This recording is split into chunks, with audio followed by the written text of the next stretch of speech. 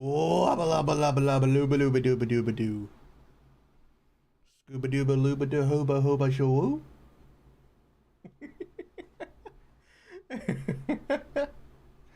Welcome. Welcome to day 2 of using this new model that I am having way too much fun with, by the way. Oh. uh, Hold on. Let me switch to the other screen real quick. Yeah, I know I'm hidden behind the thing, but I forgot to activate something. So give me one second.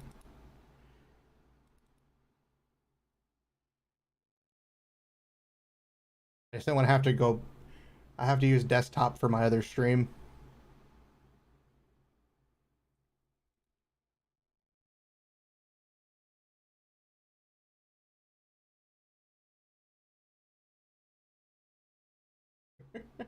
Unfortunately for VC face, I can't.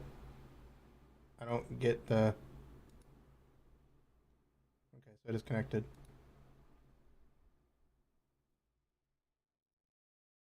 There we go.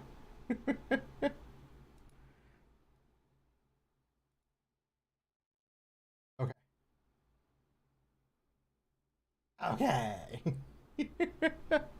There we go. There we go. Yeah, today we're gonna be trying to start writing a novel. Hopefully, I've been thinking of some good ideas to start, and I've got a pretty good plan. But before we do, I learned I can do this with my model.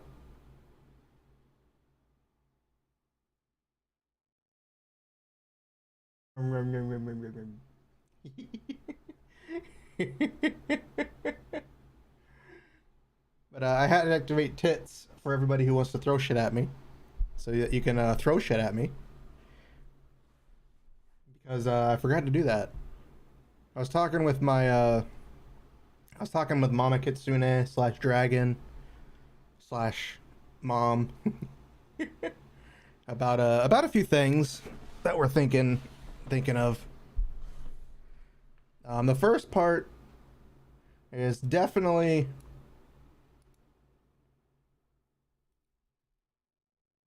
thinking of. I'm not gonna try to do that right now. Um, Definitely thinking about maybe changing up our internet provider. I'm gonna go talk with AT&T tomorrow. They seem like they have a better internet provider or a better internet service than what I have, which is through Xfinity, which really should be called Xfinity because they're evil. They're an evil corporation. They really are. They're not. They're just. Eh. So yeah, I'm gonna go talk to them tomorrow and see if I can get a better plan because I need better upload speeds than what I have. And from what I looked at, AT&T had a better deal. But I'm gonna go talk with them just because I got a hair on my glasses. Hold on. I hate when you wipe one thing off on your glasses, and the next thing you know, there's like 8 more smudges. Okay, we're good. But I do have my hand tracking turned off for this stream because it would be very weird with my hand so close to the keyboard. So I had to move it. So I paused it. So I can't wave at you guys right now. Maybe later in the stream I will. But yeah, today, for those interested, we are going to be learning to, well, not learning, but we're going to start writing a novel. Unfortunately, I'm still trying to write some extra dialogue. Well, not dialogue, but extra extra, you know, things. I meant to write this part, as you can see at the bottom, but I forgot to do that. So we're gonna work on that in a minute. I'll get some music playing in just a second because it'd be very boring without any music to listen to. I know my beautiful voice that you all know and love. we do need to have some tunes. Because even in silence, you listen to Hulu in background and play video games. Or maybe that's just me. Probably just me.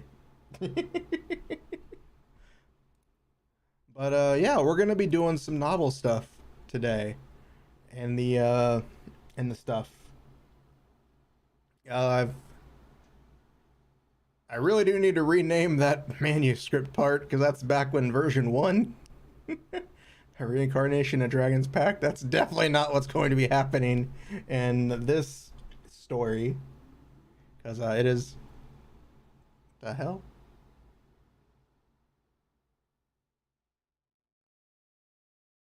That was weird. That's for like a truck. I should. Oh wait, recycling should be today. We should have recycling today. But yeah, I hope you guys have been good. I know it's been a few days. I went to go see John Wick Chapter 4 yesterday, and a bit sad, a bit happy. Mainly sad. Really sad. Really happy. Mainly sad. Now, it was a very good movie. It was a ride from start to finish. And it pulled out some stops that I didn't think they were going to do, and I was like, whoa. Unfortunately, I had people sitting next to me in the theater, so it wasn't as fun. I couldn't be like, ooga booga booga booga booga. I couldn't do all that. Because there were other people there with me. It sucks. Like the one time I go see a movie, every other time I've seen a movie, they've been empty or only a few people. And the one time I go see it on a Tuesday, and everybody's like, let's go to the movies too. And it's like, what the fuck is wrong with you people? It's like 11 a.m. Go somewhere else. It's okay though. It's okay. But yeah, we are going to write a story, write a novel, story, however you want to call it. We're going to be doing that. And I do have some other news. Strange news. Very strange news, actually. I'm guessing it's my thumbnail. I'm not sure. But one of my recent videos that I posted, like an actual regular video, not a short for once, has gotten a lot of views. I mean, granted, it's my character's ass on the thumbnail with like a little picture of a cat and then another one of my emotes plastered on there, but still, I'm more surprised people are clicking it, because at some point the thumbnail doesn't matter. Because one of my videos a year ago, almost 2 years ago by this point, got 3.4K views. And it's just hilarious back then. Of course, I wasn't using a voice changer. I was using Go XLR to I think make fun of my voice or make myself sound different. But this is the first actual full-fledged video that isn't me bitching. Oh no, there's another video, but it actually has surpassed that video now. Okay, there's 2 videos that I've done on my most popular videos on my YouTube channel that are okay. Only one video actually had me complaining, so okay, we're good then. I'm just surprised it's gotten as many views as it has. So it's just a surprising thing I didn't think would happen. I don't expect to get millions of followers out of it. Well, that would be hilarious. I don't expect it. It's still hilarious that there's gotten any views at all, but maybe it's because I placed in a miraculous thumbnail. It's also kind of like my one Resident Evil 3 stream. I don't know why. I literally don't know why, but it was my most watched live stream. I don't think it shows up anymore. Let me check. Oh, it just shows all the lives. Okay. Oh, popular.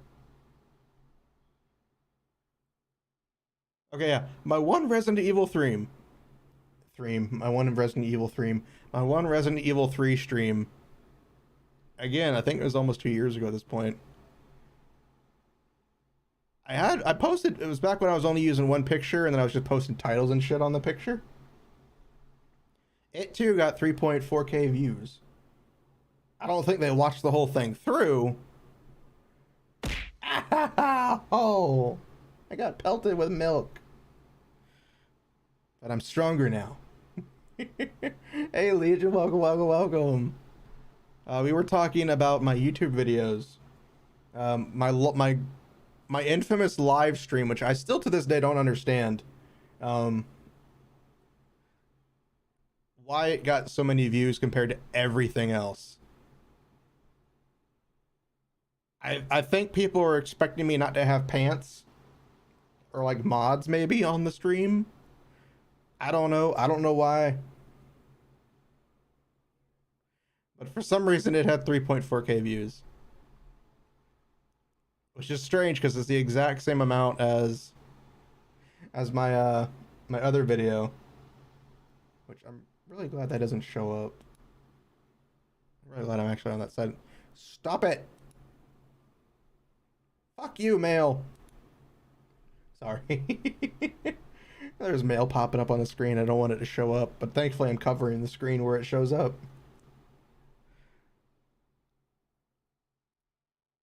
No, we're just enjoying some shit. Something crazy, something only I can do. I think we did that when I posted my ass in my thumbnail on my YouTube video. I don't know if you've seen it, but it's literally a picture of my ass with like a picture of me in one of the commissions I had gotten recently, and then it has one of my emotes covering the nether regions.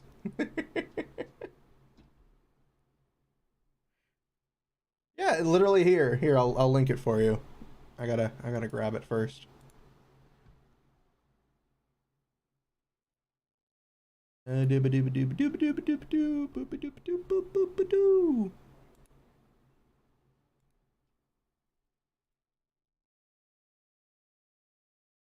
just put it in, I'll just put the link in chat. Don't worry, I'm not gonna do the whole thing. It's just the thumbnail that has it. The actual video doesn't have my ass, don't worry. Never mind, it does actually have my ass. I put it in the actual background as well.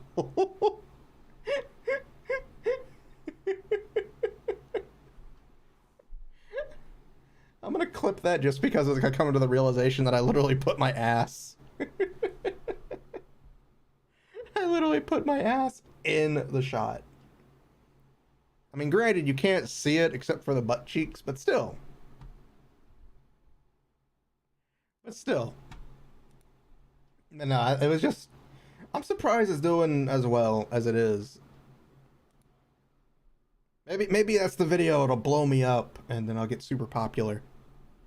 I don't expect it to. I don't expect to get any traction whatsoever on it. It's just hilarious that it did that. Because YouTube usually is like, no, you can't have that on there. That's not kid-centered. And then the video, the two videos that I have that blew up. Actually, one I didn't have a one I never made a thumbnail for, so you will if you stop being so zesty. I can't be zesty. I'm not spicy enough. Hold on. Hold on.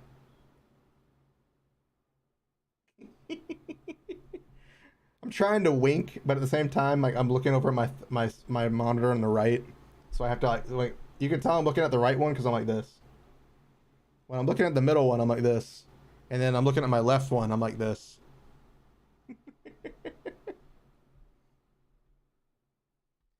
But let's put some music on. Let me turn down the volume on the video first.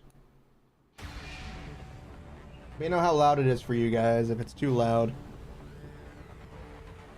I should say if it overpowers me.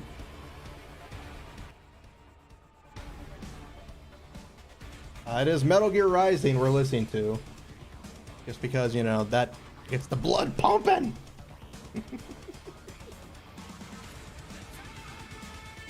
But, yeah,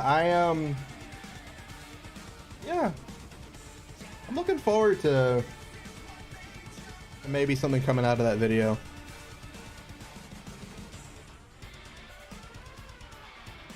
I'm not a Pokemon, you motherfucker. I am not a Pokemon, okay? Fuck you. I'm gonna have these cookies that have been staring at me for like the last 15 minutes that I've had with me. I'm gonna eat a cookie. Ow. Oh my god. So good.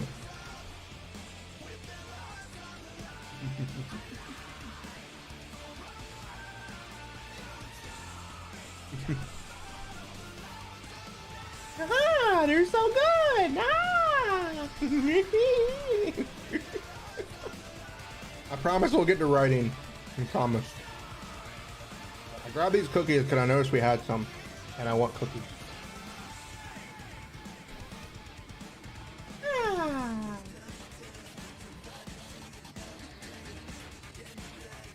Fuck you! I'm gonna do it as much as I want to. If you don't like it, you can suck my left titty. That's what you want to do.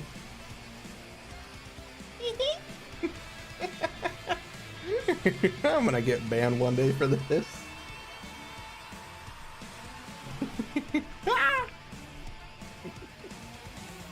I'm having way too much fun, by the way, doing all this stuff with the model. And I hate to say this against 2D models because there's a lot more that goes into 2D models than 3D, and to an extent, because 2D you're limited to a lot of vector and a lot of things in terms of what what you can make and do with it. The 3D has a bit more breathing room. I know it sounds like I'm shitting on 2D, but I'm not. I love 2D. I love artists. Always support your favorite artists. Always pay them. Don't pay the people who do the AI bullshit. But like 3D just has that more vastness to it that I feel that I like. So like going forward after the 2D models I have, I might stick fully to 3D. It looks fun until you realize that it's stealing from artists. It looks fun. I mean, I've dabbled with it a little bit. I hated doing it. It was nightmarish what the creations came up with, by the way. But in all honesty, it's stealing from people. It's not like AI where you think, oh yeah, it'll just start learning to create pictures. No, it's trained from multiple sources from other artists that are thrown together. And then it's made to use those as references, and that's not supporting somebody. That's taking their stuff and then using it as your own, basically. That is all we will talk about on that, because we're here to have fun, not be political. Maybe one day we'll have a political stream. We'll bring a bunch of people and we'll all be political. But until then, we're gonna have fun. I'm gonna eat the rest of this cookie. I've been holding on to it this entire time, and I'm hungry. My mouth's been watering.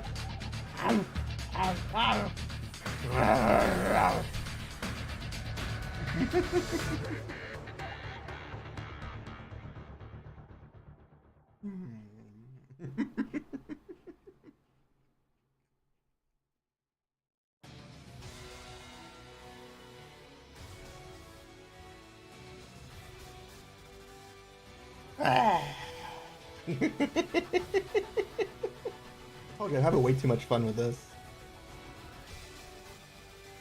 My model mama did such an amazing job on this model.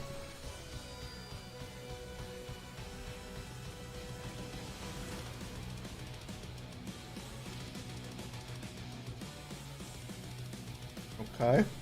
Preferably don't do that.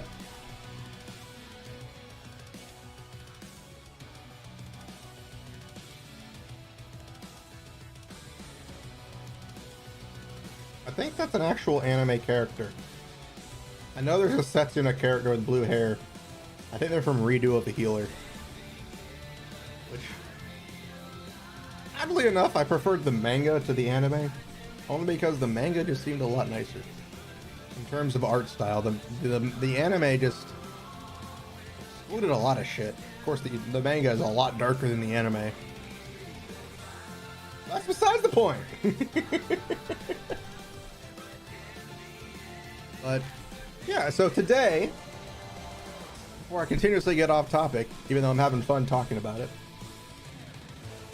we are going to be writing the novel. I have characters. These are version 3 characters right here. Version 1 and version 2 are old characters from the previous version of the story I was going to write. I wasn't really happy because I did a lot of like mystical magic type stuff, which I technically don't mind doing. It's just my mind's like, oh yeah, all these things. And then I'm also like, time travel, super spells, god tiers, gods, universes, alternate beings. And then my mind's like, fuck, I'm tired of shit right now. So I decided to go with slightly more grounded in the sense that it's sci-fi, you know, space. You know, it's spacefaring, space adventure. Like, I'm drawing a lot from like Trigun, Cowboy Bebop, Star Wars, not so much Star Trek. You know, a lot of like space adventure. Firefly. I love Firefly. But you know, it's drawn from a lot more space stuff. So there's spaceships, spatial things, you know, a bunch of other things. This is the main cast of characters. I don't know if you can see them, but I will name them, especially because one of them is actually blocked off from the picture up top. The first character we have is Zero, the main character of our group. Their main character and protagonist.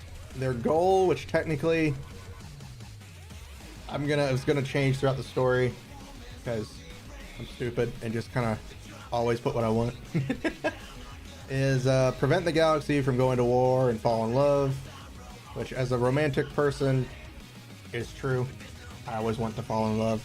Just haven't found somebody who can stomach me, who can handle my craziness. Now, the physical descriptions. This is going to be where it gets a little weird, especially for the main character. Mainly the main character. I want to always fuck with people's minds. I have to do it. It's just the law. I have to fuck with you when you read my shit. The height. Our main character is only 4'5". They are short. They are meant to be short. Or about 145 centimeters, whichever increment of measurement you use. They got waist length white hair, red eyes, multiple scars all over their body. I'll explain that later. They have an artificial left arm and leg. They have a decent sized bosom, boobs, bazongas. They do have a penis. They have a functioning penis. Yes, we are going there. If you don't like it, fuck off. I don't care. I am into that type of shit. If you don't like it, I'm sorry. That really doesn't come up as often. Now here comes the part where I throw in my little bullshit. Zero is a human male yin. A human who is born as male but naturally develops feminine physical features, such as the usual breasts, hips, frame, etc.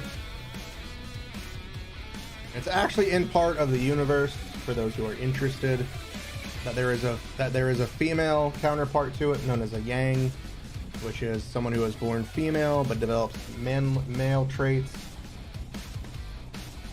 I'm not just making it to where it's only the main character that has it. This is an actual thing in the universe for humans. Only the human race has this. Actually explained turn on the music a little bit. Yeah, I'm actually going to explain it in universe. And both of them, the yin and the yang, are treated like crap because of it in universe, for those who are interested. I always fuck up on the personality and the mannerisms. I don't know why. I really do fuck up with those. Because I'm always thinking they do like this and maybe this, and then my mind's like, you know what? No, it doesn't make any sense. Alright, so the personality has a tendency to care a lot about those they see as friends and family. They're more into protecting, you know, family type stuff. Will go to great lengths to protect them. Is very active and horny. That won't actually play a bigger role as much as I make it seem like it will. I want to have a harem. Who doesn't want to have a harem? A harem of beautiful women, a harem of beautiful men, a harem of very strong, sexy looking cactuses. I mean, whatever you're into, that's perfectly fine. I don't judge. And strong when it comes to their convictions. Will always stop to help those in need, which actually does play a big part. Because they do not like seeing children in danger. They do not like seeing children being harmed. I've already have it in my head that they will kill somebody over a child getting hurt. Don't know to the extent, but it will happen at least one point. Their occupation, they're technically a mercenary. They're the co-pilot and a gunslinger. Because again, this is heavily inspired by like Trigun and Firefly. Habits and mannerisms. Likes to drink chocolate milk. I had to put my favorite drink in there, chocolate milk. I don't know why I put skilled gunslinger as a habit and mannerism, but I guess the easiest relation would be like, you know, fuck. What's the character's name from Metal Gear that does the revolver twirl? I forget his name. I just watched Nina play it from Niji Sanji the other day. Likes to be doted upon by women. Is left-handed, but certain activities are easier when using the right. And I do not mean that in a sexual way. I just mean they're physically better at certain things when using their right hand versus their left. They're preferably always left-handed. Likes to wear thigh-high leggings and shorts. I don't know. It's not really a habit. Well, I mean, it could be. I'm weird. The background, an exceedingly skilled gunslinger who has been friends with Bear since they were a kid. Joined the military at age 16 along with Bear and retired at age 26 due to injuries. After 3 years of rehab and being fitted with an artificial limb, he joins Bear as a mercenary. Spends the remainder till the present doing odd jobs and building business connections. So, you know, Zero and his friend, Bear, who joined the military together, pretty much, you know, best buds till the end type scenario. Internal conflicts. I always fuck up with these two. I'm like, they're almost all the same for every character, and I hate it. Because I always like, my brain just goes, when it comes to these. Fear in losing them close to them, dislikes when people can't see eye to eye. Fear of falling in love. They want to fall in love, but they're afraid to. So they're like, man, I want somebody to love me. And they're like, but what if they do love me and they hate me? So, you know, something like that. External conflicts. Hates being called short. I definitely pulled this from Full Metal Alchemist. Because, you know, Ed is always accused of being short. Hates being treated like a kid. Most people apparently do not realize that Zero is actually 32 years old. Yes, they are 32. Doesn't like to eat vegetables. Not really sure if that's a conflict, but I personally hate vegetables, so I am going to self-insert myself into this character just a little bit. Okay, it's a lot. It's a lot of self-insertion. At least in terms of, you know, a lot of the desires. I just see Demos going, the notes. Likes wearing skirts. I just now realized I put that there. They don't even wear skirts. Like in all my iterations of my mind, I don't have them wearing a skirt. So I don't know why I put that. I just now realized that. Breast size doesn't matter. It's true. They don't care. Whether you got big gazonga badongas or itty bitty titty committee. Uses a special made custom revolver and combat knife that he had commissioned from a gunsmith. This will actually play throughout the story. Only because Bear likes to rag on him that he refuses to use any other type of weapon.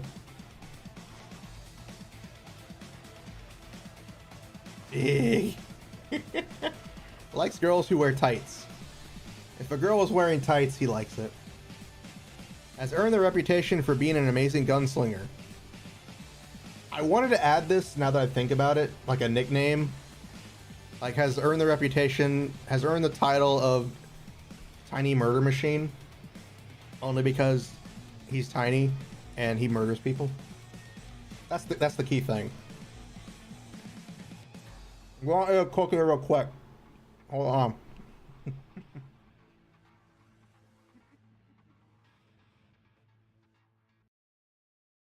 I thought you were going to see me eating it.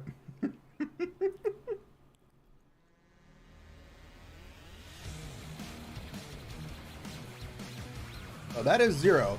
That is the main character of our story, Zero. Of course, this will be fleshed out and things will change throughout the series. Reknar. What? You have a cat misspelling your key?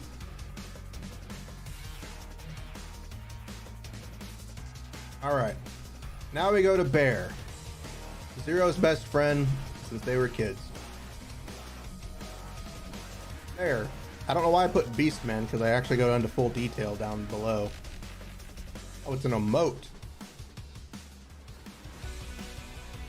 It did not show up.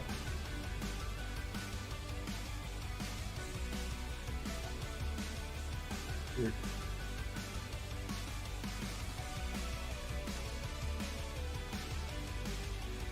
Thank you for the follow over on Kick.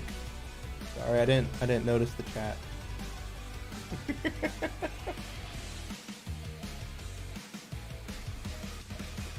But yeah, we have Bear, the Beastman, age 40. Yeah, there's an age difference between the two friends, because that's actually my real life friend.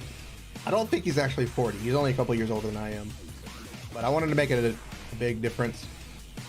Role and story: best friend of the protagonist and main character. Role: help Zero save the princess and live a full life.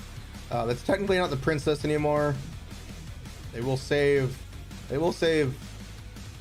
Alicia, who's no longer a princess. I never changed that, by the way. And live a full life. Bear just wants to live a life. He just wants to, like grow old and die. Like, he wants to be happy, basically. He doesn't want to have to deal with all this shit. But since he knows Zero gets into trouble, he might as well be there for Zero. And there will actually be a reason why both Bear and Zero are named the way they are. I will actually explain that in the story later on down the road if we ever get to it. Oh, is that the 7 TV or whatever extension? I need to do that. I need to get into that. I keep forgetting it. His physical description. This is where it comes into play. He is a 6 foot or 182 centimeter tall. I really should have changed the way this was worded. He is 6 foot or 182 centimeters tall. Covered in gray fur with black markings over his face, back, and back. Black hair, sky blue eyes, fluffy beast tail, damaged and injured right leg. He did not get it replaced like Zero. Unlike Zero, he actually retained his leg. It's just, he's got to walk with a cane, basically. And he is a Panthera lion beast race, which is actually a species in the series. Hey, White, welcome, welcome, welcome, welcome. Hello, hello, hello. Personality: he is a strong, determined, with a desire to live an easy life. Sees Zero and the rest of the crew as a family, which is true. Throughout the story, they become like a family, because it's kind of hard not to be on a family when you're on a spaceship all the time. His occupation, pilot of the privateer ship Eternal. I say a location for both Zero and for Zero and Bear being the privateer ship, because that's the ship that they bought to begin their journey. Habits and mannerisms. Walks with a cane and a limp. Again, he didn't replace his leg like Zero did. Like Zero replaced Zero's left arm and leg. He just kept his leg. He can still walk with it, but you know, it's easier to walk with a cane. Sleeps in the cockpit of the ship. He actually had the cockpit renovated to like a bedroom slash, pretty much to like a bedroom slash cockpit. That way he could always be near the ship, the main part, when it needed to be. Likes to eat pizza, which my friend did agree, he likes to eat pizza. Likes to keep the ship clean, and is a bit of a clean freak.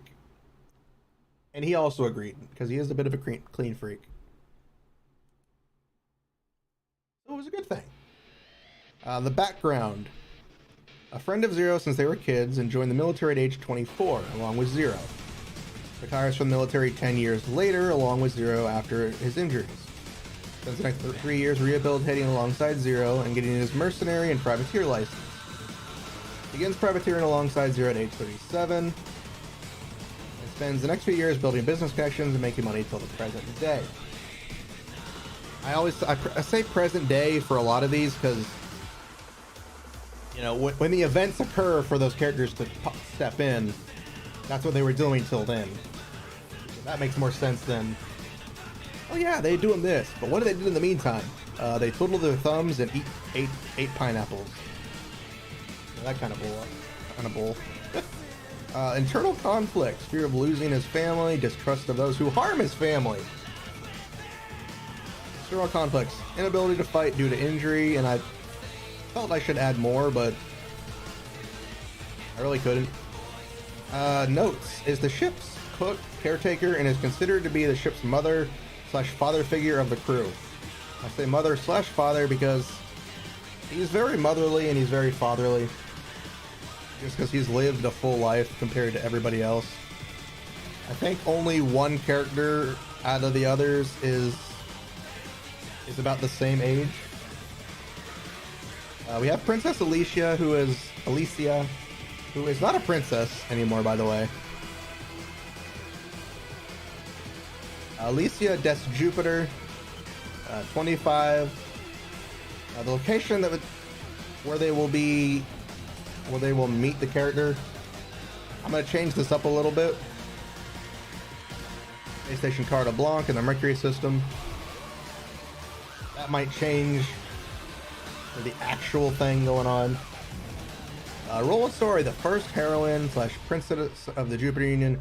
She, again, is not a princess anymore. I actually changed her stuff down below. Actually changed a lot of things in the background and stuff.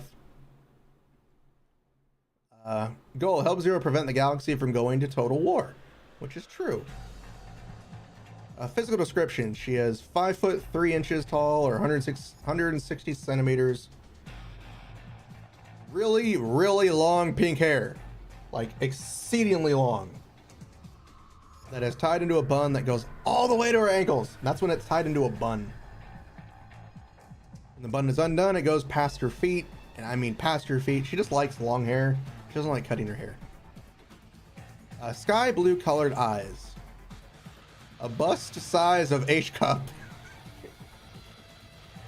Now granted, when I based these breast sizes on the characters, I actually had to use an anime reference because human references did not help me. Hold on, let me see if I can actually... I'll show it. Don't worry, they're all wearing clothes in this picture that I want to show you guys. Actually, let me make sure they're wearing clothes before I do this.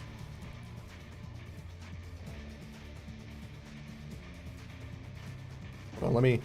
Shit, hold on. Fuck, I can't do it. Okay, you know what? I get banned. Oh yeah, they are wearing clothes. I could do it. I was just stupid.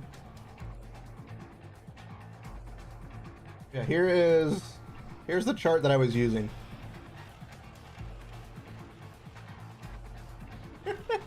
For those interested, this is actually based on a manga called Maken Ki, an anime as well made by it.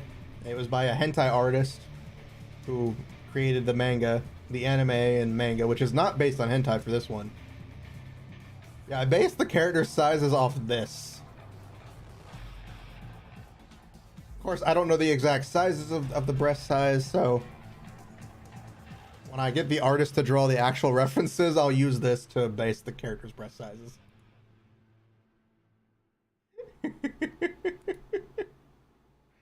I have unclothed one. I have a lot of unclothed shit. Yeah, she's got big boing. She's got big boing. Boinga boinga boinga boinga. She has 9 pink foxtails, a pair of long fox ears, and a pair of regular ears. Regular human-like ears. So she has the fox ears on top, and then she has her, she has actual human-like ears. Her race is the Vulpin fox race. You know, like an actual fox race. For those wondering how many races there are in this series, there is 6 races. They are all based on animal-like instincts and stuff like that. Huge bahuga luka dom by go badu badu badu. Baduga baloganagas. Her personality, steadfast and strong-willed with a desire to protect her people. This is actually true based off whether she's a princess or not. She speaks her mind, which gets her into a lot of trouble and a major target of numerous organizations. Ow! Sorry. Sorry, what did I do wrong? Why did you throw it? He's gonna eat my cookie now because you threw shit at me. Ow, ow, ow, ow. I will send you to Jesus.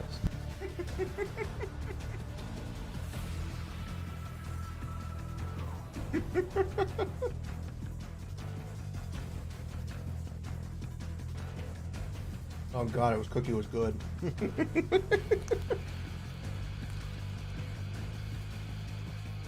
The cookies away. Well, you know how long I've been holding those cookies? I was holding that one cookie for at least a good 30 minutes. And I hadn't eaten it yet.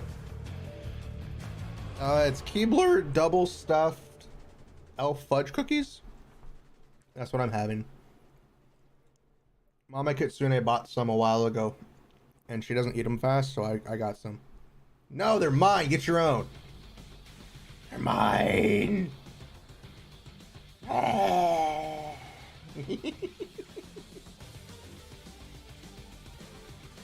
Her occupation: she is the 33rd daughter of the Jupiter Prime Minister, and I forgot to add this, but she's also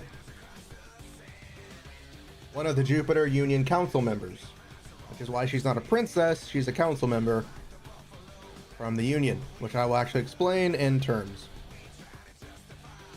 Her habits and mannerisms slightly tomboyish despite her noble appearance. Like, she looks exceedingly noble. Like, if you were to see her out in an in a fancy ball or gala, she'd be like this super noble looking person, but the moment you speak to her, she'd be like, "What's up?" Maybe not that way, but you know, it's just the same thing. She doesn't like to wear noble attire. Like, she does not like to wear super fancy clothes. Has a French accent. Don't know why. I just want her to sound French. And I don't know why. She's the only one that I put that on, by the way. Like, she is the only character I've specified what accent I want to think she has. And then she likes to drink tea. She is sophisticated. Lore.exe. Alright, her background. She is the youngest daughter of the Jupiter Union Prime Minister, out of 33. The Jupiter Union Prime Minister has literally had 33 kids. Then again, Vulpin produce quite quickly. Or technically they birth like 2 or 3 at a time. She was mostly raised and taught by her maid Hilda until the age of 12 when she began to study politics. By age 15, she became a major activist against her father and the Union Council on their stance of neutrality and the war. Oddly enough, this part right here was heavily based on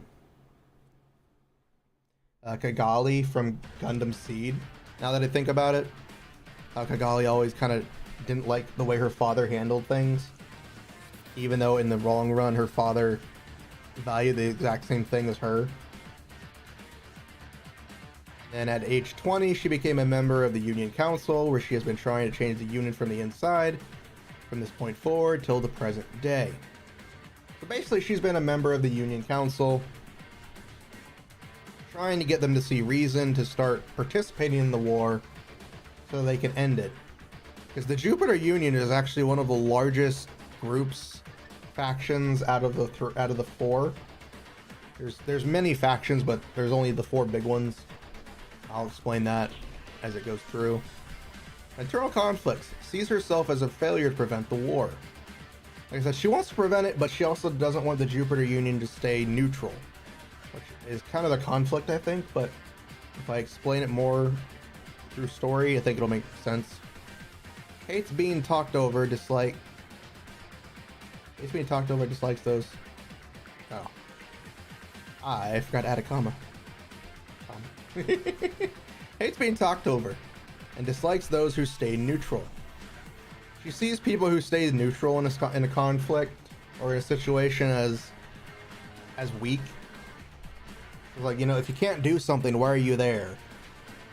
Like, she's still trying to learn a lot of things. Dislikes her physical appearance. She's been called whore and a piece of meat. Because Vulpins are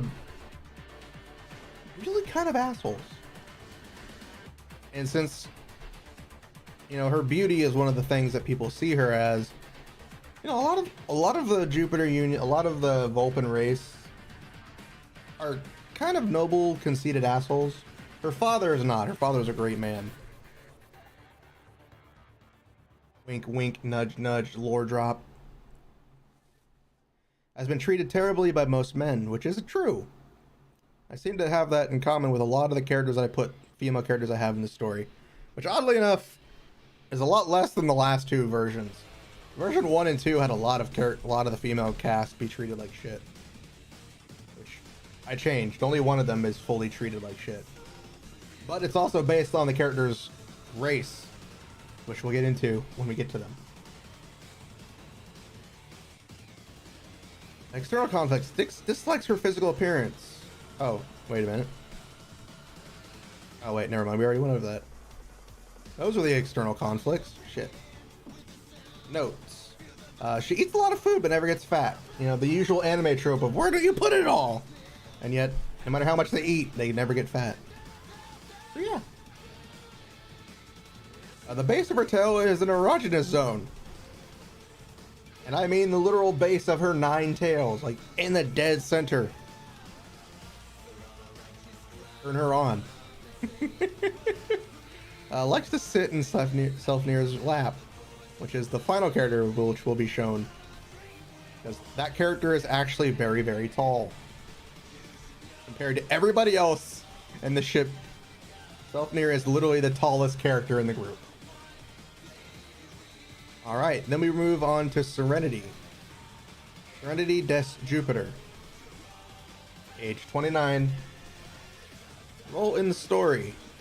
Actually, I need to make her older if it really makes any more sense.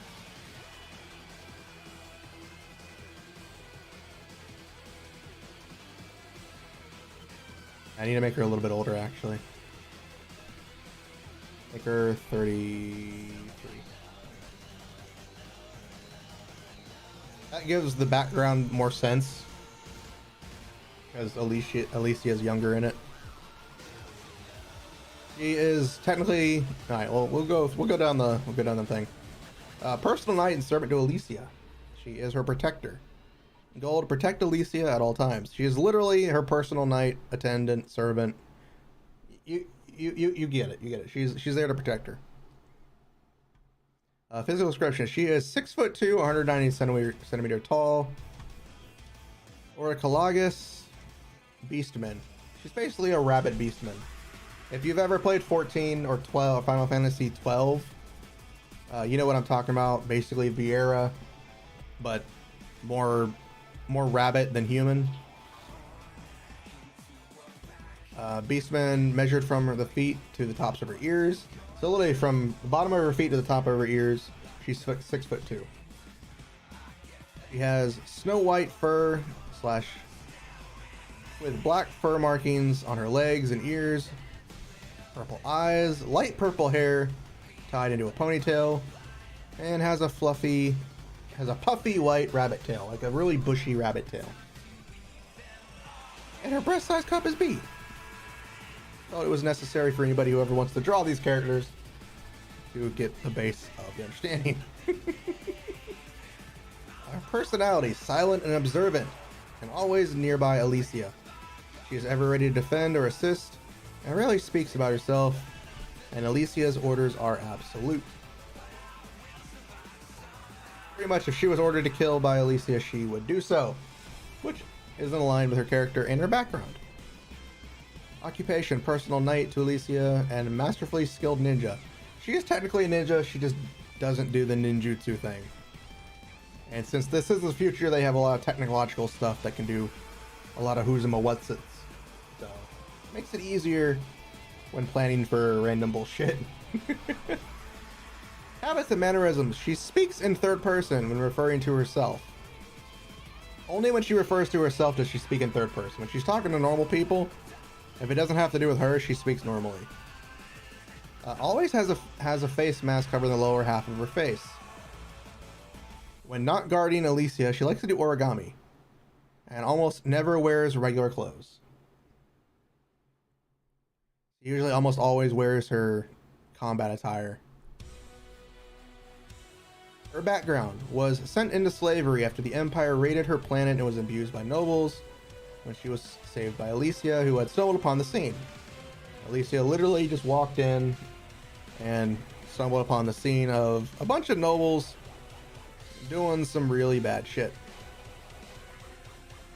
When everything was discovered, she was given a second chance when Alicia pleaded for her life and asked for her to become her servant. So Alicia basically went, fuck you guys. Daddy, I want her as my friend. Pretty much what she did. Literally what she did, basically. She became Alicia's legal protector and knight after going through rigorous training and torture. The torture part was mainly because of the nobles. It had nothing to do with the actual training that she underwent. When Alicia turned 12, she was crowned a knight by Alicia and has been at her side since. Pretty much since Alicia's been 12, you know, Serenity's always been at her side, protecting her. Internal conflicts: hates the Empire restoring her home and the abuse she suffered through.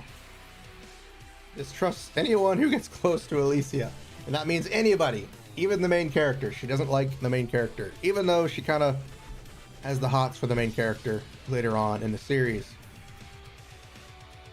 Preferably is what I'm planning to do. I may change it up.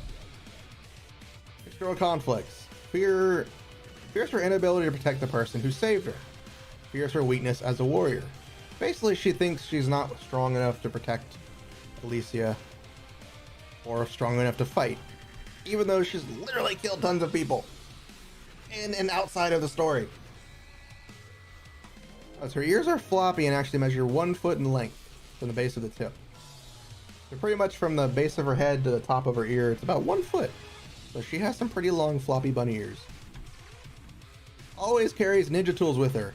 An optical camouflage cloak. She likes to eat rice. Which is true for me. I like to eat rice. Alright, and then we have the next character, Hilda des Jupiter. Age 36. Location: Space Station Carta Blanca, the Mercury system. Again, I might change up how these Serenity and Hilda meet with Alicia, because that was a plan that I had going forward. Roll in the server. Roll in the server. Roll in the server. Roll in the story. Personal servant and maid to Alicia. Her goal: to serve Alicia to the best of her ability. Physical description. Here comes the confusion for my thing. She is a 4 foot tall, or 121 centimeter, green skinned goblin. She has long blonde hair she ties into a bun, dark chestnut eye color, and a pair of short horns protruding from her forehead. Which I don't know if I explain in terms, but female goblins get horns on their head, and male goblins grow a tail, like a little rat tail. She has very large pointed ears that are movable, just like many other beast race. Like her ears can go up and down, like when she's happy or sad type thing. And she has a large breast cup size of G. Comparatively to what a goblin has, they're huge. Wink, wink. We all know what goblins are used for in a lot of things, and we're not going to shy away from that in this story. Personality: cheerful and spunky due to the nature of her race and upbringing. She always has a smile on her face and really has a mean bone in her body. Which is true. She's actually like, the backbone happiness of the group. Her occupation: personal maid to Alicia. She does all the chores, cooking, cleaning, etc., etc., etc. The usual stuff that a maid would do for royalty.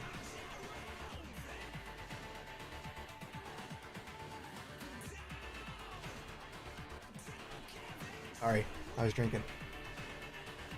Alright. Habits and manners: amongst to sing occasionally and used to sing Alicia to sleep. Addresses everyone on the ship as Lord or Lady due to her training.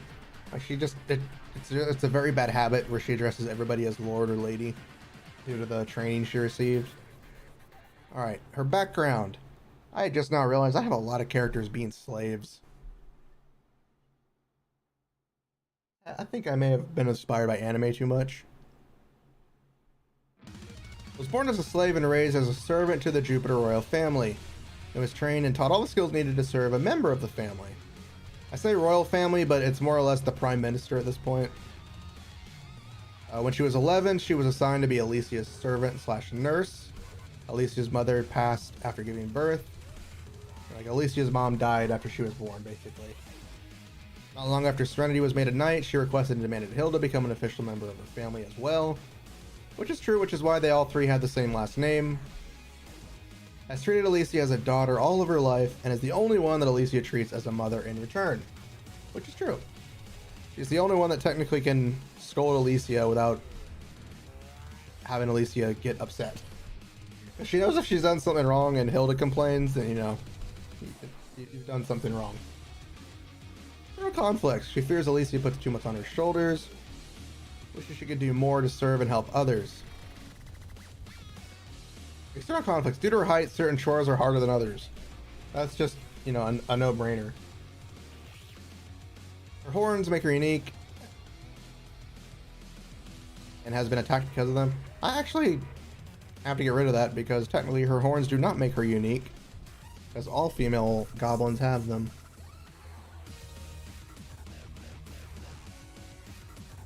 Like I said, a lot of these are early development before I changed some things. No, it says able to use magic that all goblins possess, which is object manipulation. Now, I say magic, but it's just an inherent ability that goblins have. That, like, they can touch an object and then kind of manipulate it. It's not like full-blown casting spells and shit. None of that. It's just something goblins can do. And I said the main reason they are slaves by nobles, but in actuality, all goblins are technically slaves. That's just the way goblins are in this universe. It's not so much, whip, do my bidding type of thing. I'm making it sound worse and trying to justify slaves. It sounds fucked up. But, like in the long run, I'm not trying to make it sound like, I'm just gonna move on. I can't think of anything else to describe it. Helps Zero relieve desires later on in the story. Yeah, I forgot to put that part. helps Zero get off, basically. There's a reason for that. There is a reason for that. Besides just me being horny. Alright, the next character, Fasha Jin Venus. Age 30, location, Republic Dreadnought, Argentine. Role and story, Senator of the Grand Republic, and love interest to Zero. That might actually stay the same. Role, help Zero and Alicia unite the galaxies. Pretty much what they're gonna do. They want to stop the war and just kind of get everybody to work along with each other.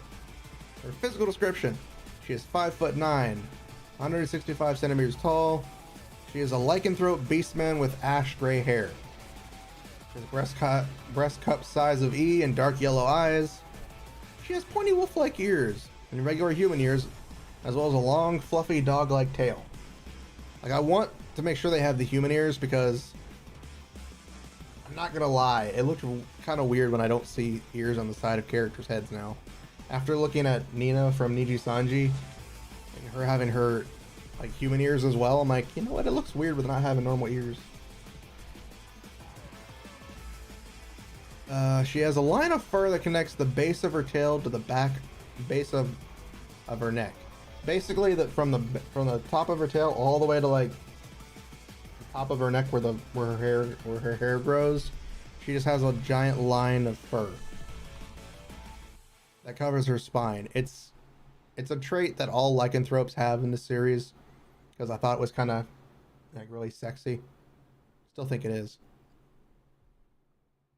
Similar to Alicia, the very base of her tail is an erogenous zone. I had to add this just because it makes it funnier. Don't ask me why. You can slap me later. Personality, steadfast and determined. She tries to prove herself at every opportunity. Comes off as clumsy with her words during intense situations. She's a very good debater until somebody tries to chime in with their 2 cents. Occupation, Grand Republic Senator, 43rd seat out of 100. She's the 43rd senator out of the 100 senators in the Grand Republic. Is the understanding. Habits and mannerisms. Whenever she smells food, she shakes food she likes, her tail wags. Like, if she ever smells food, like really good food, her tail starts to move on its own. Occasionally scratches her ears with her foot. Kind of like an actual dog where they scratch their ear with their foot. She occasionally does that. She likes to sit like a dog, like literally put her hands in front of her and then kind of like sit down on her butt. Like she does that. She is very flexible, and I originally meant this for like, you know, bounce, go wow wow type stuff. But now that I think about it, being very flexible would also be useful for getting out of tight situations. So there is that. There is that. Background. She is the 9th princess. The Grand Republic Senate. I don't know why I put princess. She's not a princess. She's just a senator. And has been raised and groomed from birth to conform to the norms of Republic society. Which is true. She's a noble, but she's not a princess. She's always hated that way of life and fought against it, as far as joining the military against her family's wishes. After serving 6 years in the military, she joined in politics and quickly gained support and was elected in office a year later. So pretty much she's just very good. Now that the Republic is at war with the Federation and the Empire, she currently serves as acting general of the Dreadnought Argentine, which technically they're not at war just yet. In the start of the story, the Republic, the Federation, and the Empire are not at war. I mean, there's bouts, but there's not actual full-on war. Internal conflicts, distrust of the other senators, and many of them have tried to have her killed. Hates fighting, even though it's currently the only way. She doesn't like conflict. She'll debate, but she doesn't like physical violence. She will fight you. She can fight and can kill you. One kick to your head will probably snap your neck. External conflicts, hates having to wear military clothes. She does not like military clothes, even though she will wear them. Notes, friends with Alicia, Hilda, and Serenity, as we're working with Alicia to get the Union to ally with the Republic, which is true.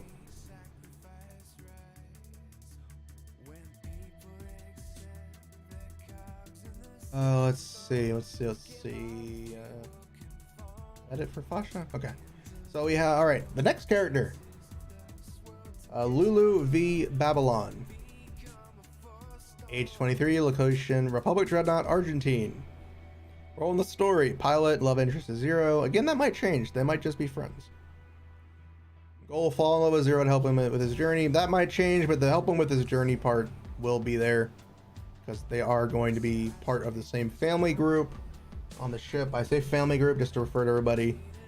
Because, you know, they're like they're one big family at the point. She is 5'9" or 175 centimeter tall dark elf with reddish tan skin. Instead of like dark skin, she's more reddish dark. So she's kind of like dark red skin. She has waist length black hair and jade green eyes, which is actually a trait that all dark elves, I think all elves have. I think I actually mentioned it in the terms. But yeah, there's a single horde protruding from the left side of her forehead. She has pointy ears similar to goblins, but are much shorter, and like humans don't move. Like she can't control her ears; they're just kind of stationary. She has a breast cup size of double D, same as her sister. She has a twin sister, by the way. Personality: brash and hot-headed, and very quick to act. Usually acts first and asks questions later. Type methodology. Protective of her twin sister and anyone she considers family. Like if anybody can get close enough to her to call herself family, she's gonna fight for you. Her occupation: pilot of a armored robotic mobile soldier, or ARMS for short, which is why I had arms in the terms at the start. Her habits and mannerisms: likes to read old style paper comics. Like she actually goes out of her way to buy old comics, manga, etc. Doesn't like to wear skin tight clothing. I say this because the combat suits they have to wear in the arms are like really skin tight. Basically bodysuits, and she doesn't like to wear it. Doesn't like to be sweaty or smelly. She usually almost always immediately heads to the showers after fighting or getting into combat. Alright, the background. Born into a military family, she and her sister enlisted immediately when they came of age and joined the ARMS program. She trained for 2 years in the program and was noted as a natural-born pilot with skills rivaling veterans. After her training, she was subject to 4 years of intense frontline combat operations, many of which only few ever returned. The following year, she and her sister were transferred to the Senate Guard. Basically, she's seen combat for about 4 to 5 years of frontline combat with an ARMS, which doesn't have high survivability rate. More so just for the fact that you're not going to live long in that type of situation. Total conflicts: compares herself to her sister all the time, feels weaker than her sister, and feels unattractive compared to her sister. Basically, this is the exact same thing for both of them, because they fear the other is better than they are type situation. Like, my sister's so cool, but I'm terrible. And then the other one's like, but my sister's so cool, and I'm terrible. Pretty much their external and internal conflicts are almost the same. Her external conflicts: dislikes that her horn is on the left side of her head. I say this because she likes to be like her sister and wishes her horn was on the right side, which is the only differing feature between the two characters. They are literally identical in physical appearance, aside from the horn on their head. Dislikes the color of her skin compared to most dark elves. That actually is changed because all dark elves... Actually, hold on. I don't think... I'll leave that for right now. I think I made it to where all dark elves have red skin. Notes. Here's where it gets a little thing. Likes to sleep with a teddy bear. She likes to have like a little teddy bear she sleeps with. Well, she doesn't like to be sweaty. She likes when men are sweaty or have man smell. I had to. I was thinking of the, the anime trope where the girl sniffs the guy's pants. Or is that hentai? I think it might be a hentai trope that most people have. You know, where the girl sniffs the guy's pants or whatever. So she, you know, she likes man smell. What are we gonna do? By the way, her sister is the exact same way. I'm gonna have so many people come after to kick my ass. Alright, the next character is Yuna V. Babylon. Age 23, location Republic Dreadnought, Argentine. Role in the story, pilot, love interest. Goal, master pilot. Become a master pilot and be with her sister. Physical description, she's 5'9", 175 centimeters. Dark elf with dark reddish tan skin. Lace winged back hair and jade green eyes. Again, she looks the same as her sister, except she has a horn protruding from the right side of her head. She has pointy ears similar to goblins, but shorter than humans. Don't move. She has a breast type D. Okay, literally the same, except for the horn is on the right side of her forehead compared to the left. Personality. This is where it literally is opposites for these two. Personality, cold and calculating, which is the exact opposite of her sister. Her actions more resemble a person playing chess when she does her actions or motives. Basically, thinks before acts. Unlike her sister, she thinks and asks first before shooting. Occupation, pilot of armored robotic mobile soldiers, or ARMS. I wanted to make an acronym. I don't know if that'll work because I don't know if somebody's already copyrighted that. Habits and mannerisms. Uses her hands when she talks. Like, you know, she'll talk with her hands. She makes a move. Just because that's how she works. She always has a book when she's alone. If she's usually alone without her sister, she's reading a book. Unlike her sister, who reads comics. Treats everything like a battle plan. And I mean everything like a battle plan. If she is going to the store to buy groceries, she has a battle plan, a detailed list of battle plans that go on. That's just how she is. She's quirky and we all love her.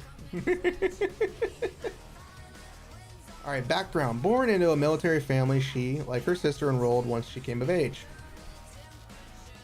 She joined the arms division and quickly was promoted to squad leader. She, much like her sister, was put on the front lines of battle where she established herself as a tactical genius. She spent 3 years on the front lines with her sister before being transferred to the Senate Guard. She currently serves Senator Fasha Jane Venus aboard the Republic Dreadnought Argentine, and a year later her sister joins.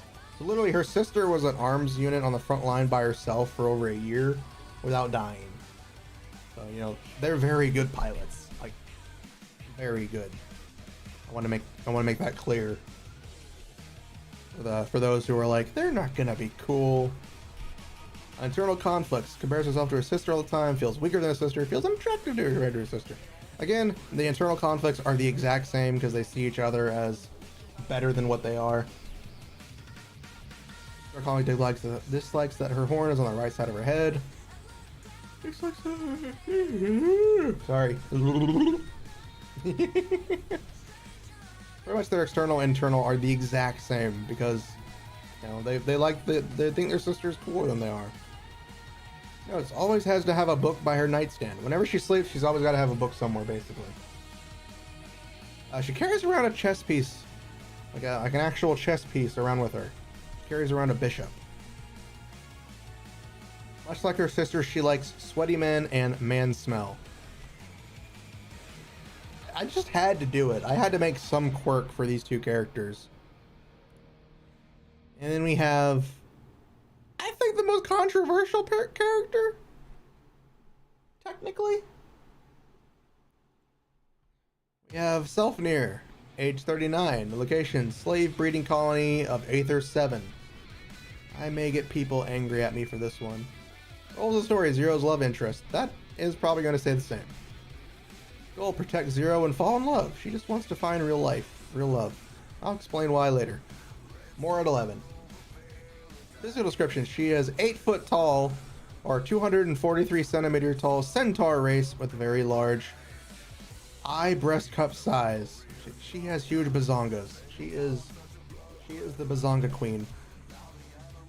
She has creamy blonde hair that goes past her waist and golden yellow eyes.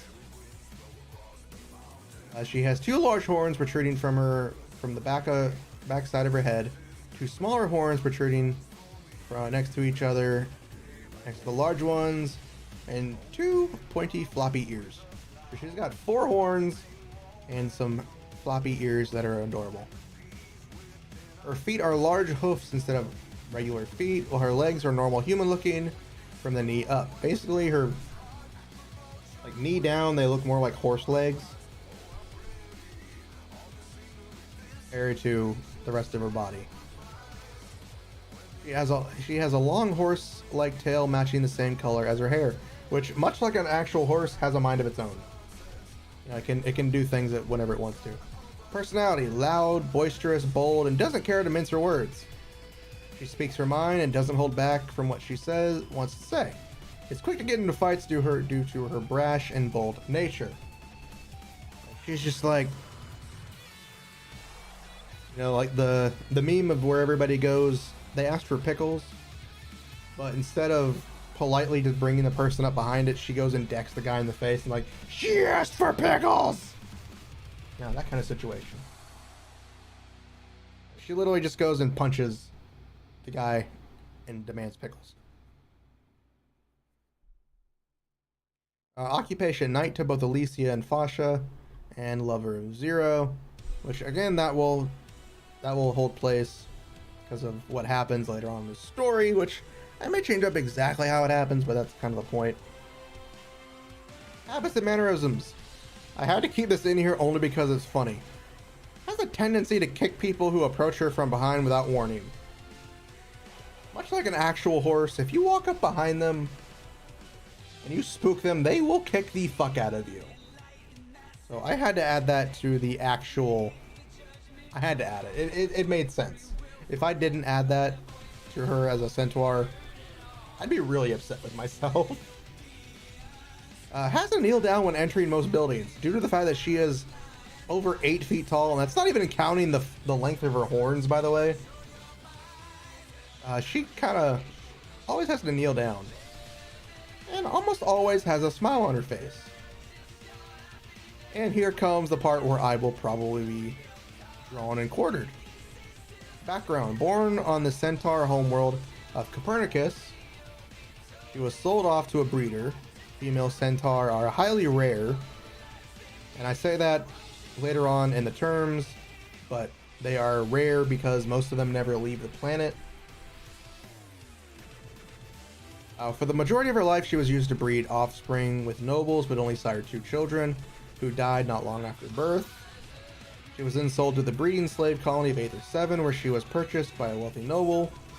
She was then abused and made to do numerous acts until the present day, where Zero and Bear save her. And it's not just because they're like, oh, we got to go save this one person. No, they do it for a job, and then they find her and a bunch of other slaves. So, like, they literally destroy the colony, by the way, because they're like, fuck all of you guys, fuck you guys. Because there's the difference between the good kind of, I know it's fucked up to say the slave, and then the bad kind of slave. Really need to stop using that word. It's in there and I can't help it. Alright, internal conflicts. Fears being thrown out due to her past. She fears she is never good enough for her partner. Dislikes men and fears them. Even Zero and Bear at first. Like, she literally fears, like, she's scared. And again, she was pretty much used and abused the entirety of her life. But you know, therapy, protection, actually treating her like a human being, it'll help. Zero conflicts. Hates her body because she feels like she's never truly beautiful. Again, if you're used and abused physically or mentally, you're never gonna really like yourself. Doesn't like being tall and wishes she was shorter. When you have to constantly lean down to do anything, it gets kind of sad. Notes: is taught how to fight by Zero and Serenity. Prefers to use pole arms or spears. Unable to get scars due to the strength of her skin, which centaurs actually have like armor-like skin. Like a centaur could literally get shot and survive from like a fucking like an anti-tank rifle. Granted, they get hurt, but the bullet wouldn't pierce their skin. It could kill them. I'm not gonna deny that. You get shot with an anti-tank rifle, you're probably gonna die. But it isn't piercing their skin. It also depends on how strong their skin is. And then I put, despite her boisterous attitude, she is submissive in bed. Yeah, submissive and breedable. Right, guys? Yeah. I'm sorry to everybody who has to listen to me talk. Alright. Now here are the terms. These aren't complete. I still have some stuff to describe. Terms are basically like, you know, groups, special things that are going on. Jupiter Union, a group of 11 planets, which I'm actually changing that to a group of what was it that I made up again? 66 planets. There's 66 planets in the Jupiter Union, because this spans like galaxies, by the way. It's not just one galaxy, it's multiple galaxies. It is run by 20 council members. Each member is elected, then assigned to a different sector governed on of the 66 planets. Darn mouse button. There we go. They are neutral in all acts of the last 150 years and the last 3 wars. So I'll actually make that even longer. We'll say 400 years. Makes a lot more sense. Because it hasn't just been Alicia's father, it's been multiple prime ministers in the Union not wanting to get involved with anything. The Republic, a democratic organization made up of over 300 planets with 100 Senate members and numerous other delegates. Each Senate member governs sections of their respective zones and commands its own fleets, its own fleet of starships and troops. The Republic does not have a singular military, which is true. The Republic is made up of the 100 senators who each have their own fleet. So when you have Fasha, who is a senator, and the Republic Dreadnought, Argentine, she has a fleet surrounding that Dreadnought, which is her basic military that she goes and governs her section of the Republic. And you have the Augustus Empire, the largest faction of the 3 and the one seeking to expand their territory by brute force. The largest space fleet but lack manpower compared to the Federation. Make up for the lack of manpower by using arms units, and is the largest manufacturer of combat units. So they usually utilize, you know, arms in combat. The Republic has like all of the factions have arms. I should have made that more clear in the descriptions. But they all have arms, but you know, the Augustus Empire has more manpower to use it. They have less. You know what I mean. Stop judging me. Then you have the Mericidia Foundation, a collection of planets and organizations that have banded together to fight against the Empire, but didn't want to join the Republic. Have a smaller space fleet, but have more manpower than either the Republic or the Empire. They're basically a form of the rebellion, but they're not a rebellion. Basically, they have banded together. They have ships, but they don't have the ships, but they have the manpower. And then we get down to some more detailed descriptions, like Yin, a human who has inherited a mutated gene that has them developed differently compared to regular humans. In the case of a Yin, the individual is born as a male but develops feminine physical characteristics. The same can be said for a female who develops masculine physical characteristics, but they are called a Yang. Literally yin and yang, switching it up. This only affects humans though. The other races don't have this problem. Artemis, a prototype AI that Zero installs when preparing for the main story's mission. She is completely fused into Zero's nervous and cerebral systems. She helps Zero in combat and assists Zero with other physical activities as well. And originally I meant that as sexual, but Now that I think about it, since Zero does have artificial limbs, she could technically make it to where she could do a bunch of shit, like break through walls and jump really far. So that kind of covers both of it. Then you have the privateer ship Eternal, a small class transport vessel that has been heavily modified after Bear bought it. Not in the greatest condition, but has been constantly upgraded since their first operation. Basically, it's the Millennium Falcon. It's the easiest explanation. Because, you know, the Millennium Falcon is just this old ship that's still running. That's the basic gist of it. Currently can house 4 passengers, along with Bear's room being in the cockpit and Zero's room being converted from a side hangar. There's the main hangar, and then there's the side hangar that Zero has made into their personal room, plus the 4 bedrooms on the actual ship. That's why they have plenty of room for people. Artificial limbs, usually either completely cybernetic or part organic and part machine, that are used to replace limbs or organs. Pretty much, you know, just organ replacement, arm replacement, cornea replacement, any of that type of shit. You got a limb for it. And I say limbs just because. And then we get down to the 6 races. Human race, the 3rd largest populated species across the galaxies. Considerably weaker compared to most races and less enhanced with augmentations or cybernetics. And they are the only race that's able to breed with everybody. That will be explained in story, by the way. It's not just some bullshit excuse to have the main character have sex with everybody. Even though it kind of is. But it has a purpose! I swear! I'm not just horny when I'm writing this! Then you have the Vulpin race, the 4th largest species across the galaxies. Most notably for their tails and fox-like ears, and also an amazing sense of loyalty. They are the only species who are born genderless, but decide their gender when meeting their mate. They also mate for life, which is true. When when they first meet Alicia, she's technically not a woman or a man. She decides based on who she wants to be with. She just looks feminine, but that can change later on. It doesn't, of course, because, you know, we kind of know what's going to happen. Can breed with their own kind, humans, elves, ornithologists, and goblins. I wanted to add this for anybody who may want to do stuff with that, just so they know that not every race can bang with other races and have kids. Alright, Panthera, the 5th largest species across the galaxies, and the only species that train their young from birth to join the military.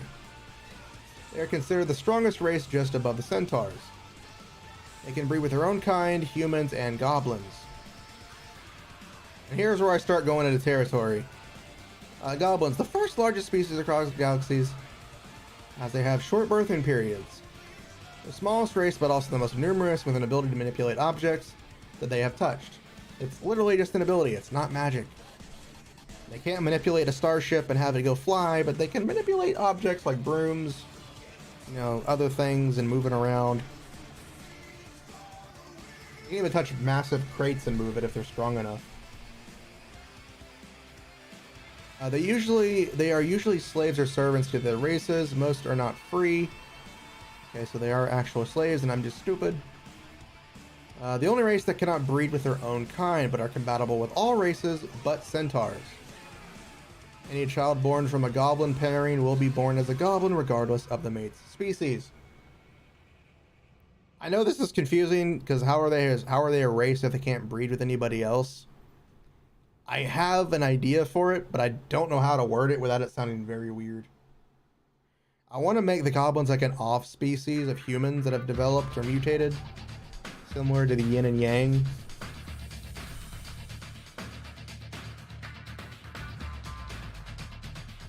Then we have the elves, the 4th largest species in the galaxies, and they're the only race that is always born with jade green eyes. So yeah, all elves are born with the jade green eyes. Every single one of them are born with that.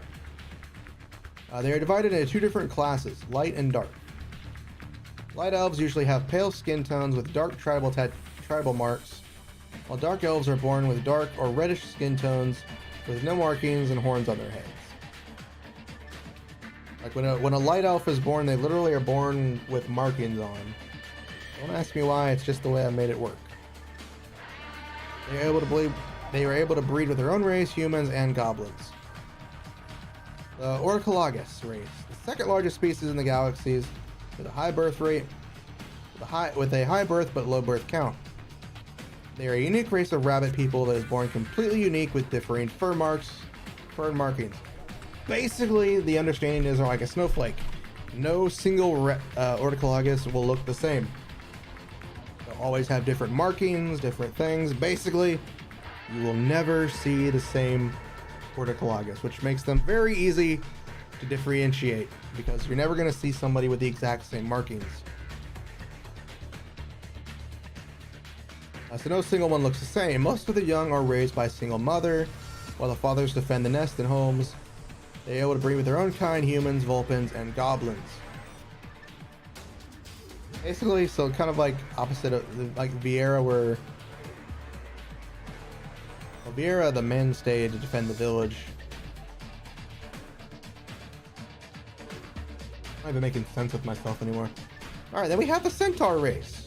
The last of the 6 races. The 6th largest species across the galaxy, and the rarest of the 6. The reason why they're rare is because they never actually leave their home planet. Like, the Centaur are literally the only race that are solely focused on one planet compared to the other 5. That's why they're so rare, and why you don't ever really see one outside in the other galaxies. You'll see some here and there, but most of them are male. And that's really explained in this. Most centaurs never leave their home world, and those that do are usually sold into slavery or killed for their body parts. You know, kind of like elephants, where you kill for their tusks, because those tusks are very special. You kill a centaur for their horns. Their skin is, again, very strong and can be sold, fucked up as it is. Their hooves, stuff like that. They're sold for their body parts. Female centaurs are among the most coveted, as they are the rarest sight and usually the most guarded. If a female is found, it is immediately sold, which again is how Selfnir comes into play. She was immediately found and sold. More like kidnapped, really. They are physically the strongest species out of the 6. Like, literally, they are the strongest of the 6 species. The Panthera are the only ones who are close to it. I never covered the Panthera, did I? Panthera race, the 5th largest species across the galaxy, and the only species that trains the young from birth to join the military. They're considered the strongest race, just above centaurs. They can breed with their own kind, humans, goblins. I say they are considered the strongest, but they're considered. They're not physically the strongest like Centaur. Where Centaur are literally able to bench press freaking crates and shit. Centaurs are able to breed with their own kind and humans. They're the only species that can only breed with 2 different people. I wanted to make them more unique.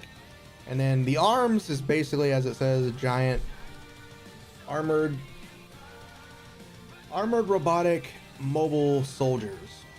Basically, they're Gundams. They are basically, the easiest explanation is, it's a fucking Gundam. But I wanted to come up with a better name. Or at least an acronym that, sounded fancy.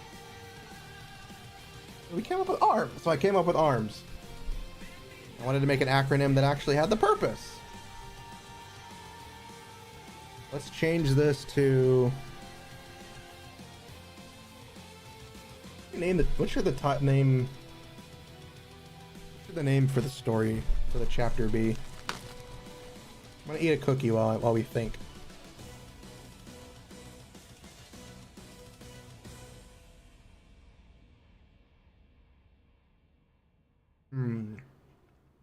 What should we name the story?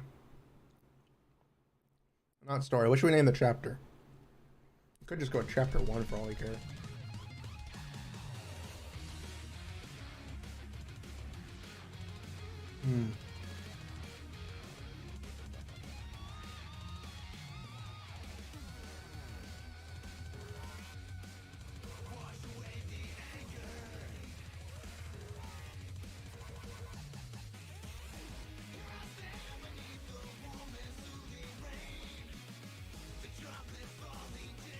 Chapter 1, 12 bullets.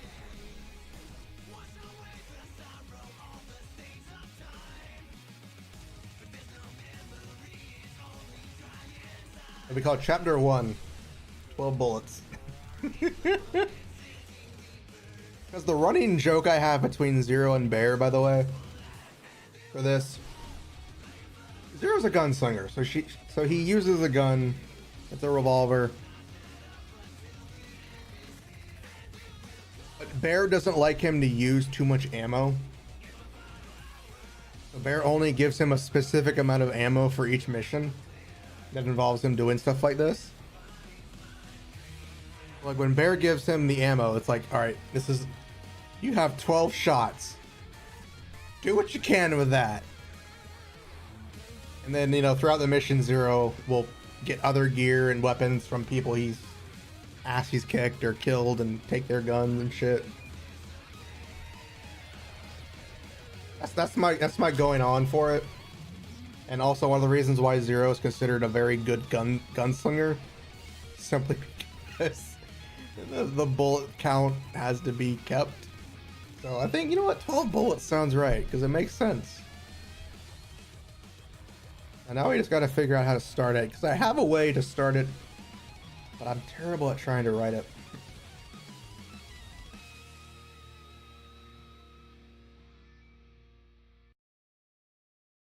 I'm eating another cookie, hold on. We are munching on some cookies, guys. Hashtag cookie.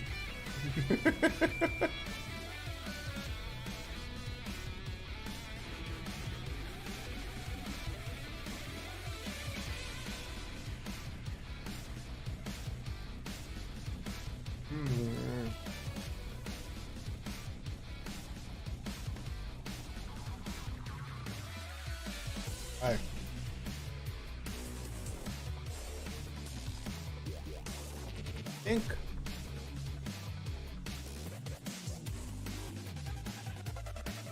Think we want to start it.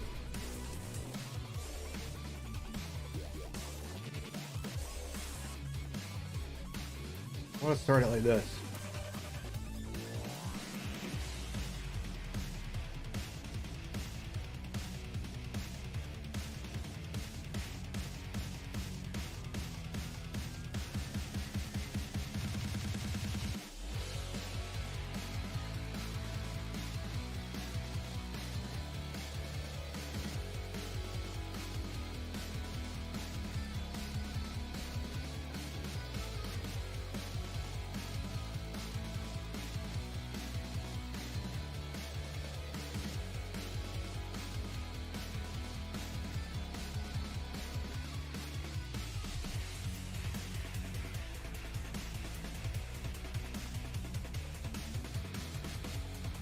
Today.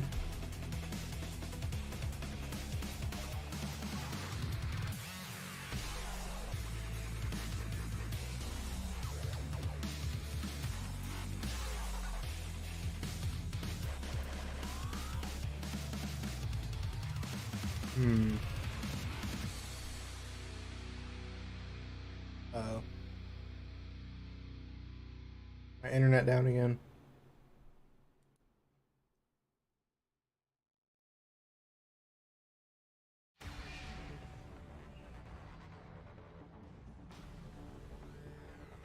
Internet, are you fucking with me again? Don't do this. We just started our project, okay?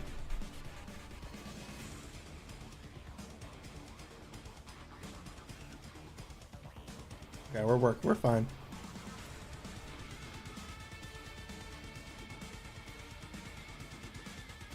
Actually, I think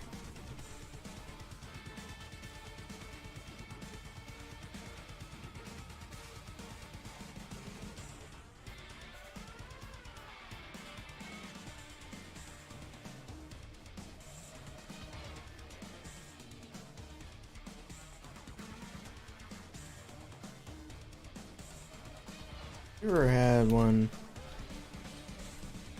of those games that you felt Just so real.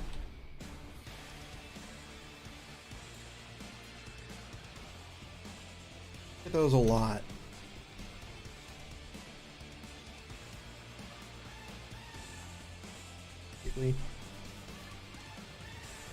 And it makes it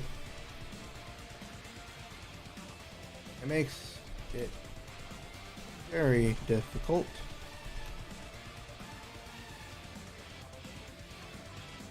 to tell when I am actually sleeping.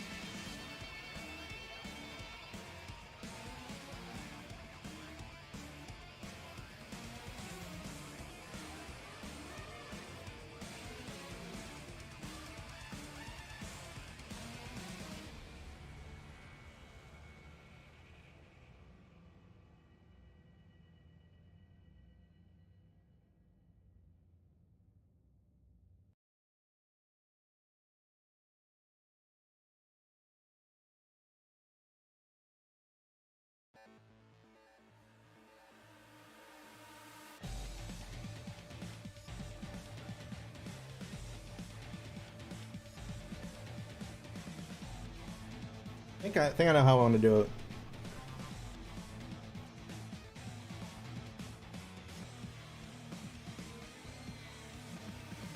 Sometimes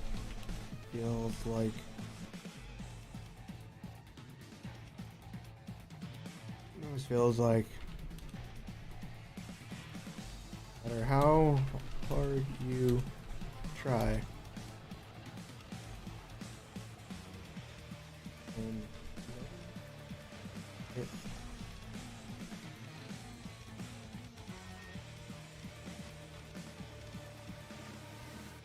oh, that's why.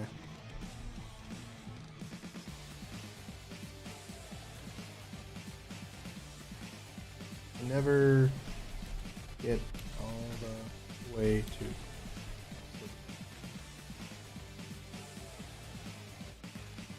I know this probably isn't the best story structure, but we'll work on that later because I probably really need to look at a lot of stories and how they're written.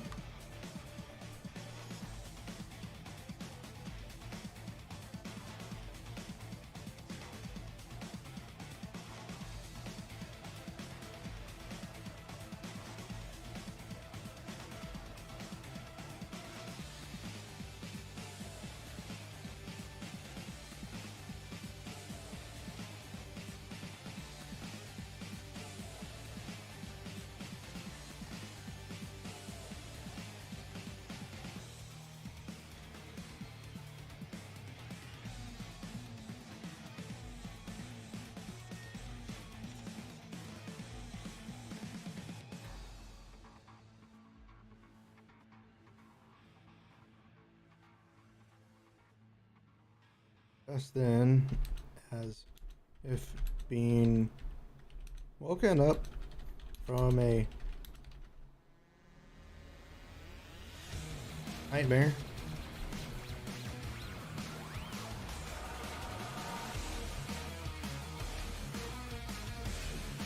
Spring from my bed, smacked my forehead onto the roof.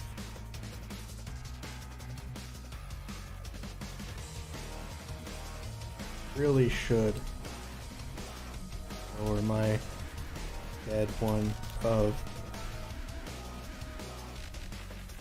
is I really hate my fingers when they move faster than my brain.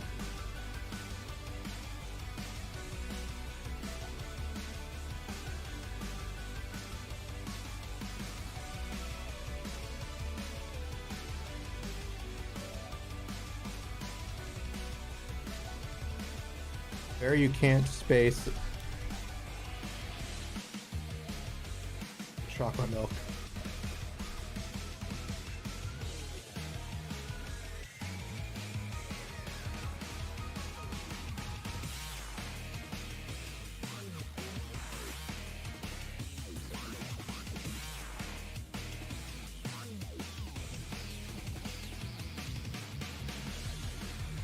As hurriedly.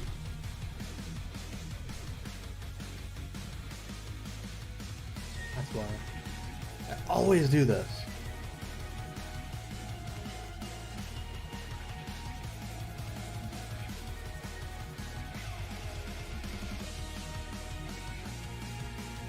I hurriedly rush towards the airlock.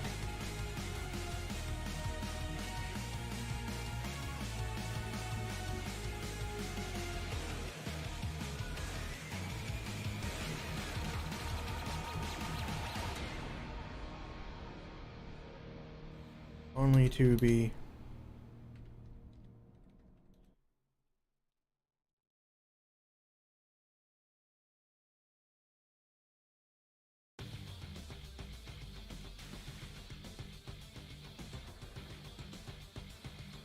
quickly realizing that bear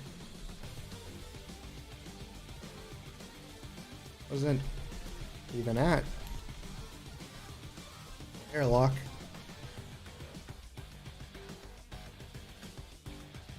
Smack my face in utter annoyance.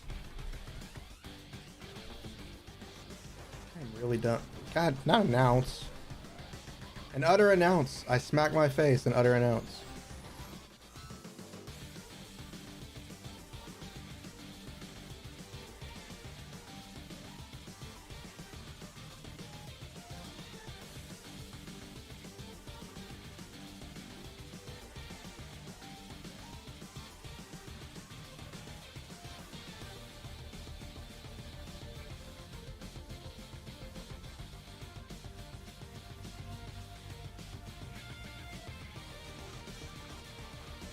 I think the key problem for me is just going to be learning how to write in first person.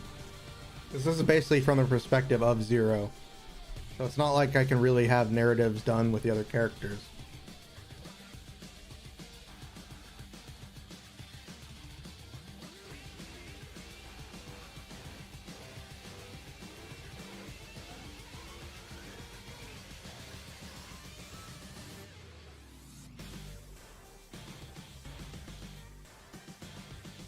Booba demon. I am not a demon. I'm a dragon. I'm a dragon. Rawr. Welcome. Trying to write a story. We just started writing it. Booba dragon. That is good. I love that. Booba dragon. welcome, Spoon Blaze. Welcome.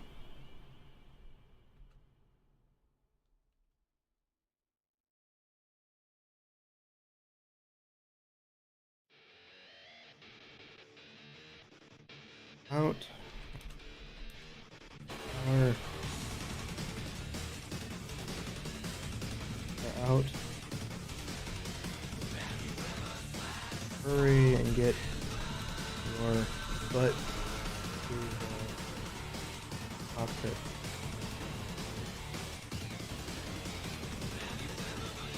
I am good. Trying to get back into the swing of writing, and I'm doing a very terrible job of it. I'm trying to remember how in first person work for setting up stories. Like, I'm so focused on like one method of writing that I need to get better at how to integrate it. I'm doing pretty good.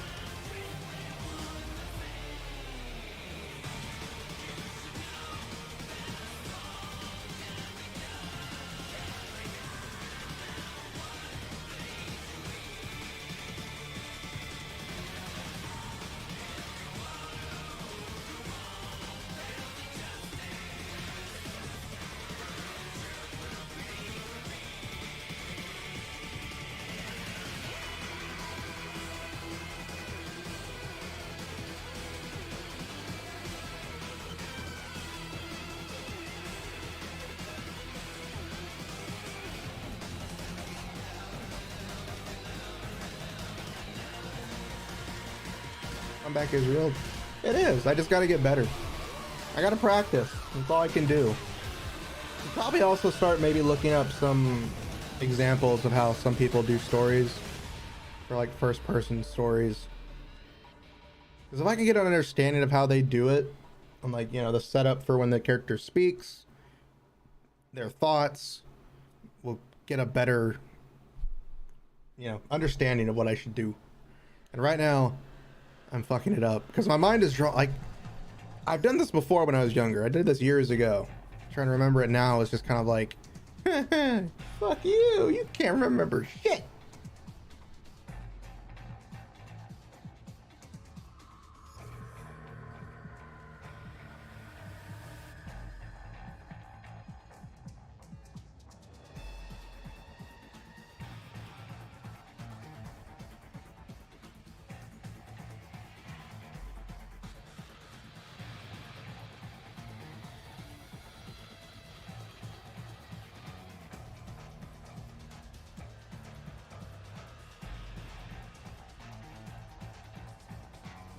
Well, I'm trying to, because this story is basically from the character's perspective.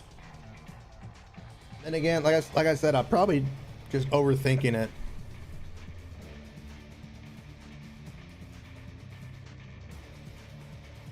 Like the entire story is mainly going to be from the main character's perspective.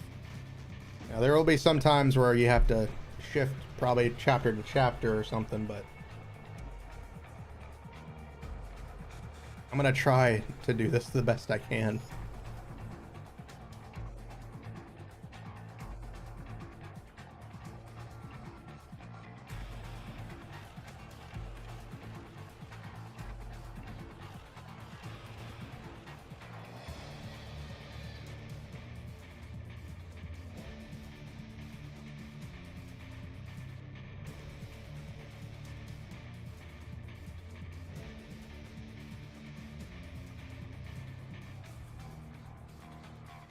I do. I just gotta really think about it. Think less and just do it.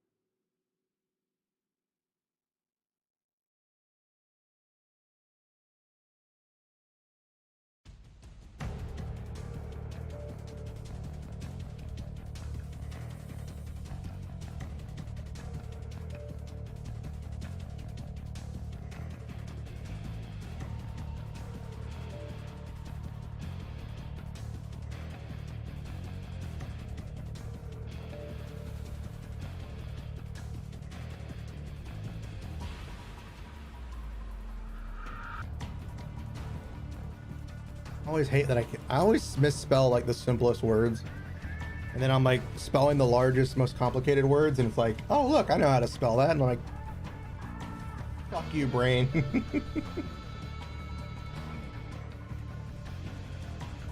Eating a cookie.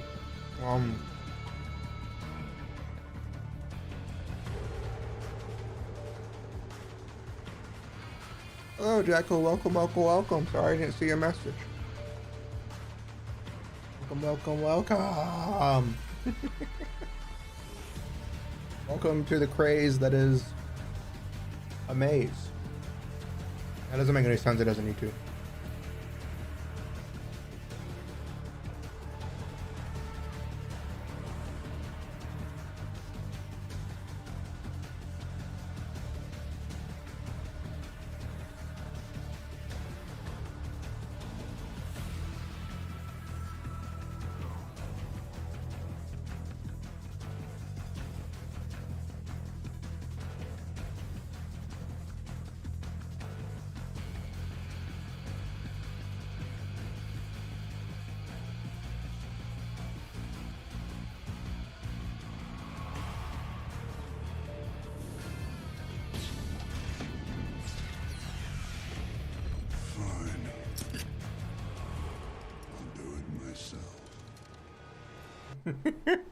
That's pretty much it. Fine. I'll do it myself. And then the very next movie, all right, minions, do it for me. That's what Thanos did.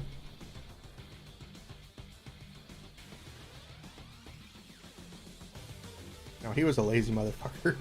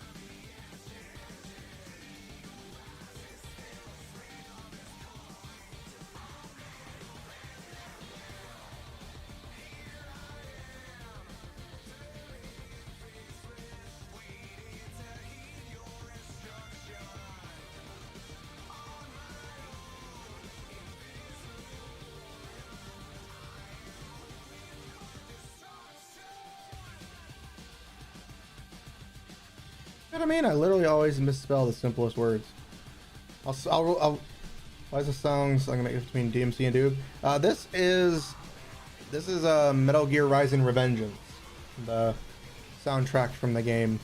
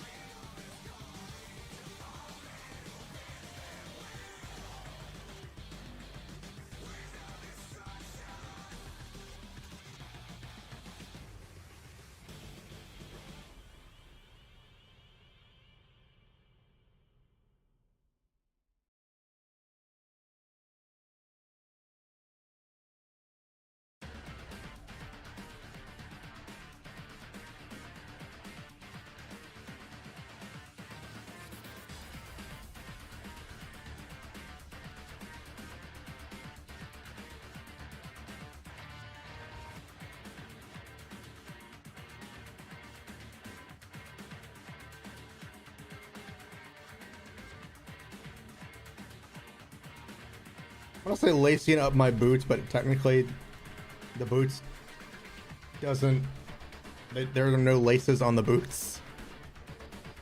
Doctor, turn off my inhibitors. I need to write. God damn it, that's a good one.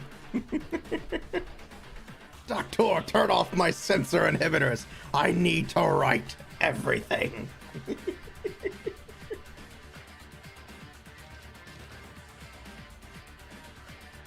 Lacing up my boots. I'm gonna say common area.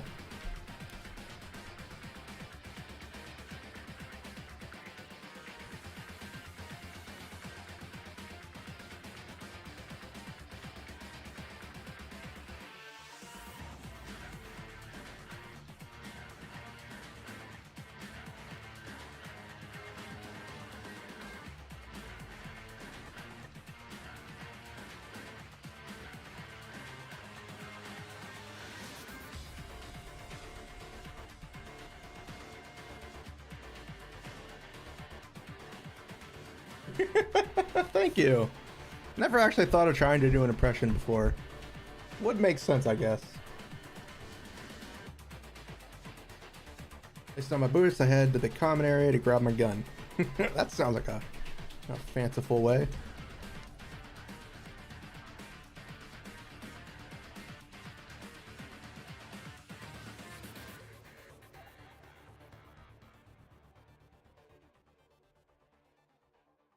Placed snug in holster on my left thigh. By the way, the main character is left-handed because I'm tired of all the really awesome anime characters being right-handed. I should say characters in general, because fucking left-handed people are awesome too. I'm not trying to project or anything, I swear. I'm not projecting, I'm just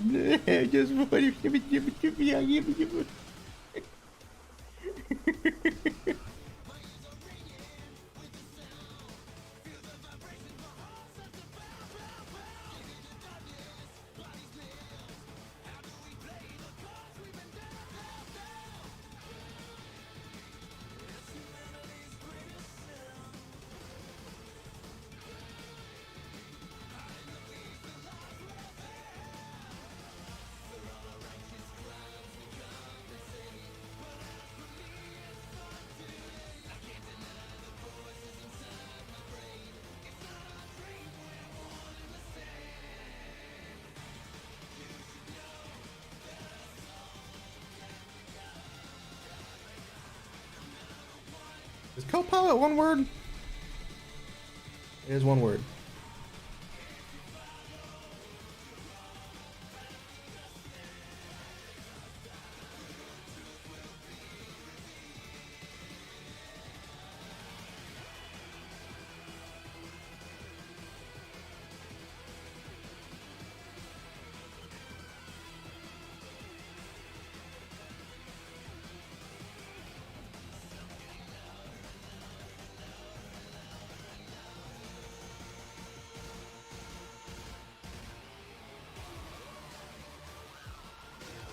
Almost.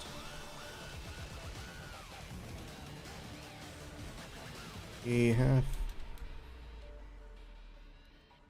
had to warp out.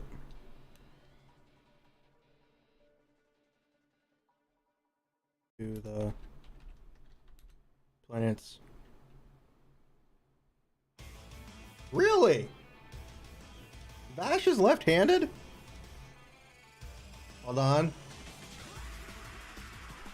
Fuck, you're right.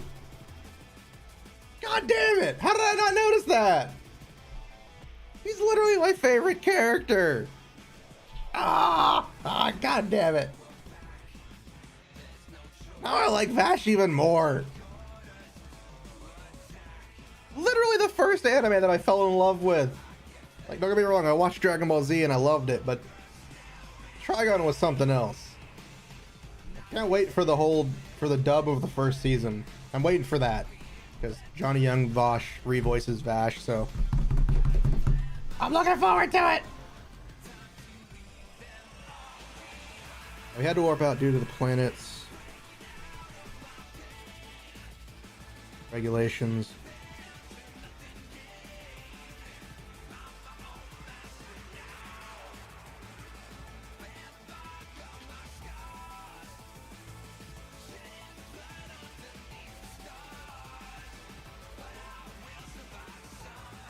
Could be getting transmission from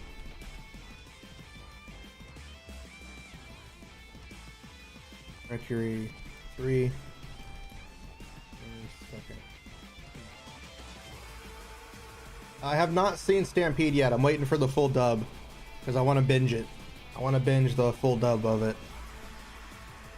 Just because I know if I watch it in episode by episode, I'm gonna be like, where is my dub? I've only heard amazing things about it. I've only heard good things.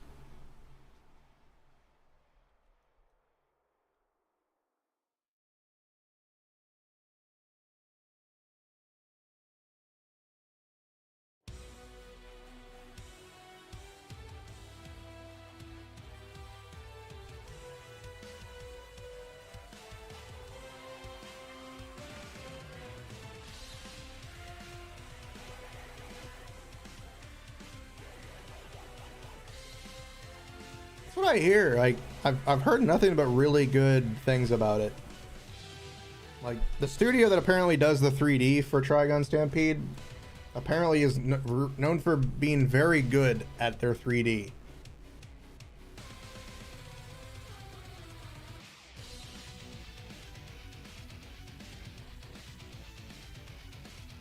I'm eating a cookie, I'm sorry.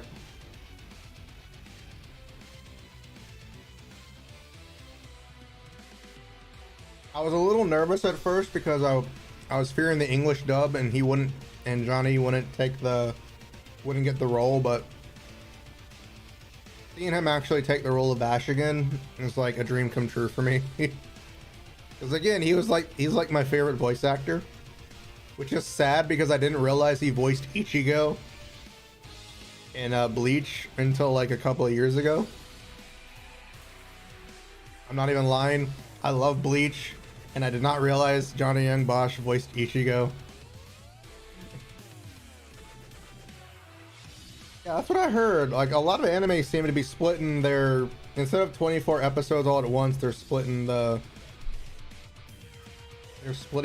season in two. Isn't the voice actor for Dio basically Johnny Young Bosch, or am I just remembering a different character? I know he voices a JoJo character.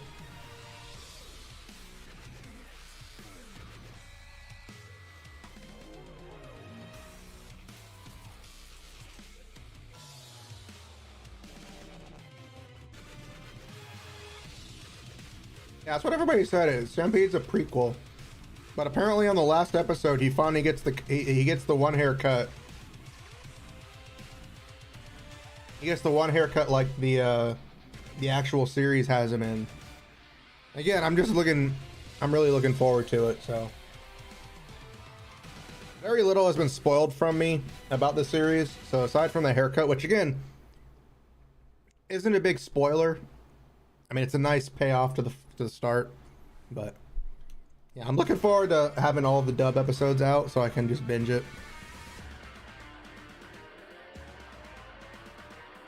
A haircut is expected. It is. It's Vash. Hopefully, in the actual time when it comes, they do the love and peace. Like, I don't know, but I really want them to do that just because this world is made of love and peace. It was downright the best funny line.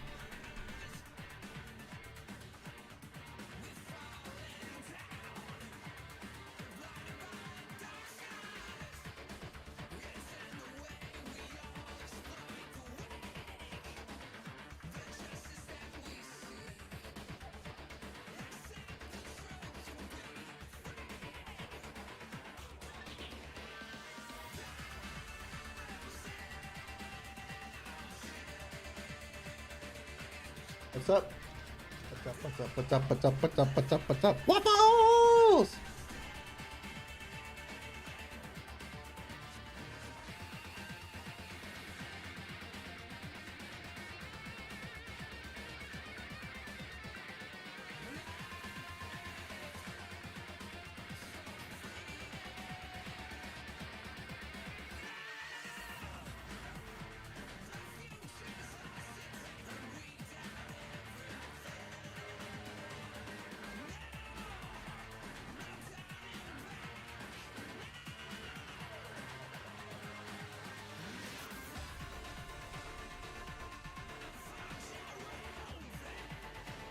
That's why.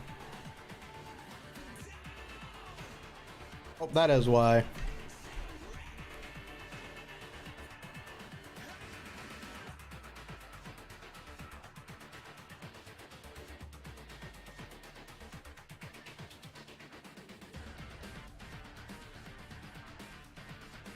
Ooh, stop it! Stop it! I gotta wait! I gotta wait! I don't want to watch the sub. I want to watch the dub. I never really skip anything. I just let it play while I'm listening to the background, but probably for Stampede, I'll have to watch the entire thing just because, like, again, Trigun was like a big part of my life when I finally found it and saw it on Toonami. So, like, it's just been a big part of my life, so I have to watch it.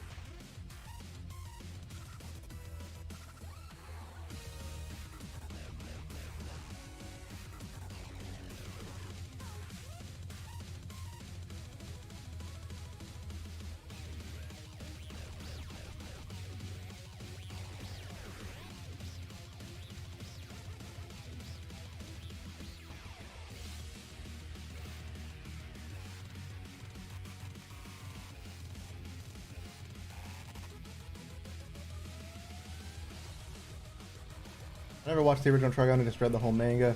I never actually read the manga. Then again, I didn't realize it had one because that was back in the day. You think I should fight two people right now? 2v1? Yeah, I say go for it. I mean, if you're gonna die, die with a smile on your face knowing you swung at one person.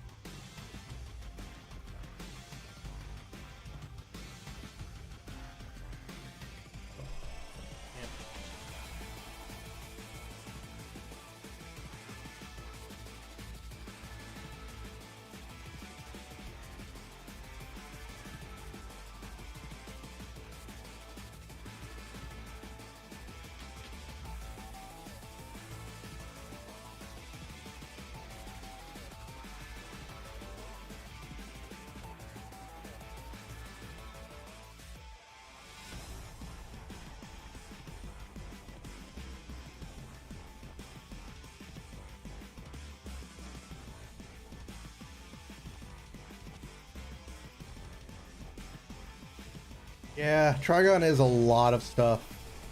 It is. It is a lot of stuff.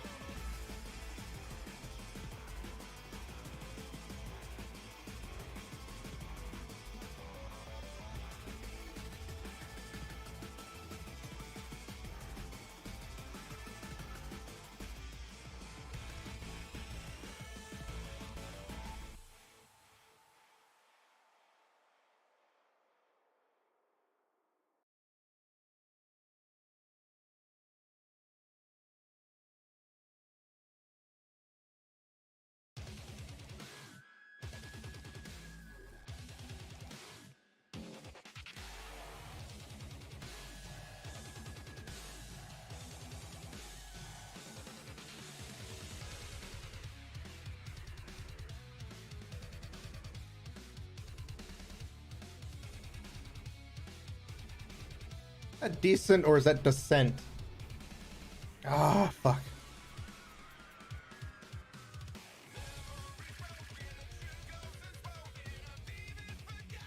What is Trigun? It is an old anime and manga that got a new life with a new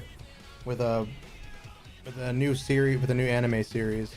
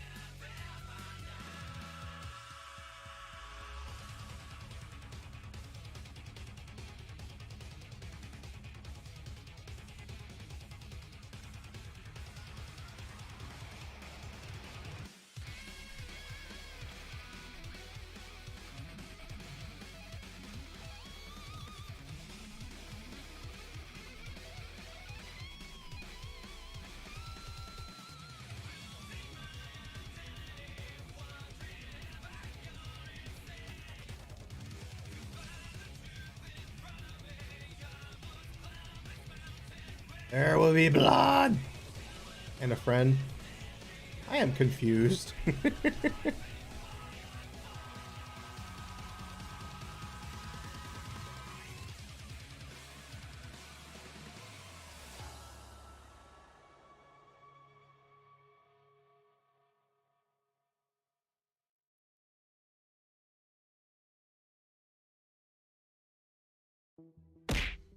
Ow!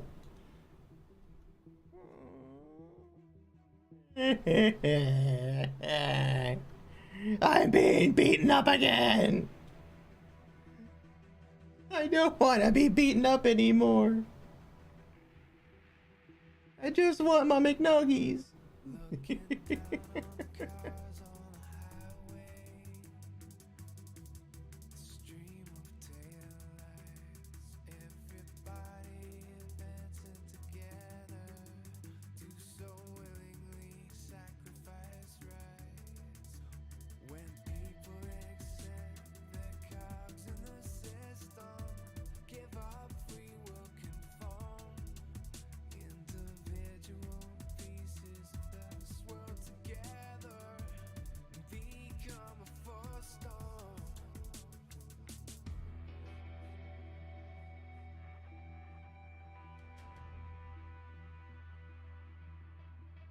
Looking down on burgeoning city, the skyscrapers rise, even men with the greatest intentions stop believing their own life. I never made that apparent. We give up from the future, but eventually someone's got to pay. The only way out of the cycle is to strike out and pave your own way.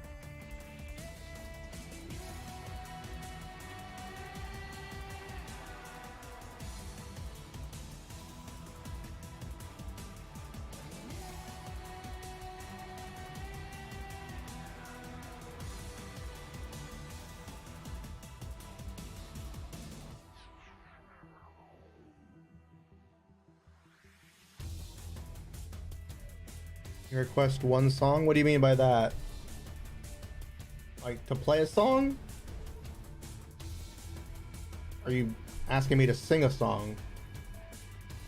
I can't sing, and the only reason I have the Metal Gear soundtrack playing is because I wouldn't be talking while I'm typing, and it just gives us some stuff. It's the only DMCA free song. That's the only soundtrack that I can play that hasn't gotten me DMCA'd. If that's what you're asking. I haven't figured out how to separate my audio tracks in streams yet.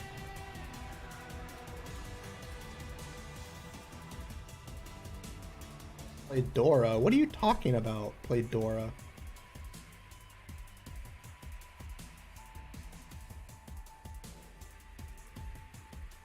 I mean, if the song isn't something popular and it's like a DMCA free I don't DMCA or whatever free song, I can play it.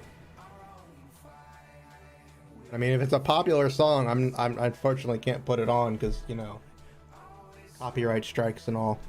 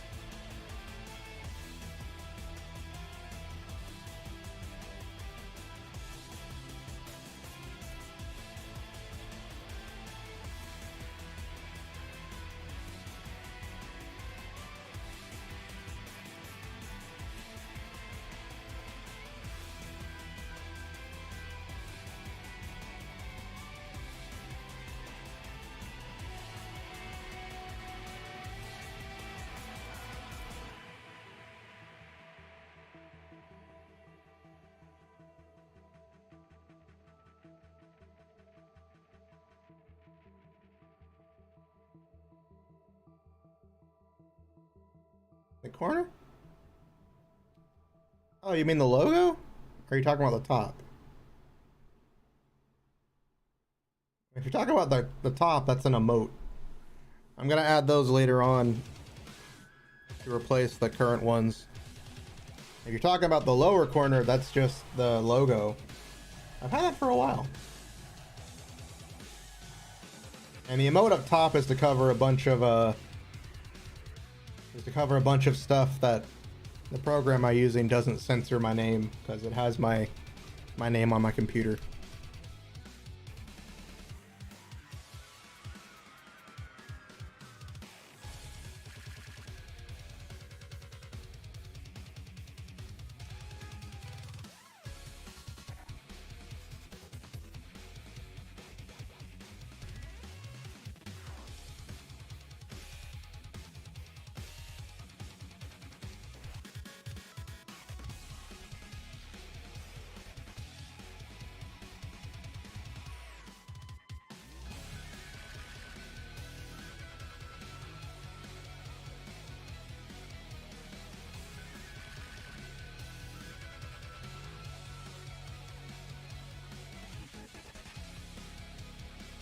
What did you find?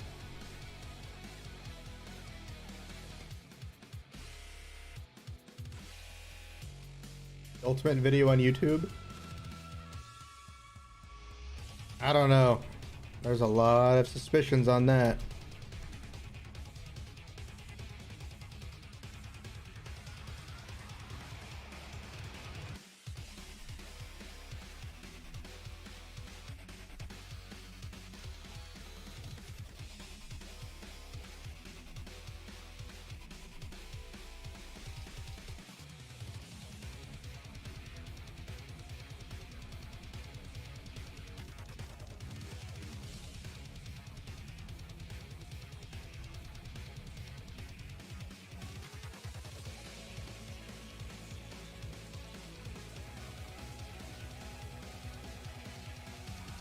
Oh, it's a moment. Open the pack to find 12. 12.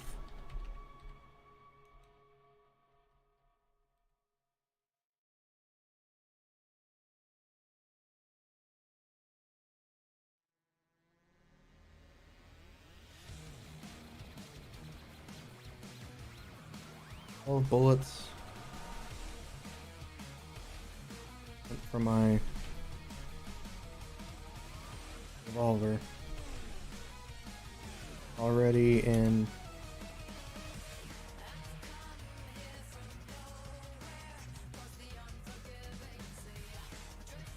pick one up and quickly give it a good whiff just to get that fresh bullet smell. I gotta sniff it.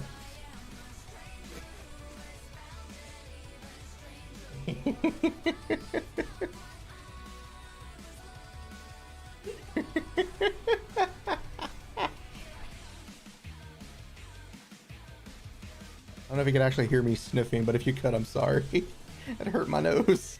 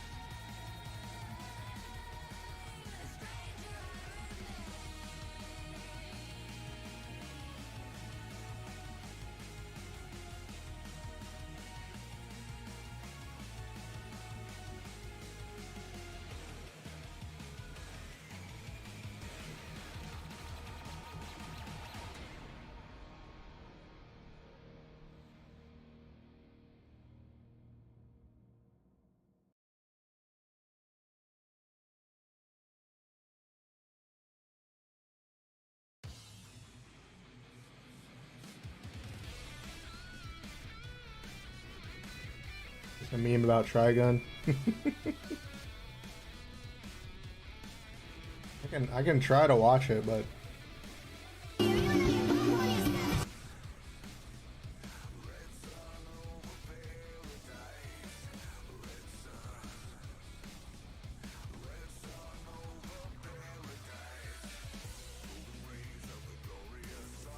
uh,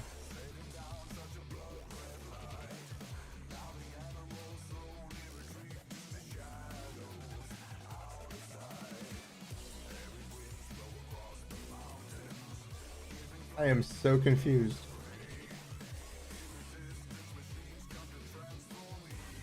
I don't get it.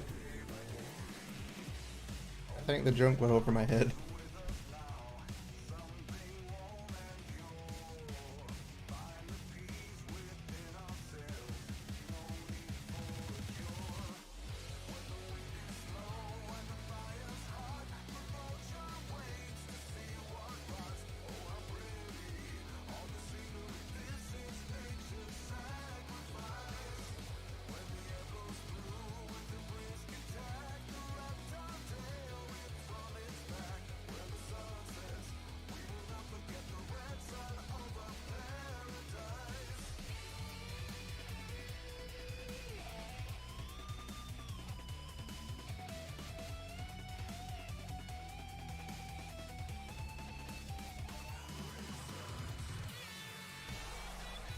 Not the landing platform, the docking platform.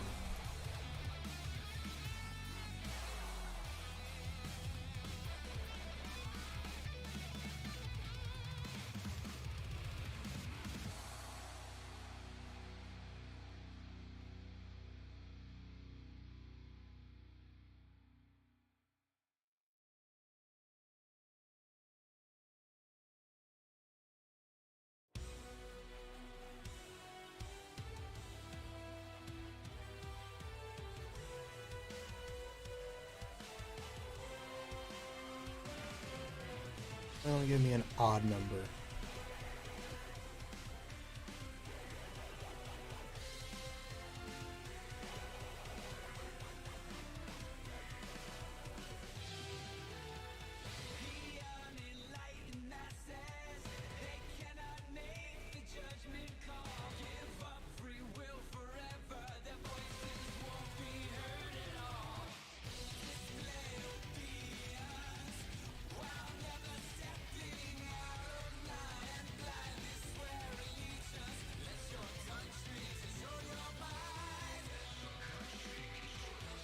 Here comes the hard part. Is it there with an ER, with an RE, or is it IR?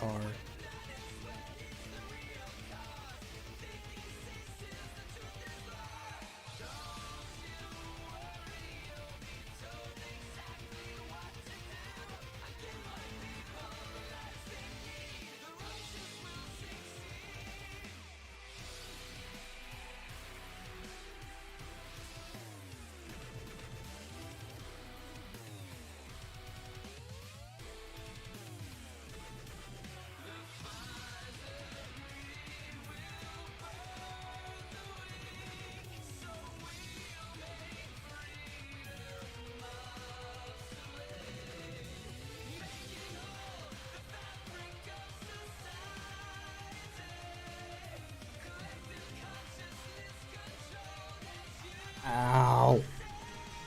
That hurt my leg. Okay, okay.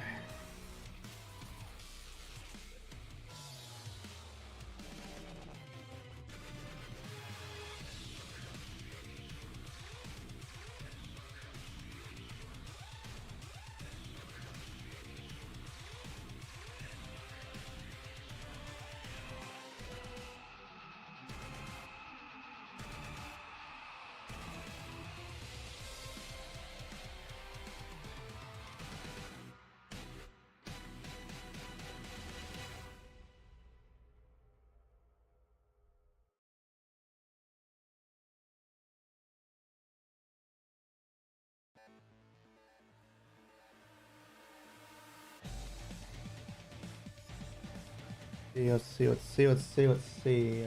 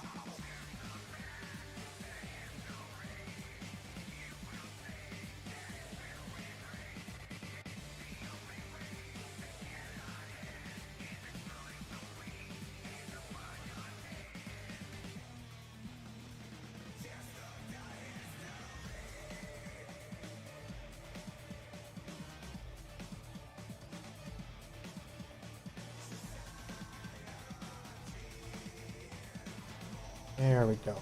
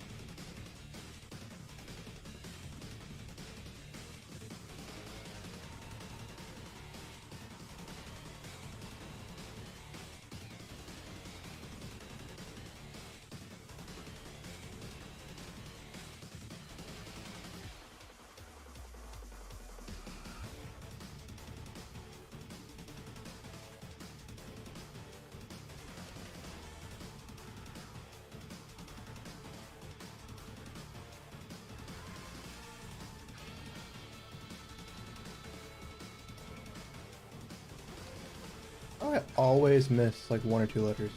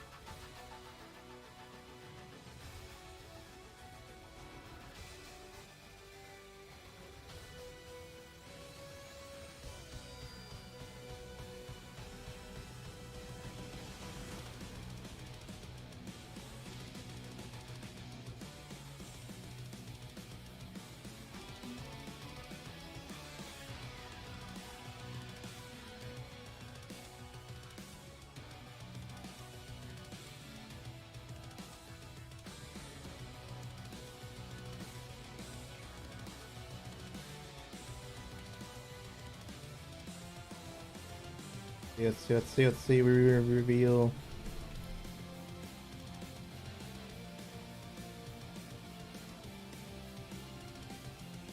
Quick loaders.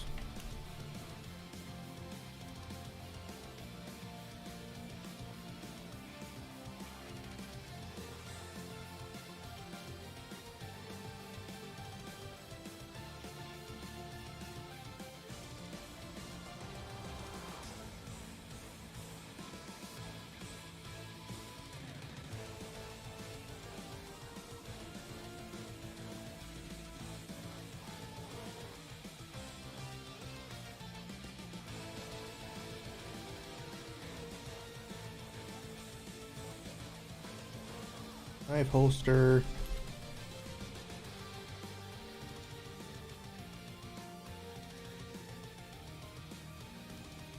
boy brings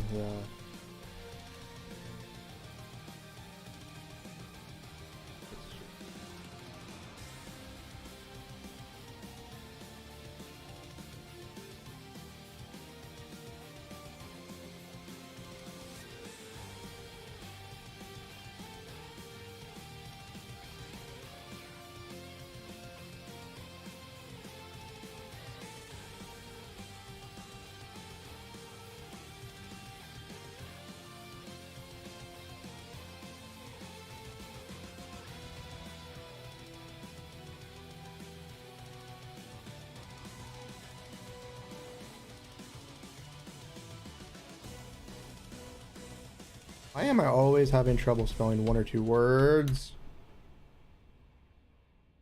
I can spell official, but I can't spell doc.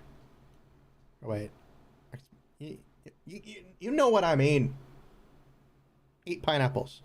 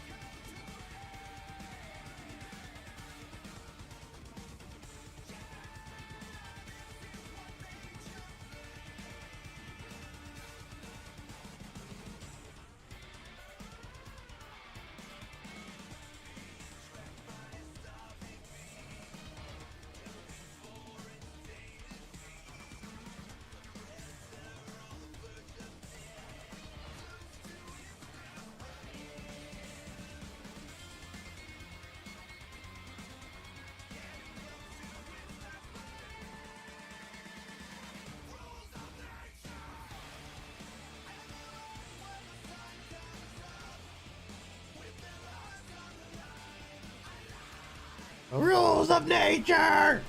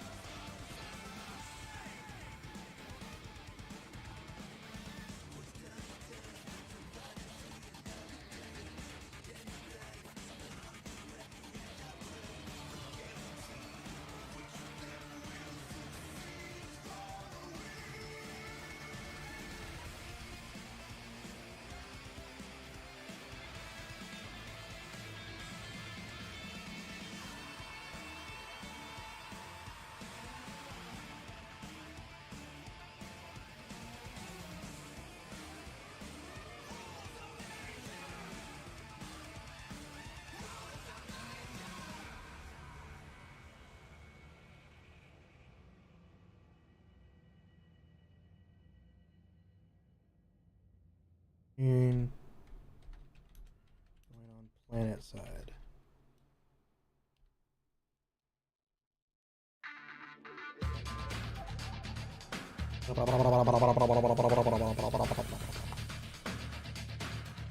We've got the last cookie, boys.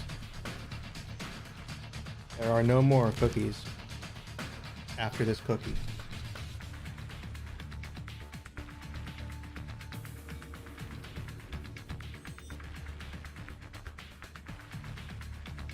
Why does my eye go all weird when I eat a cookie?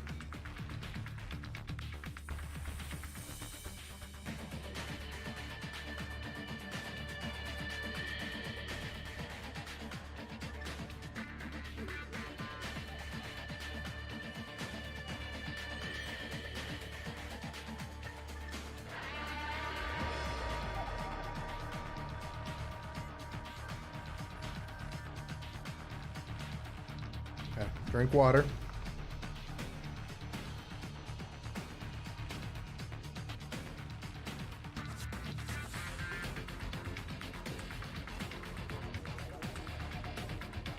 Water.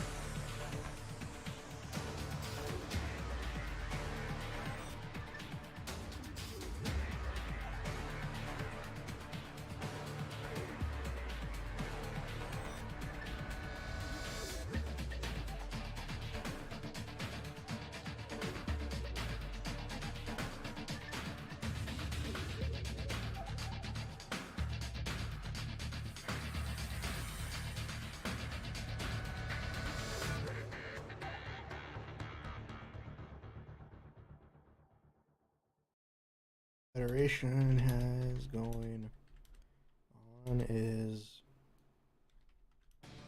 to be big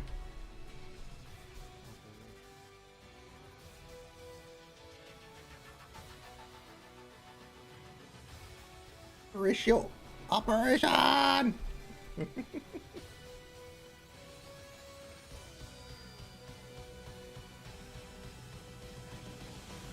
No way.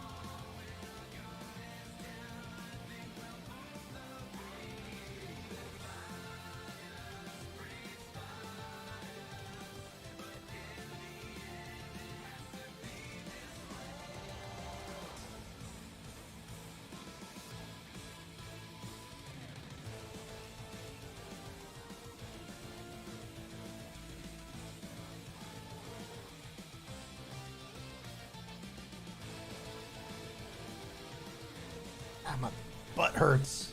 Ah, it hurts. My booty is hurting. My booty hurts. My booty patootie.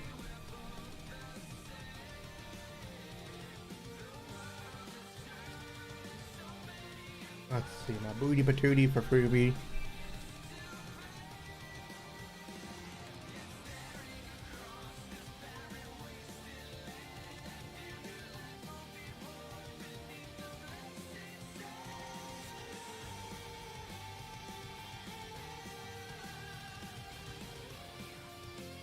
Trying to avoid any confrontation. Wow, I can spell. Holy shit.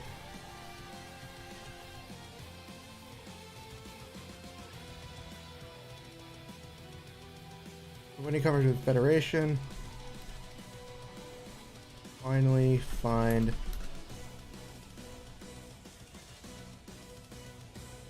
railway. Me to my destination. Desolation, yes, my desolation.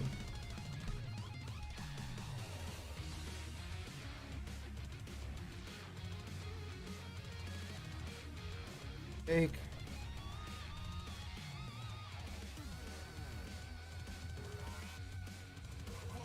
LA3.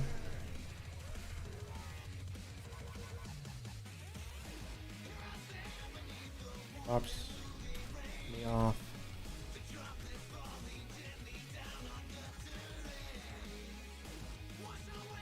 Nine. Get on rail 2 to go to rail 5. Then takes me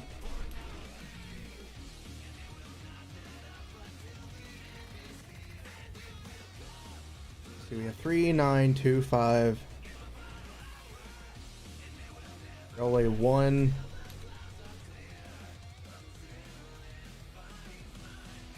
I'm trying to make this as stupid as possible. Like, this part's supposed to be stupid. Just because it's like, what the fuck is the point of all these railways that go to these odd numbers and not in order? And from there I need to walk to railway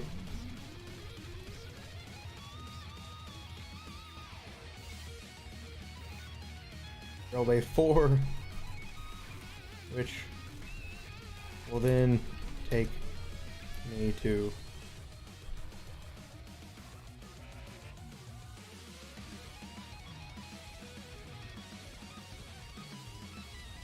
Shit, where was it?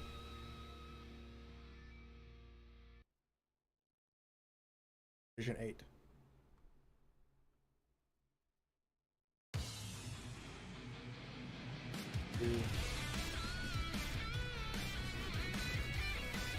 Division 8.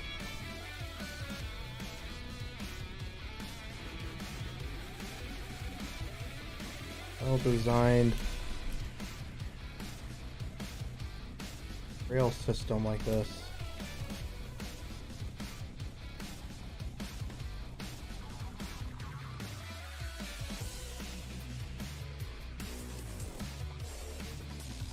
No sense or logic.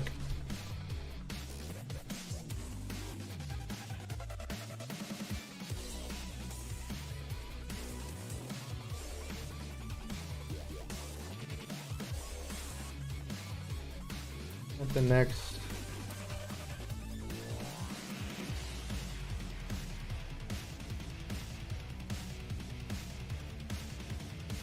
Next couple of hours. Hopping from rail to rail.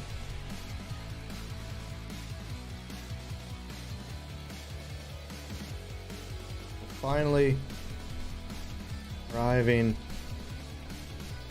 at Division 8.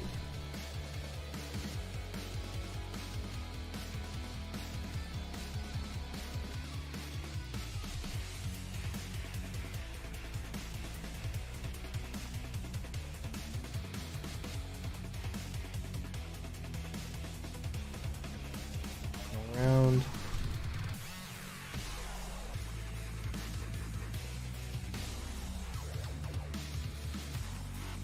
Get.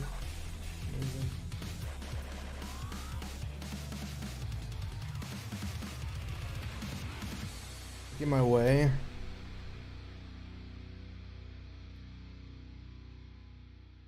Looked at the clock and noticed that time was running short. I almost late to the meeting.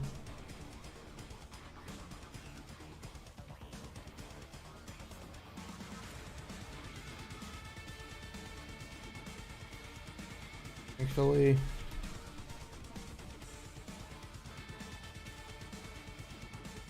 quick walk.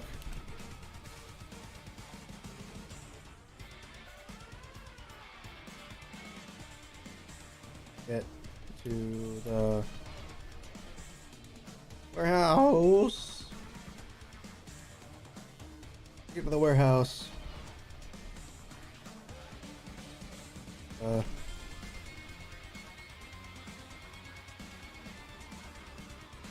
Appointed meeting time.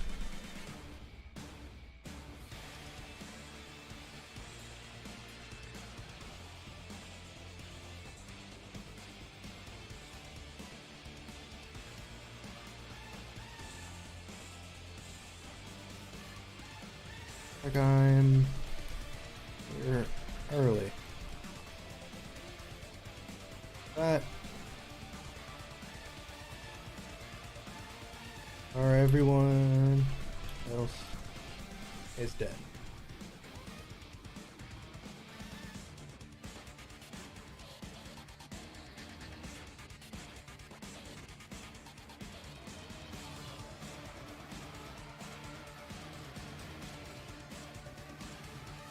Take another look.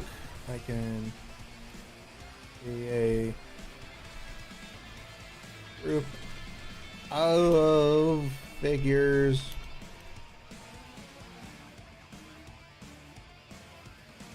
moving toward me from the opposite end of the warehouse.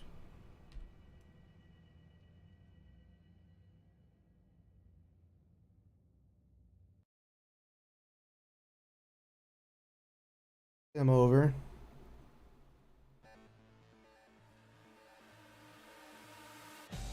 Add a group of 7 men.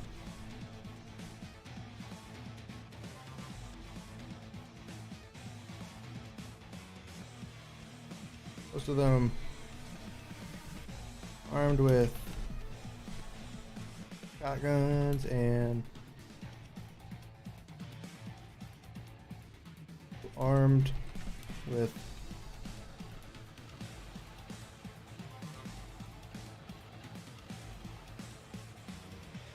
now I'm spelling it wrong.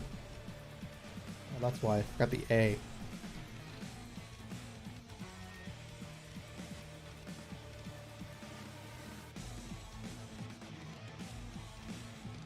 These were either the guys clients were very eager, very early hunting enthusiasts.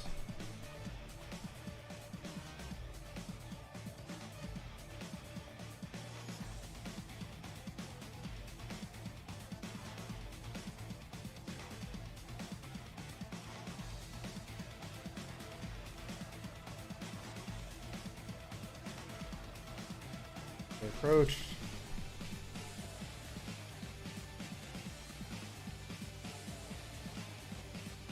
One called out. Okay. See, like I said, my fingers move faster because it knows what I want to type.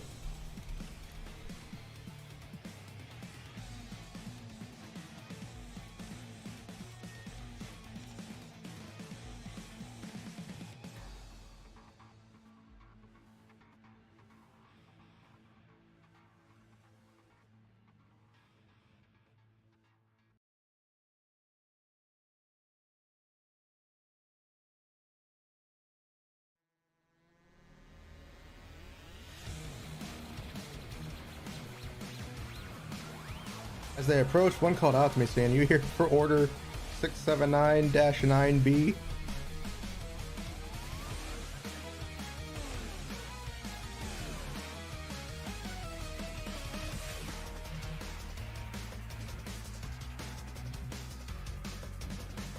Took me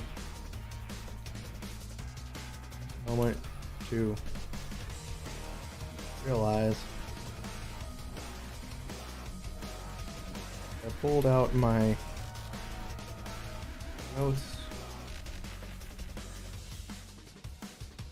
Confirmed that was indeed the order. Breathe.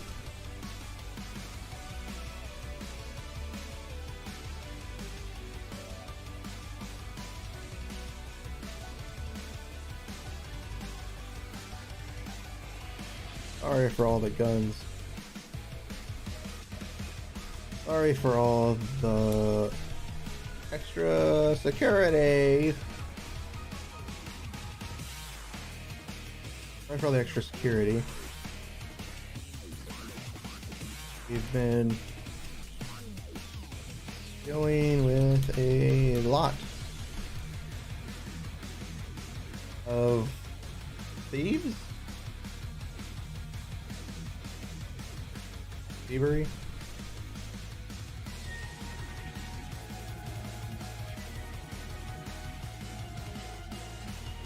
From some of the local gangs.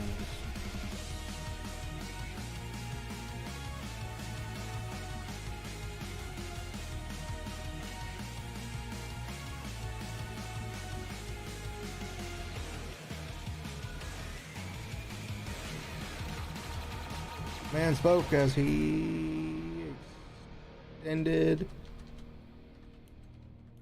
his hand out to me.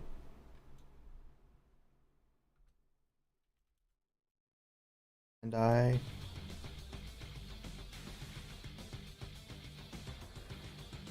grabbed it in response and shook his hand.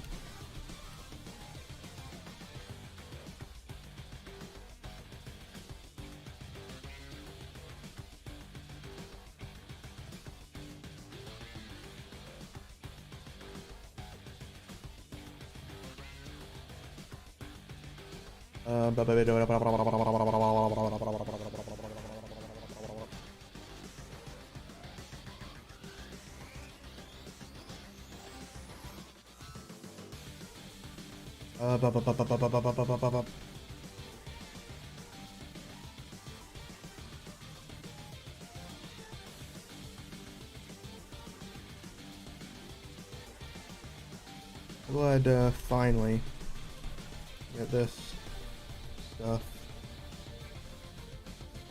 off our hands.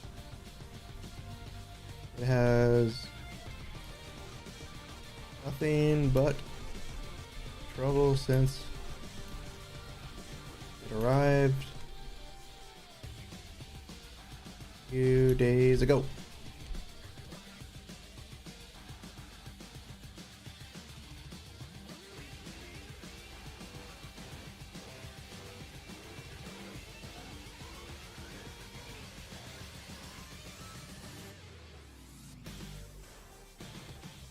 The man said as he beckoned me to follow him, and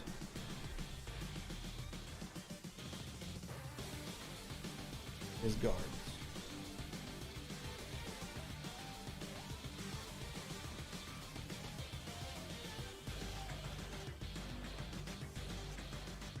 Thought it was just the Federation you were having trouble with, but it seems you got local issues as well.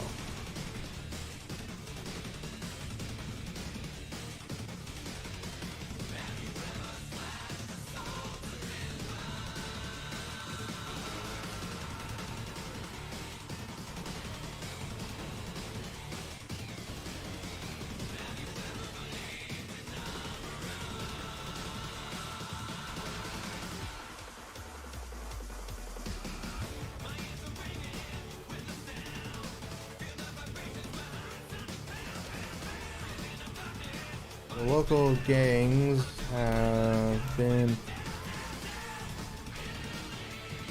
making moves ever since the Federation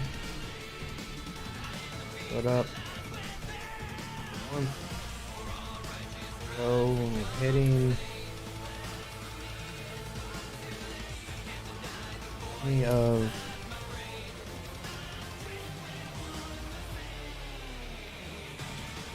warehouses and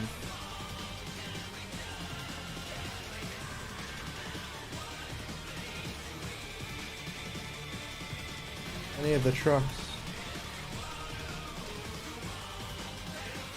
many of the deliveries leaving the warehouses.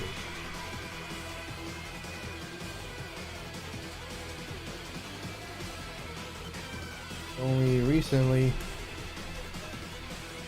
we up security, but even that hasn't helped.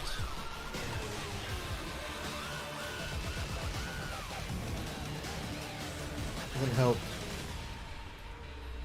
to stop them.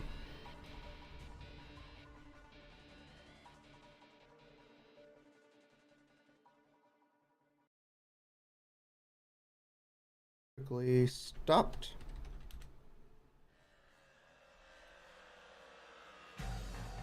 Turned around.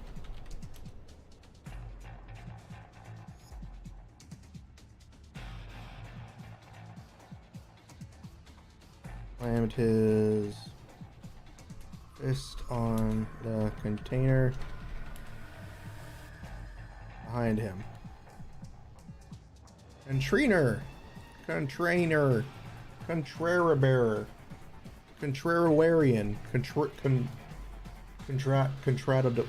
contractor.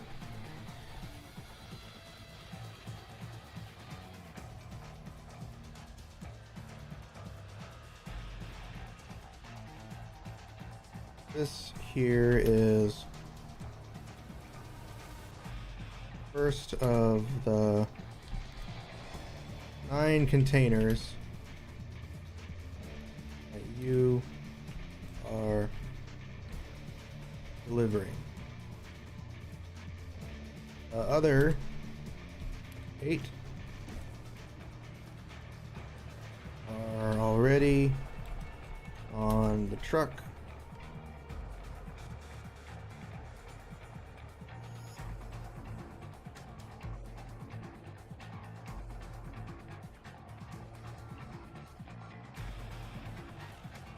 Once this one is loaded, we will need you to accompany the delivery back to the port.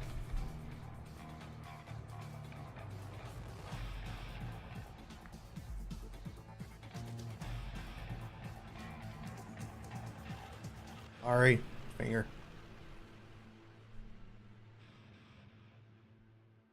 Need you to go back to the port. I just now notice how droopy I look when I'm looking down. I'm like,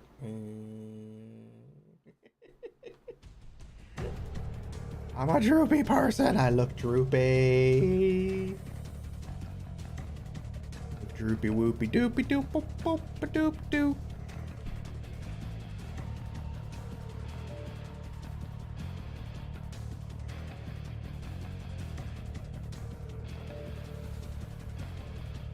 He waved his hand around, signaling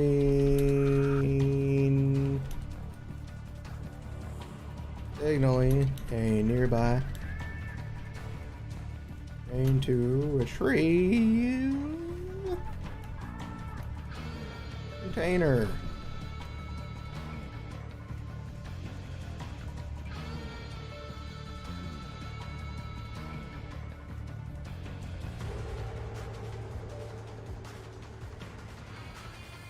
Not sure why, but I get the feeling that this wasn't part of the deal.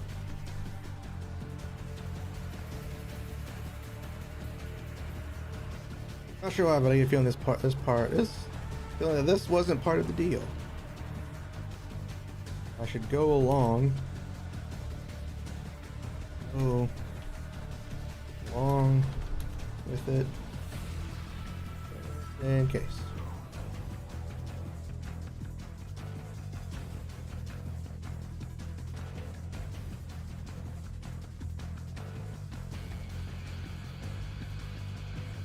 I fall and follow the group.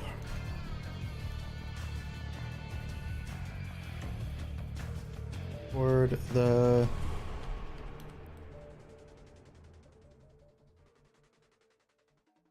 truck and toward the back end after last container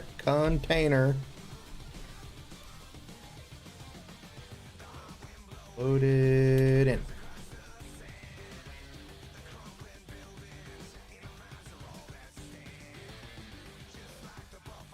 Man.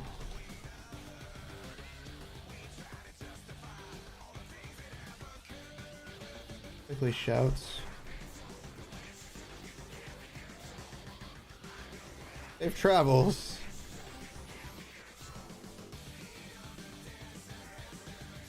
We're leaving with or leaving.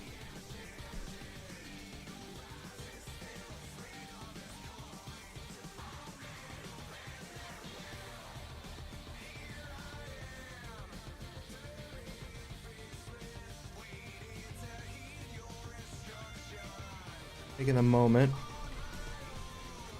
examine my surroundings.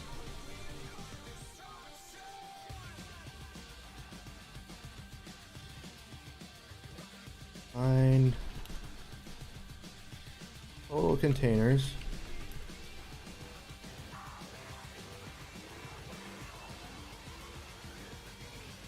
Toward the back. Transport truck. Carry.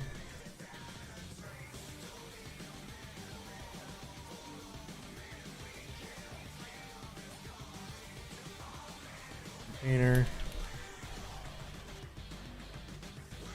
Wrap down. Secured. Tethers. Tethers.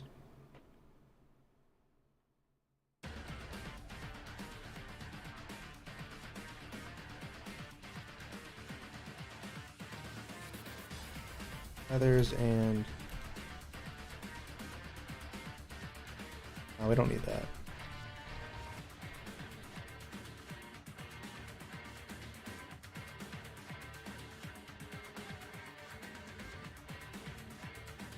Small.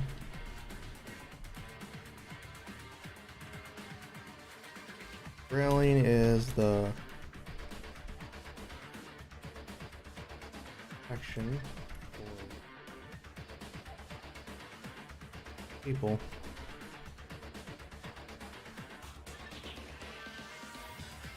All the containers have been secured and tethered to transport truck.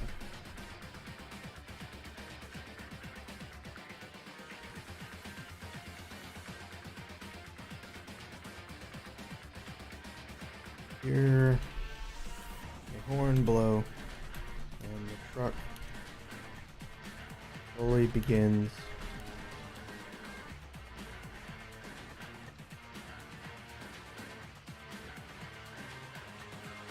jolts violently for starting to move.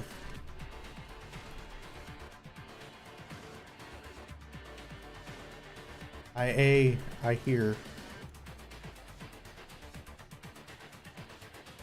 hear a horn blow, and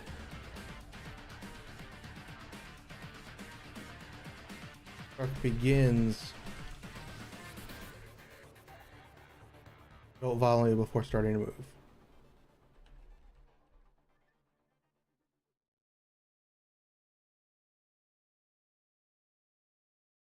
I got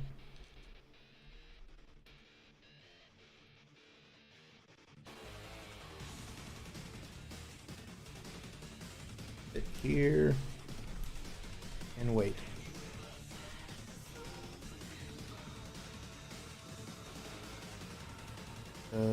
This is so obviously a trap.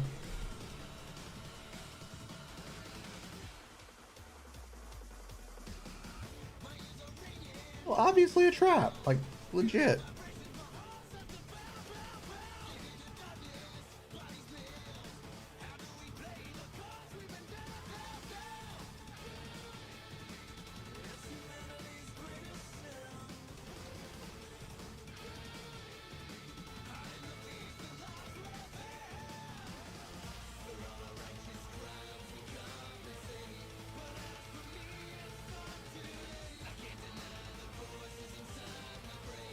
Take a seat in center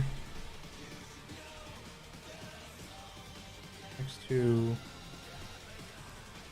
a container.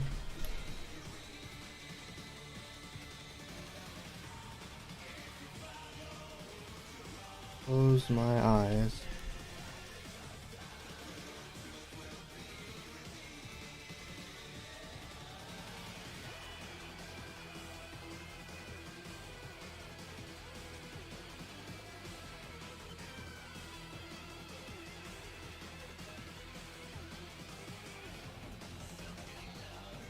Not sure how time passes, but quickly notice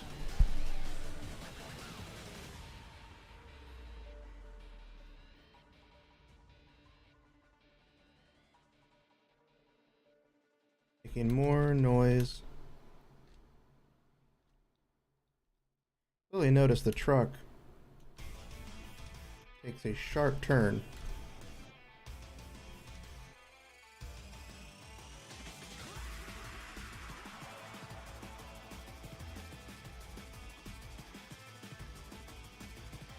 Really notice the truck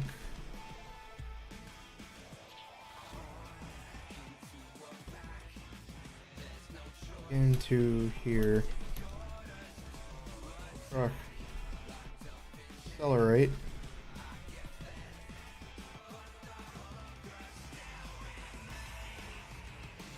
Really? I am dumb.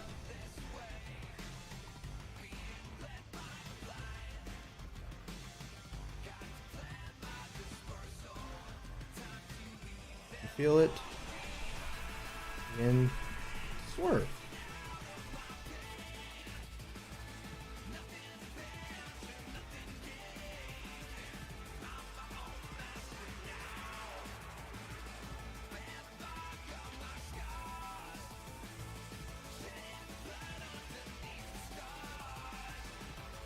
Jump to my fate.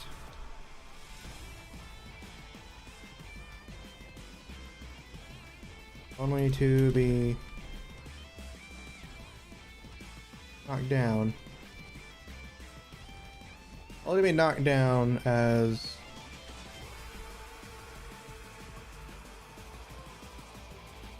truck is on.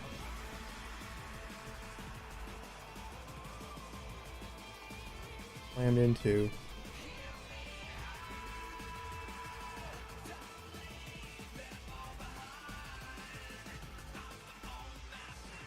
I open my eyes. Jump to my fate. As I see another truck slam into the side. Another truck ram the side. Another vehicle.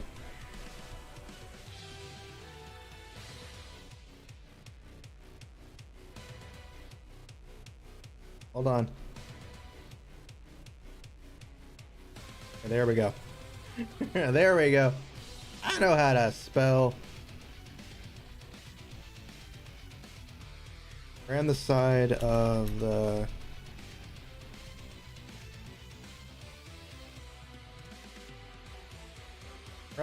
truck.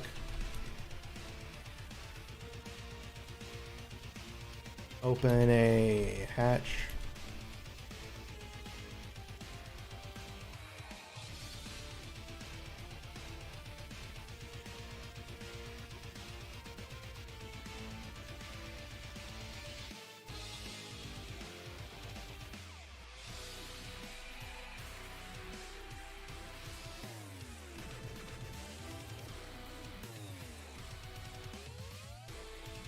Seconds later, I can hear the sound of footsteps.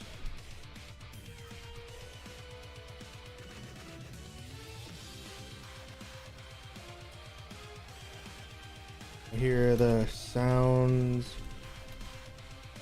guns, footsteps all over.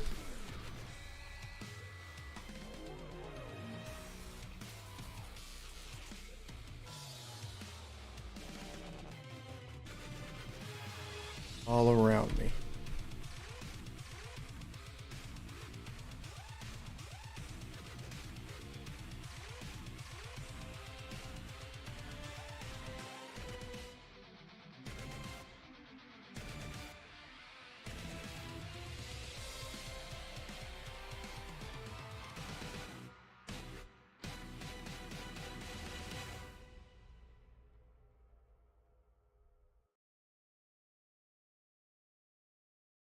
The fucker's only left a single guard on this truck today.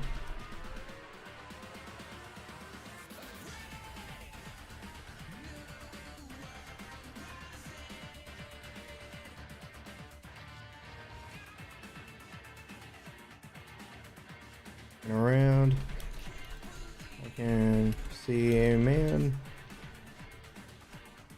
do what looks to be a large beastman, most likely a Panthera.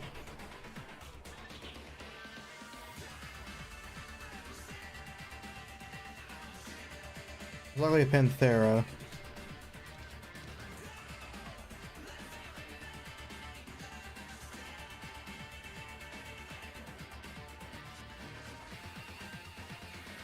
Most likely a Panthera, because I'm blinded by the lights. Blinded by the lights. God damn, my eyes hurt. And it really, really bad. Most likely a Panthera. Most likely a Panthera.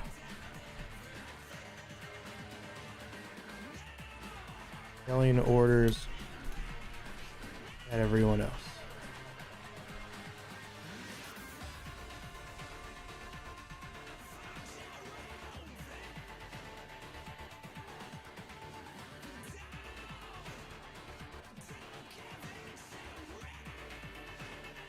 Don't have time to waste.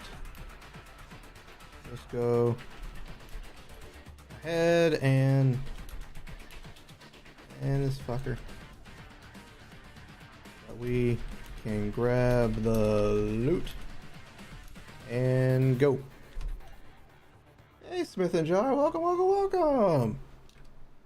Loosed, we got a loosed. Grab the loot and go.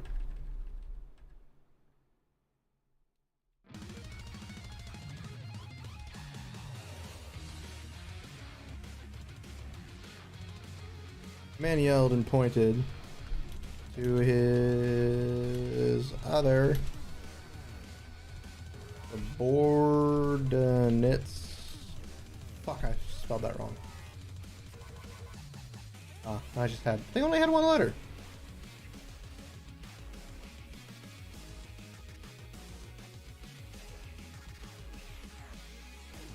I'm doing good. I am doing good.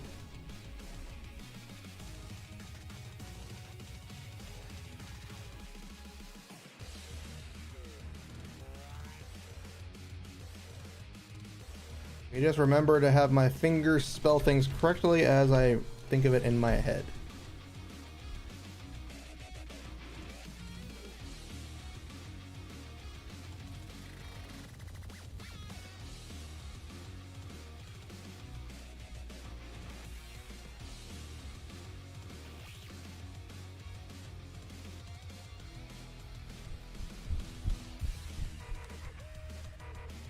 What really sucks is even though it's only my PC, it is still hot as shit in here.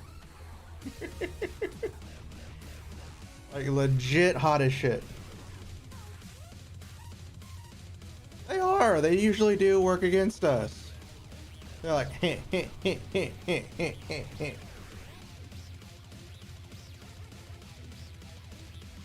heh. Hold on, let me check something real quick.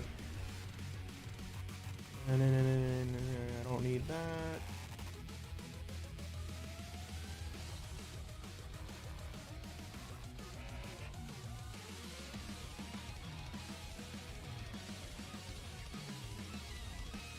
Okay, that's all that was. Okay, we're good to go.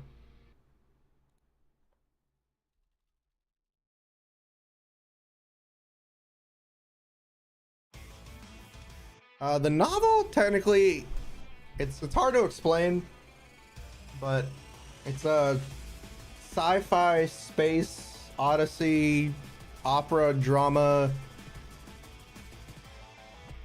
Wild West with Gundams.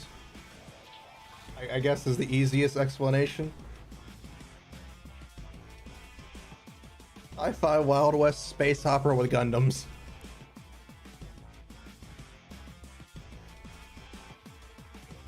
We're on chapter 1 right now. I've titled it 12 Bullets.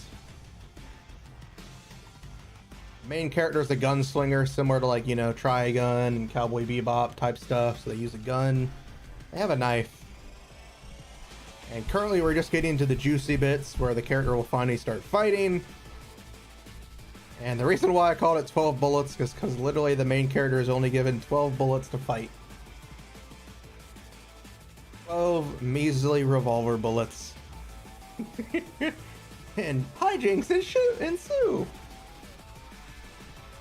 Oh, I've finally been waiting for something like this to happen.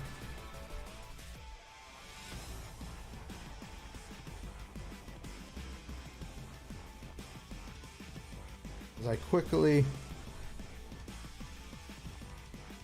throw the hood of my coat over my head.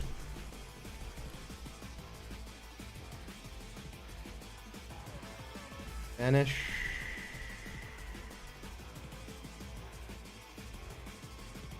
From sight. Yes, we're going techno, broskies. We got a camouflage cloak. We're going there. Optical camo.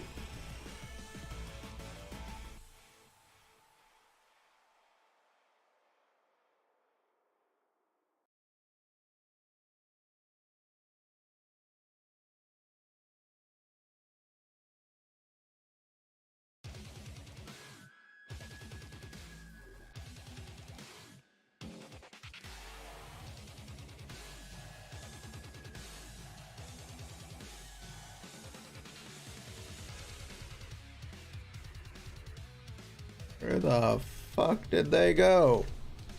Dick. Where the fuck did they go?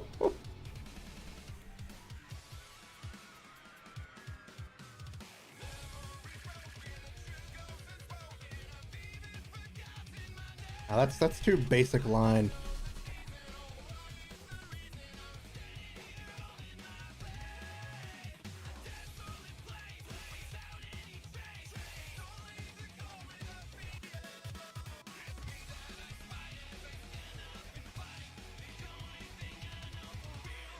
Ah, I spelled it wrong. What did I spell wrong? Ammo. Oh, I forgot a U. I added a U or the O. Okay. I just got it mixed up.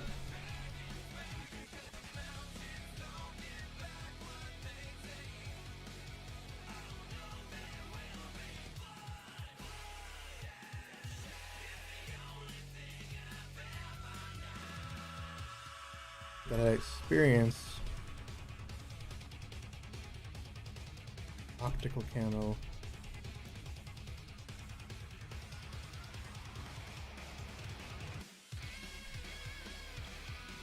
Need to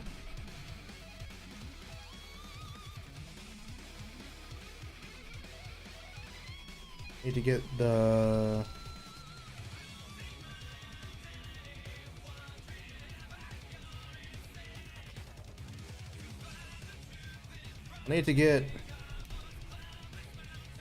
darn caps lock.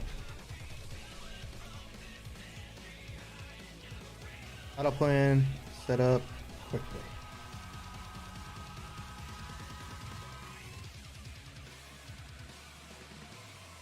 Let's take stock.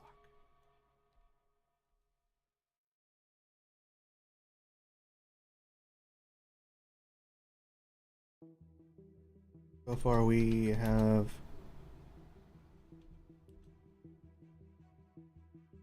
seven.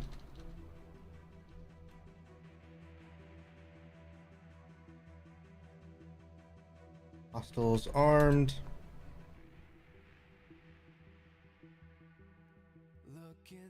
Left side. Or from the right. 6 on the rear.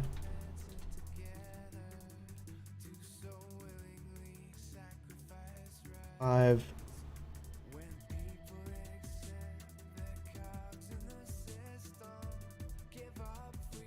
Most likely 5. And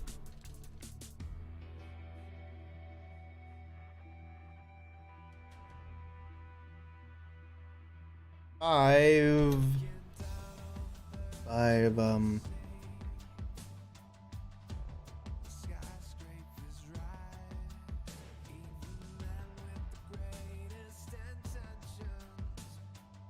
five near.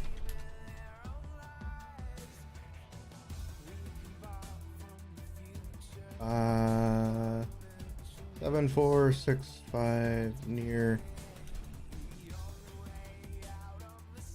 the front.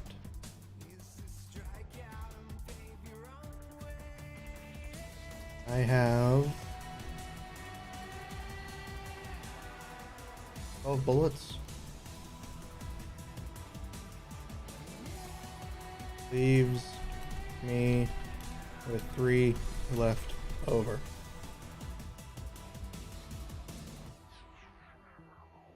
It's like I have 12 bullets, but it leaves me with 3 left over. Don't ask how that math adds up. It just does.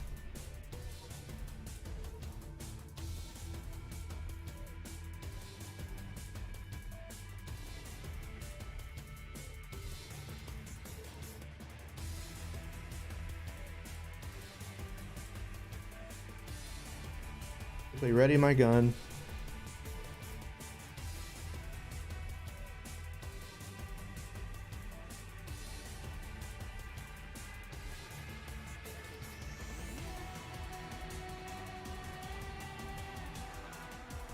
For the ensuing, not ensuing.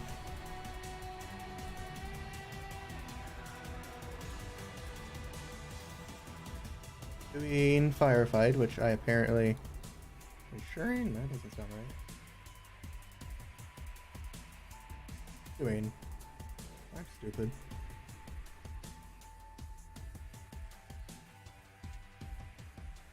Of course. I fire for a shot.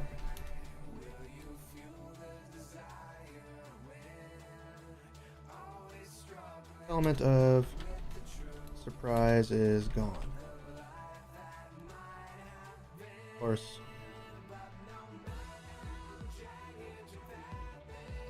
Pretty sure.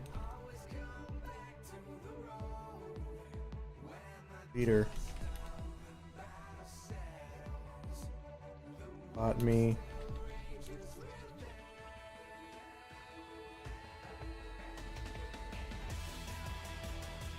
Eyes is gone. So the obvious choice would be to take leader. I hate obvious.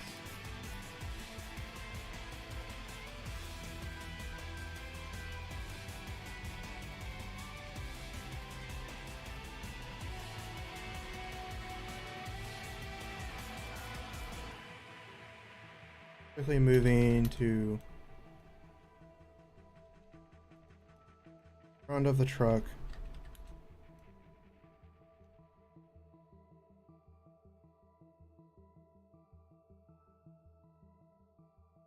Without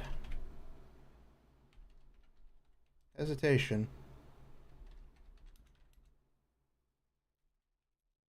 Gun. Fire my first round.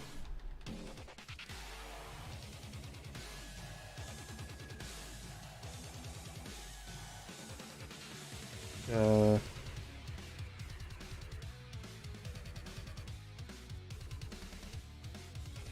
neck. 1 of the 5 in the front.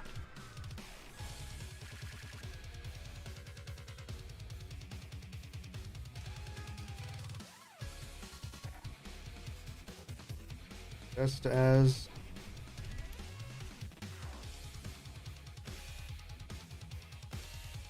leaves the chamber.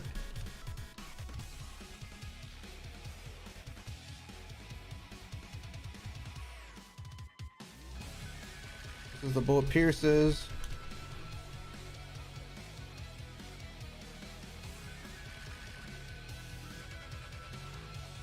Target's neck.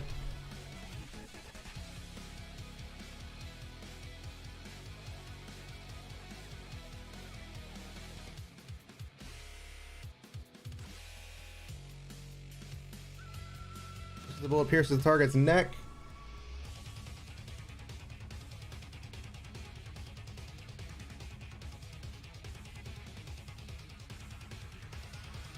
Two of the others are just in sync.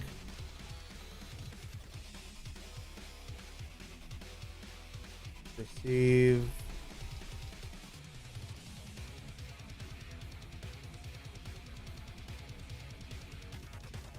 Blowback.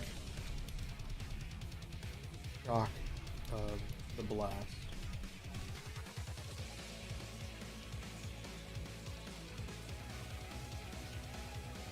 Knocking them both off the truck.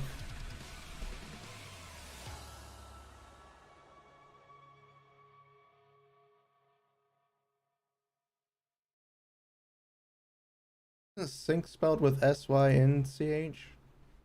Or is it just S-Y-N-C?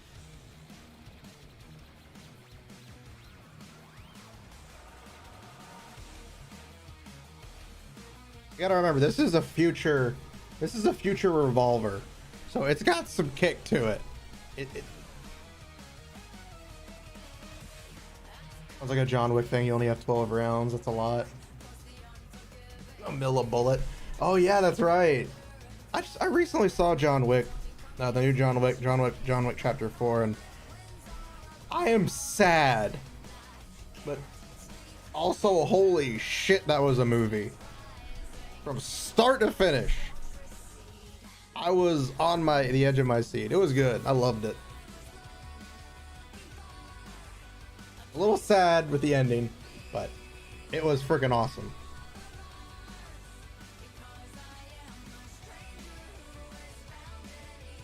Blow back to the shock and the shot of the knife and sit on top of the truck.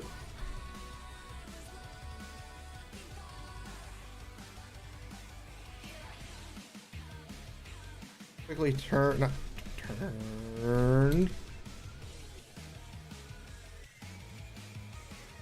Fired one.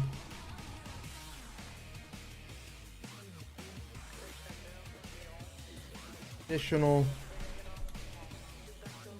shot.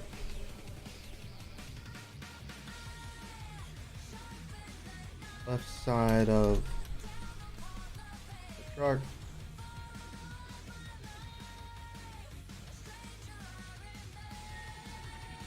All the bullet pierce.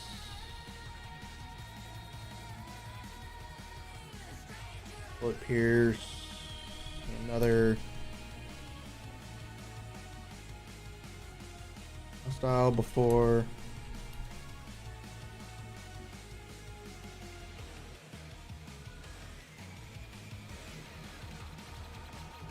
Bullet pierce another hostile as his body went limp. And as his body went limp, yeah. As his body. Bad fingers. Bad, big, chubby little fingers.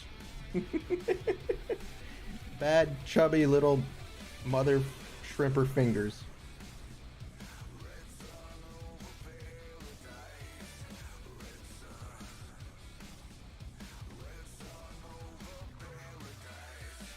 So we have 1, 2, 3, 4 guys down.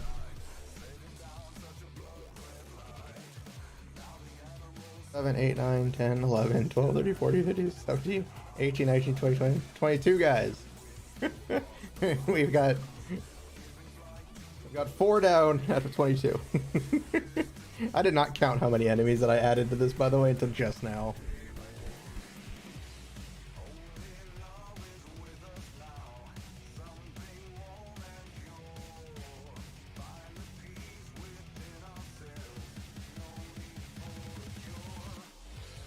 I picked up the Postal's gun.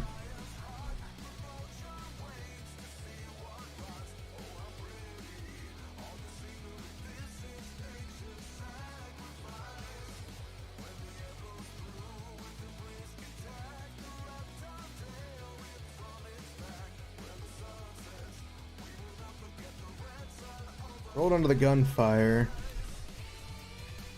of the... Ow! You're getting beaten up by everybody today. Of the remaining...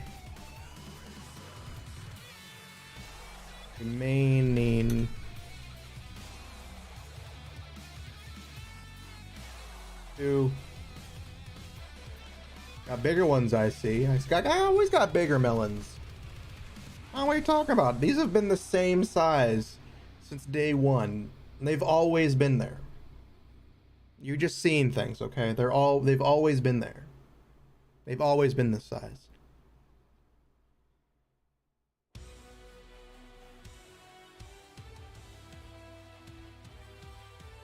Picked up the deceased.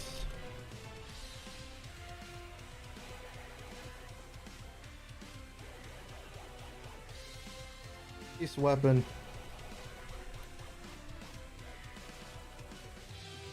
Threw it at them.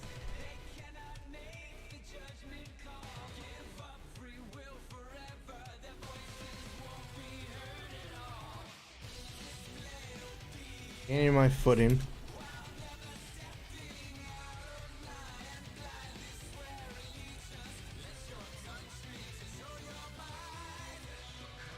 Spun around. Kicked.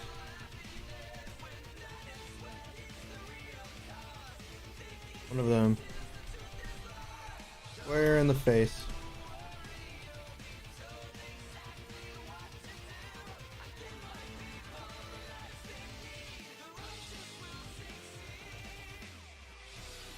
Knocking the other prone or firing. Fire on.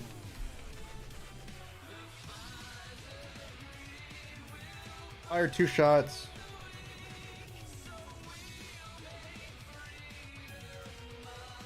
Firing my third bullet into him. Now the really bad part about this is I have to concentrate and count how many bullets there are so that at the end of this confrontation there are 3 bullets remaining. That or I could not care and like fuck it and just like, oh shit, I miscounted.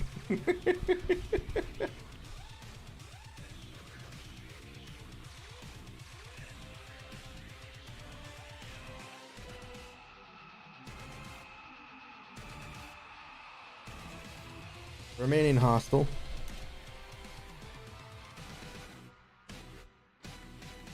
Readied his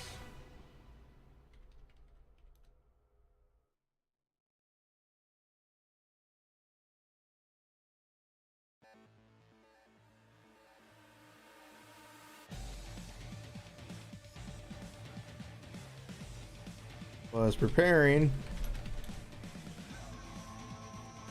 Take out the next. Let the enemy.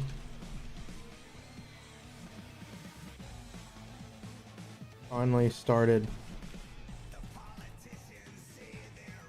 counter attack.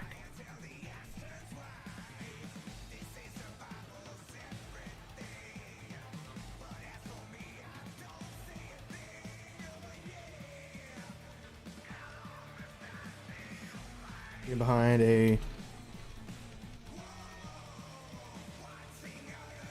behind the nearest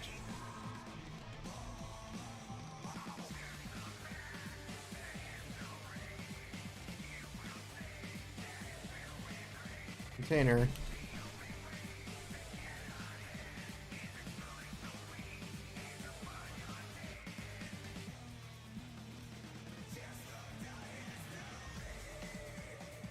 I waited the first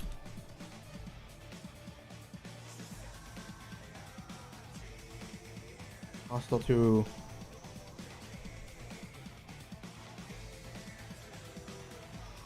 approach before taking the gun. And his gun out of his hands and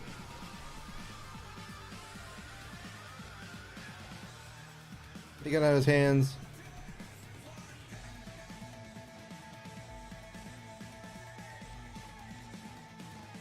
Grabbing him. Stabbing him in the neck with my knife.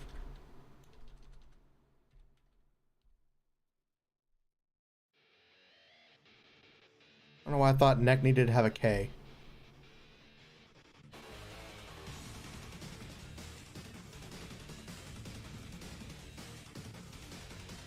We have 5 guys dead, which means 22, 21, 20, 19, 18, 17 more to go. We have 17 more assholes to kill. We only used 3 bullets, which means we still have 6 bullets we can use. We still have 6 bullets we can use. Like Deadpool, basically. You counting the bullets.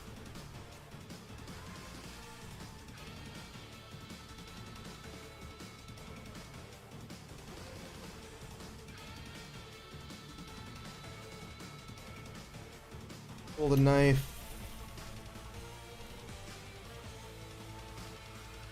From his neck.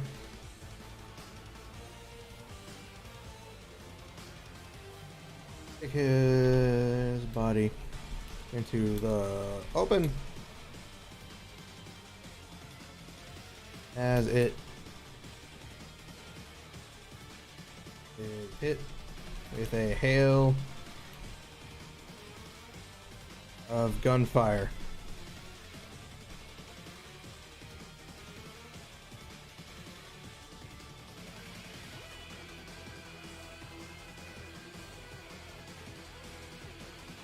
Onto the other side of the container.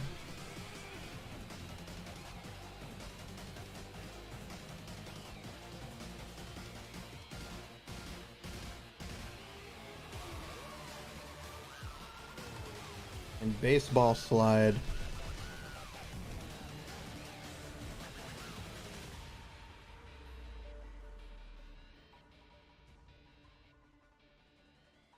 Myself into the open. For opening fire.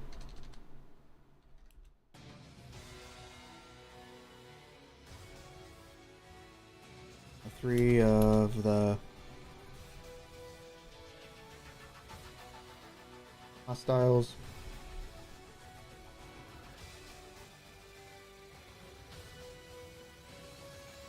Join them.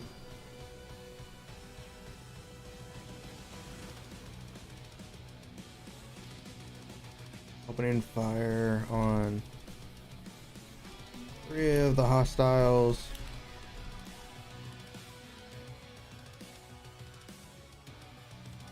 Perfectly. And a bullet.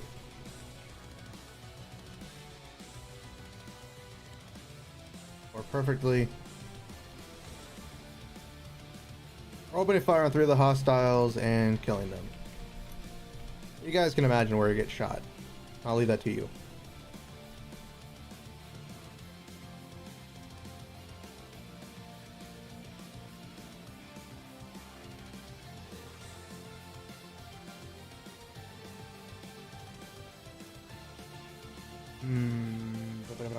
Okay, so we got 3 hostiles more dead, so that's 6 bullets. 3 bullets left. I really did not count this number of hostiles through with the bullets, did I?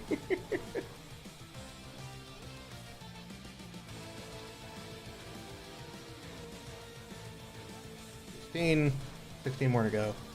And only 3 bullets.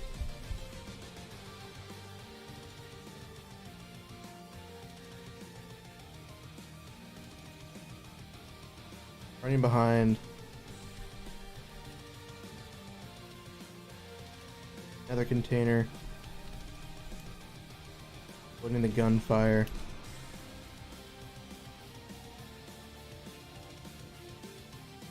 Ready my knife.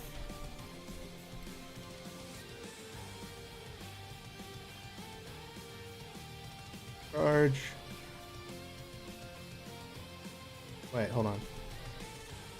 Going to the gunfire. Empty my revolver.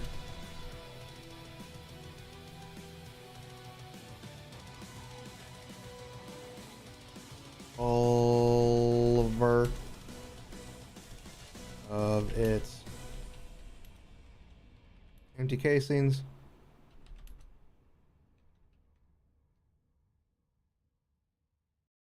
Reload. Reload with the next set.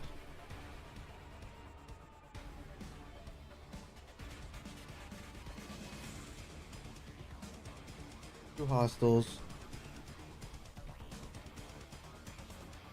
Try to flank. Try to flank me while I was reloading.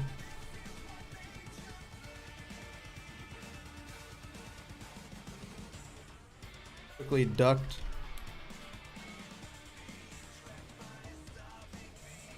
Quickly dropped dead. They pretty much do like just drop dead. Cutting the 2 of them.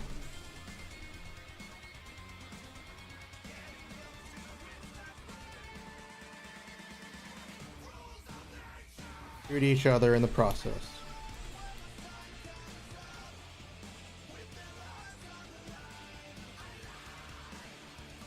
There we go.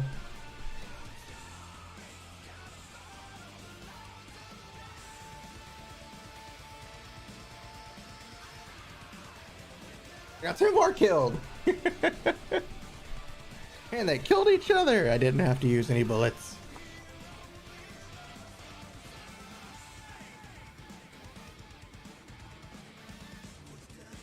Let's see. So we got 3, 4, 5.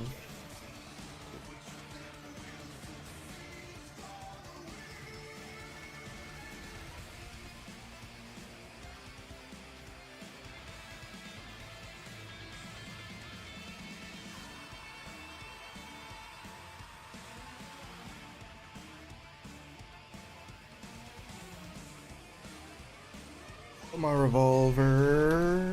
I keep doing that. Move the revolver away and ready.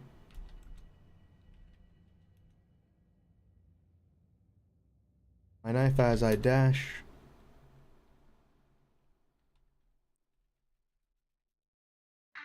Towards the gunfire.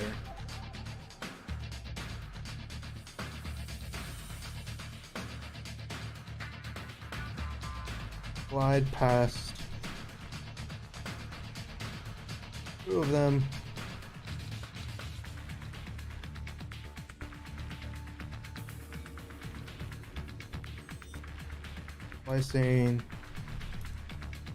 Slicing at the ankle of one of.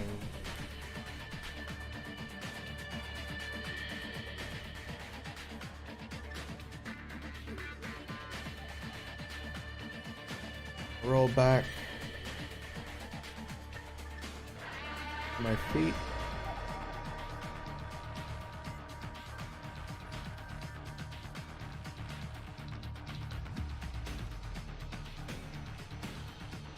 Slide.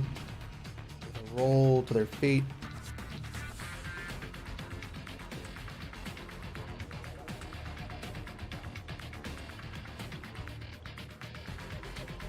You're one. Hostile and roll to kick.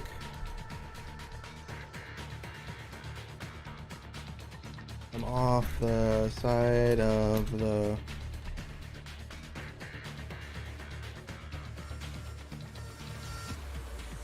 truck as the railing prevents me from rolling off. Pretty much they just roll and like do like a roll kick, like roll and then like push their legs up. Like that I know I can't really explain it right. I'm explaining it terribly.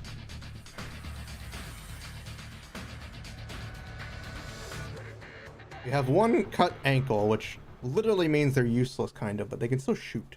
They got a cut ankle though. Let me kick another off.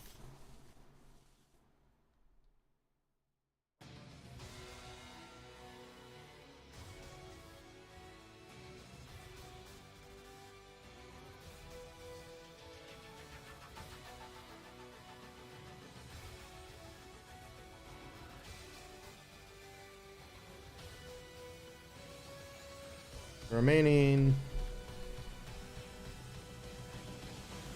hostiles.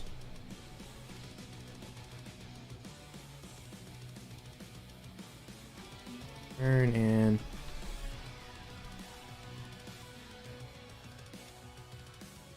continue to open fire.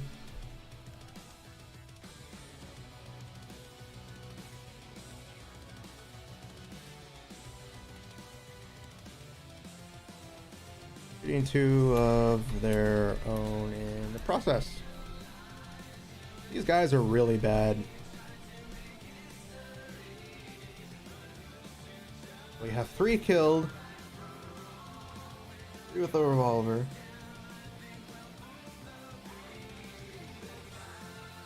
I really need to keep a track on this.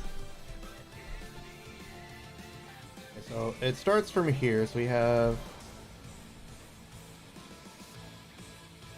1 target killed with 1 target killed by a gun. 2 more get knocked off, so that's 3. Additional shot towards the left side, that's 4. Another gunfire, the 2. Piece weapon through it. I spun around and kicked one of the square in the face, knocking the other prone. So that is 5. Next, we finally started to counterattack. Ducking behind the nearest container, I waited for the first hostile approach. That's 6. And we have baseball slide. We hire 3 hostiles, so 6, 7, 8, 9. Let's try to flank me, dodge below. 10, 11. Top lane, the 2 were to shoot each other. Get my knife. Fly past 2, so I want an ankle. 1 off, that's 3. That's 12. Now hostiles turn me and fire in 2, so that's 13, 14, 14, 15, 16.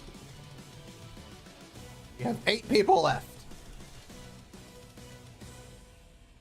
Let me keep note of that. We have 8 people left we have to kill.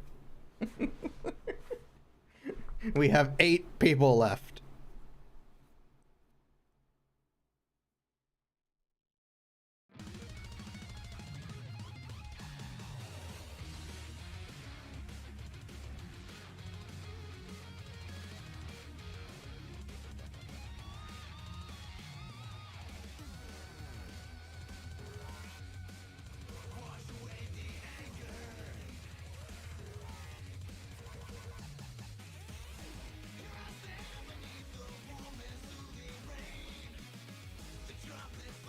The hell are you assholes doing? It's just one small person.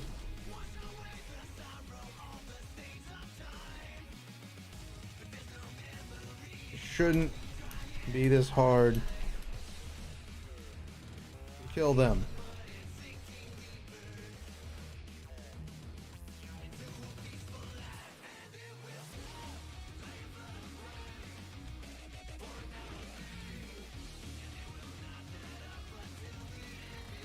And said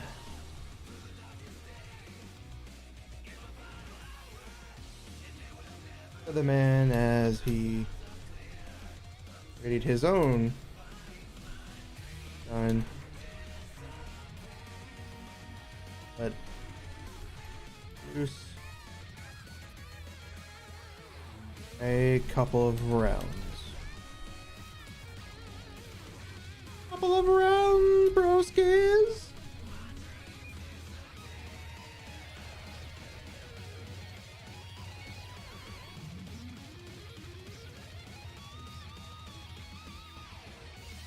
Again, rolling sideways. Avoid as many shots as I can, as I could, for regaining footing.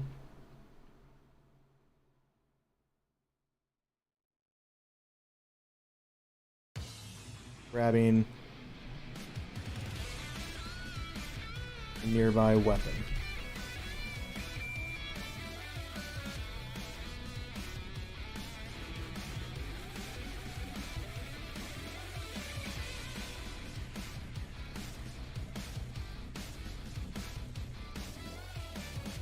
Guard behind another container.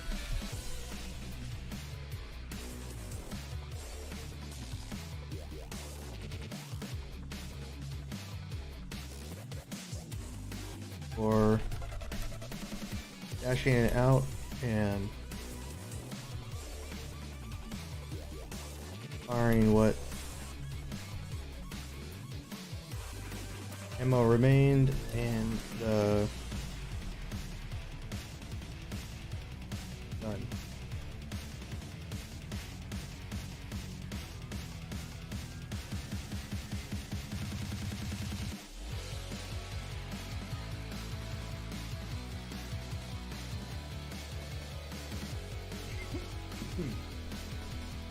Barrage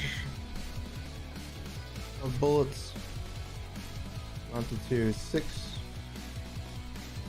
shots, scoring 2 hits, but only 1 was a kill. 7 remaining. 7 remaining.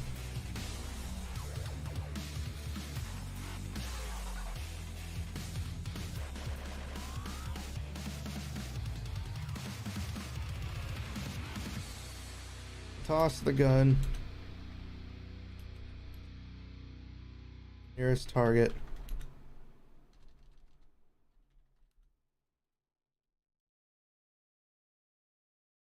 We're charging. Another. Taking them down with a knife. We have 6 remaining.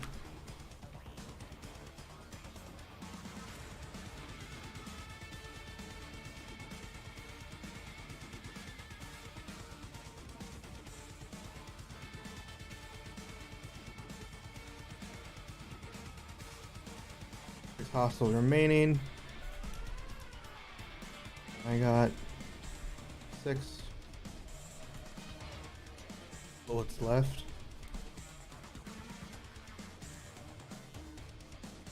See what I can do with that.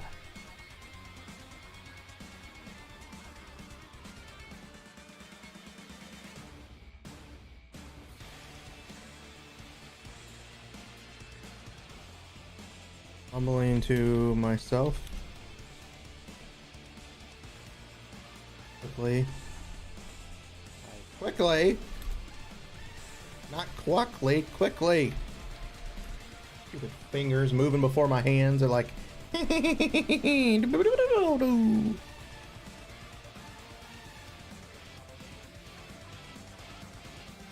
Pull the knife out. Dash to my next target.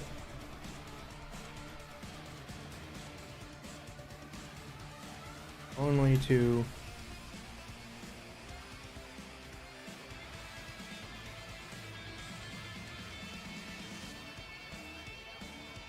be knocked off by fate. A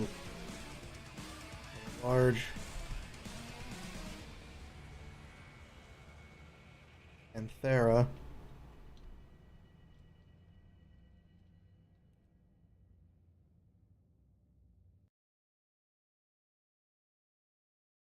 By knocked off and hit by the Panthera, charging at me. Panthera ramming right into me like bullet train.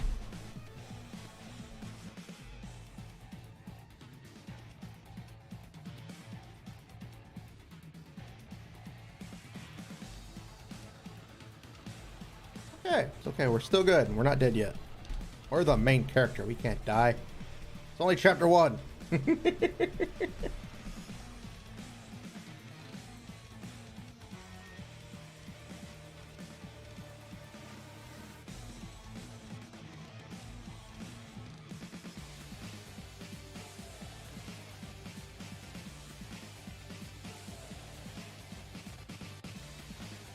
Grab me by the neck.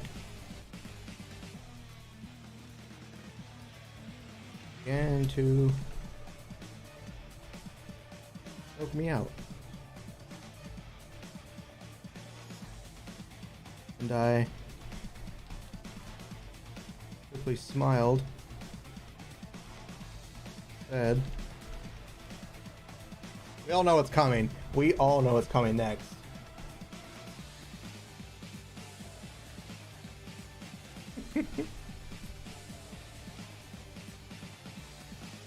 He quickly smiled and said, do it harder, Daddy.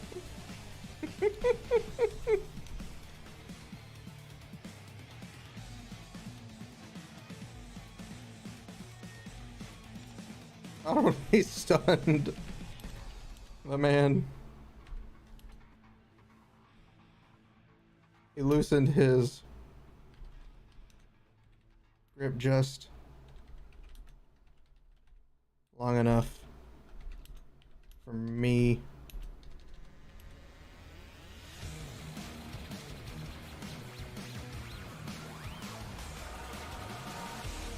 kick him right in the balls.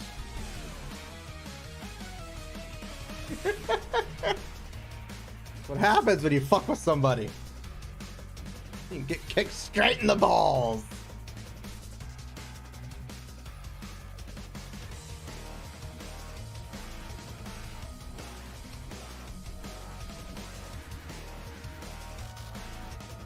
Right in the balls.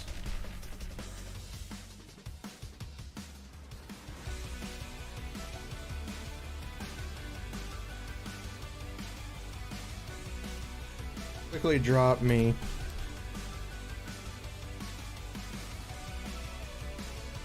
Place his hands over his nethers. Nether region. Rest. As any man, as all men do.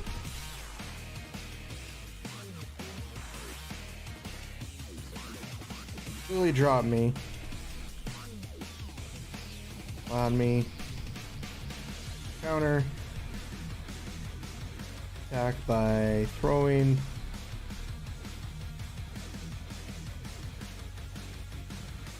My knife at a nearby hostile.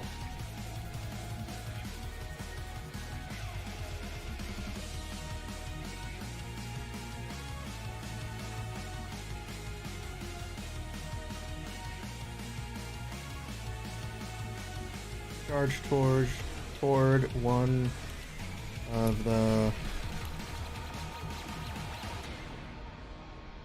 We have 8.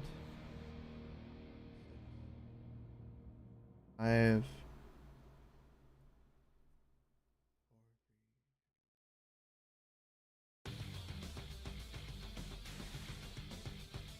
But one of the remaining.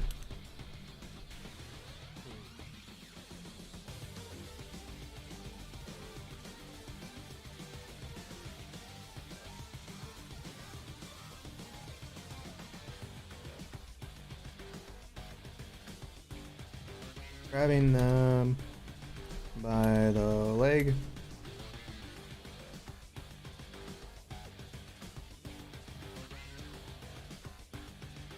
Dropping them on their face.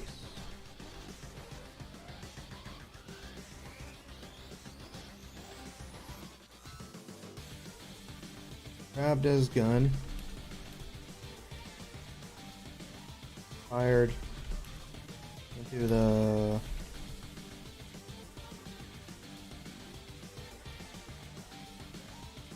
remaining 2.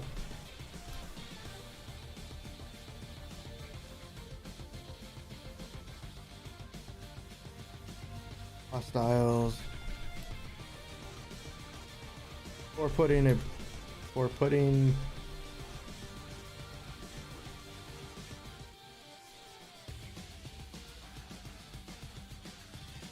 to the third.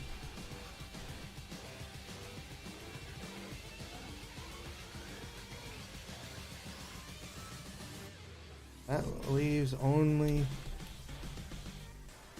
Peter for last. Not my best plan, but it worked out in the end.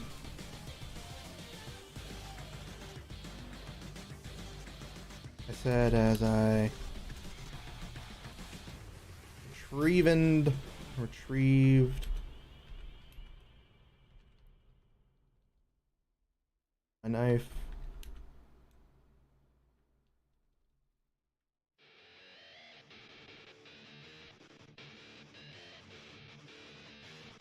And readied my revolver. God damn it.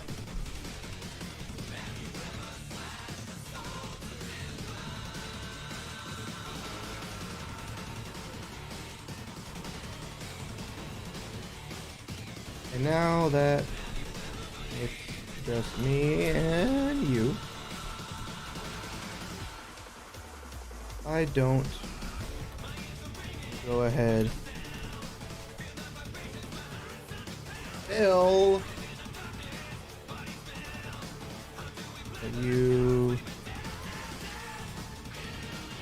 what your plans are.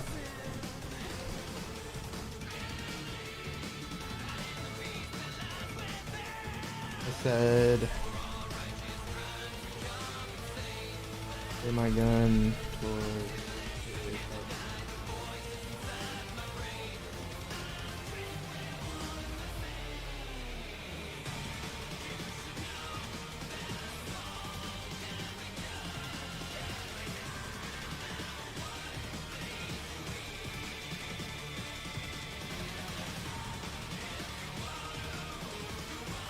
His response was to just look me in the eye say.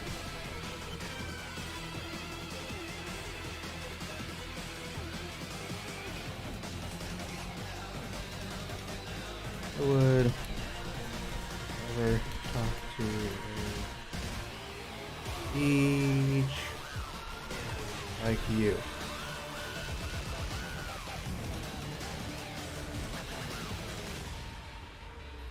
Why would I ever tell my plans to a beach like you?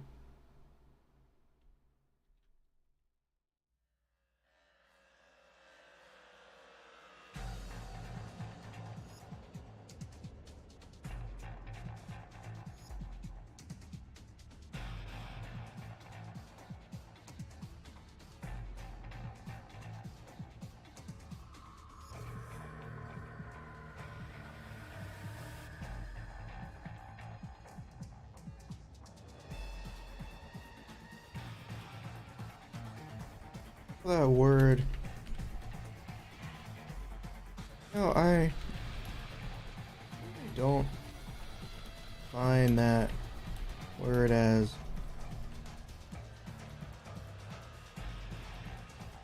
offensive most. That's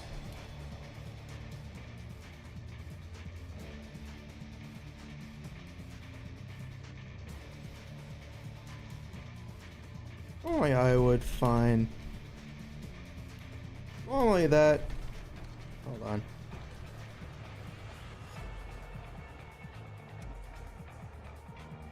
Oh. What an amazing vocabulary you have. Since that word doesn't really hold any meaning to me.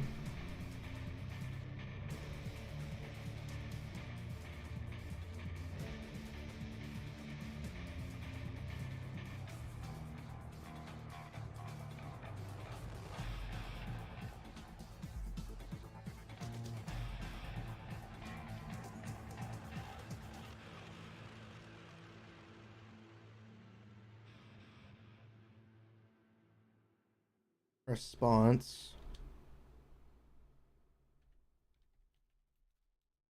to his outburst, I put a bullet into one of his legs and asked again. His response this time was even more annoying.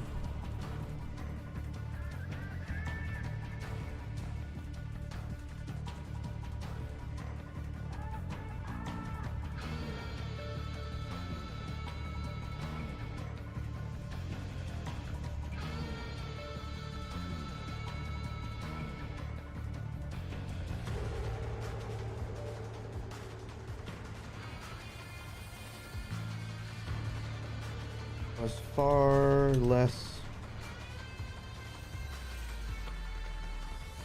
His response this time was far less polite.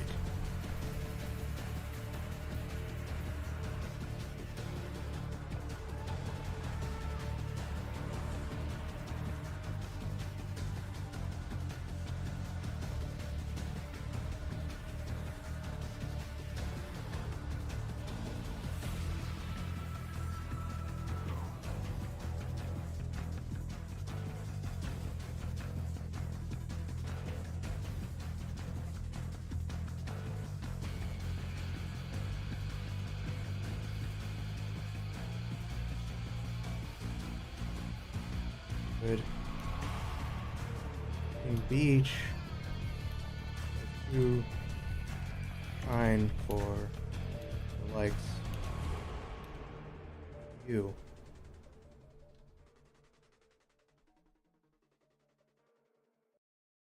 You are nothing more than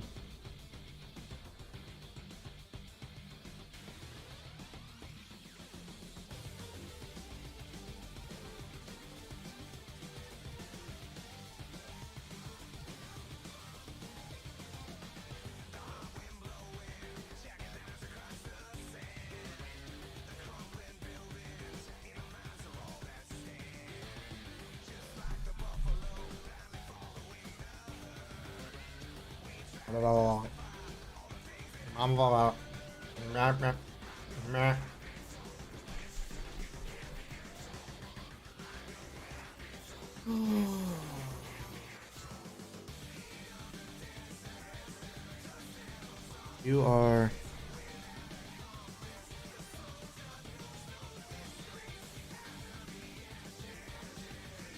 a dirty yin.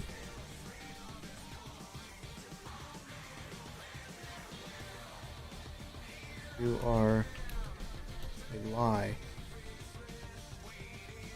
Erase.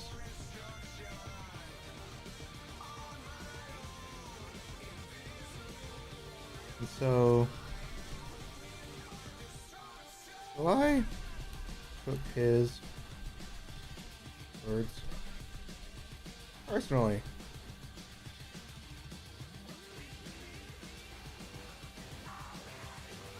And unloaded the next 5 bullets into his skull. There we go. Perfect.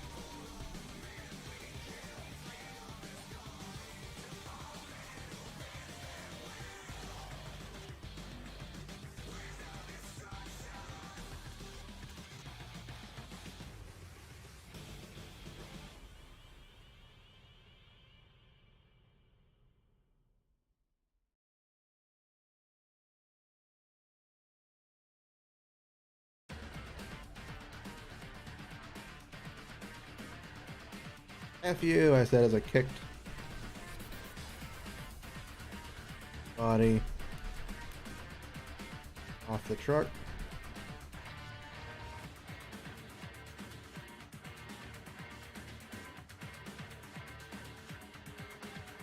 And looked toward the front to see finally nearing horse.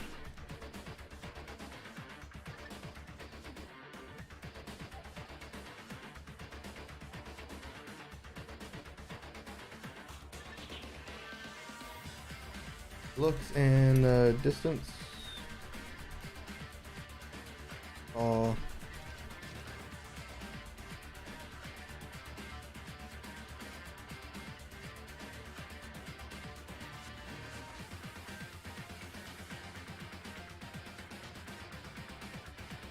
I laid down on platform to take a breather as the truck blared its horn, signaling we had finally arrived at the port.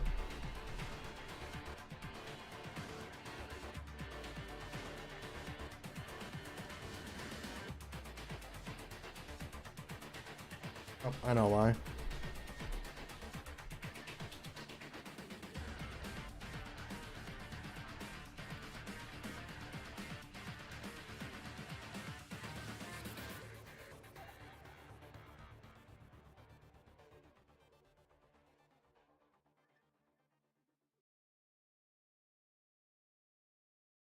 Truck stopped. I heard sirens blare.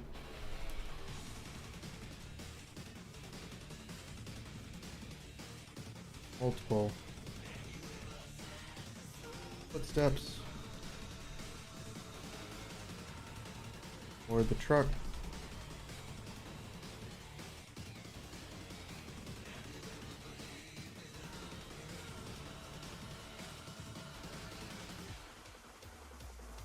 I wave to the port soldiers as they took stock of the situation.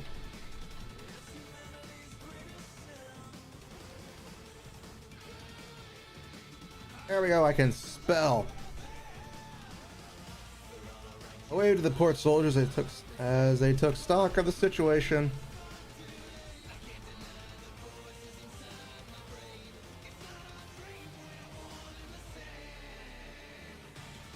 Question me.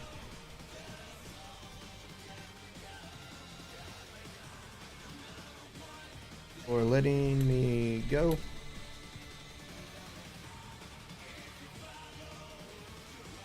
And finishing the delivery to our ship.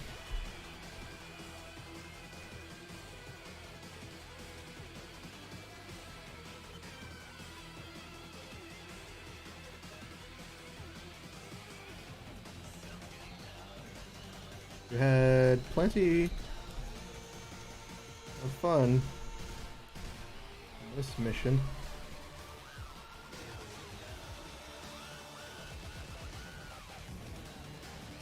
Air said.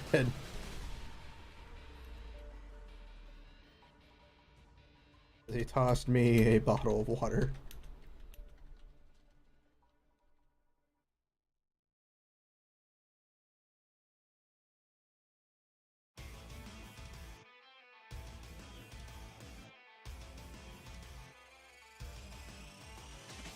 Unfortunately, if I could spell correctly, unfortunately, I wasted all the bullets. Couldn't get any of them.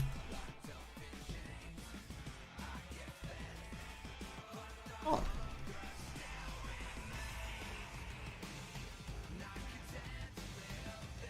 But all the cargo arrived safely.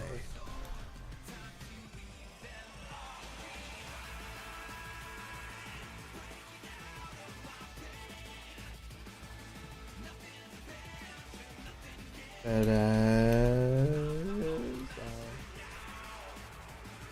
first ship from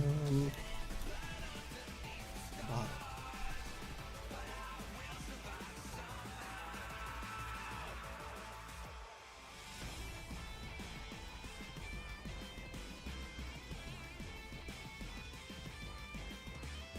Took a bit longer. Cargo loaded. Yep.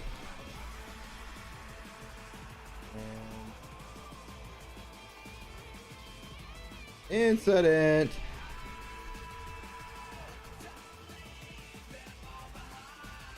Filed. I was allowed to return to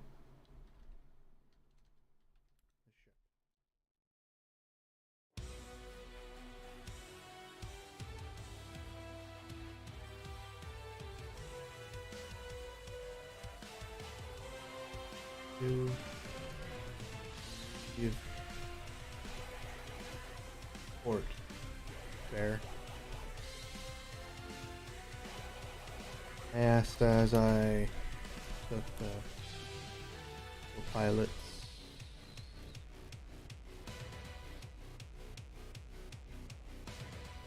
As I took the co-pilot's seat. There's silence. And all.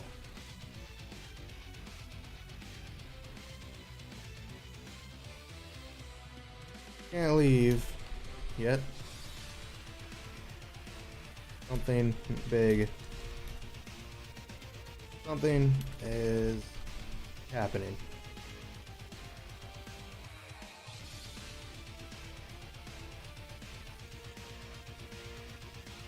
Okay, let's save. Double save. Triple save.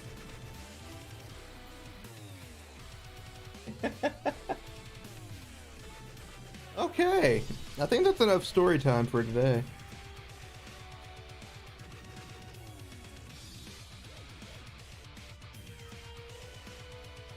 I think that's a good enough story time today. You can go ahead and switch over to the chatting screen.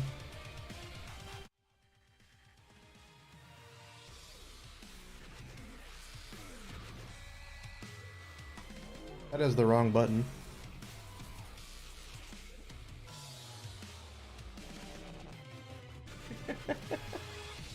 That was the wrong button.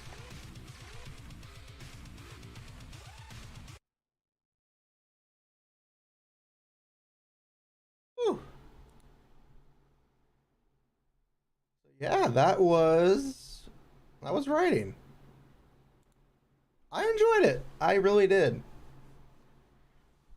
It came out a little different than in my head, because like in your head you're thinking, oh, it goes like this, and then I'll do this, and then I'll do that.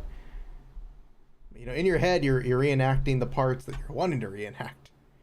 When you got to put it to paper, you got to do a whole lot more stuff.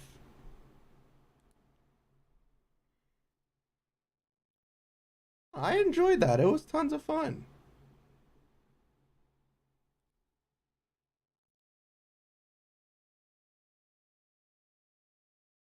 I definitely look forward to doing more of that in the future.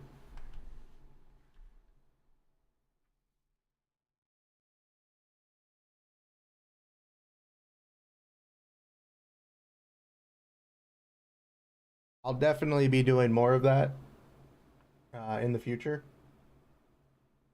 because I actually really enjoyed it. Like, it was fun. Like, brainstorming ideas, thinking of it, going over all the other details. Like, I'm probably gonna read. I need to read more books, or look over other books, how they handle, you know, the story stuff. Really need to look over how they handle it and get a feel for it, because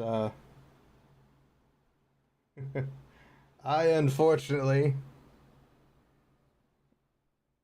am really bad at setup.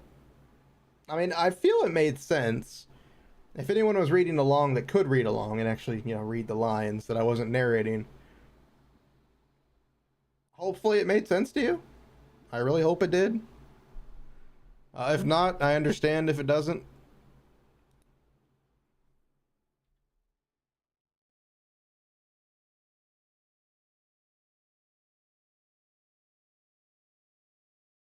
I really hope that it made sense to you guys, for anybody who was able to read it and able to see it.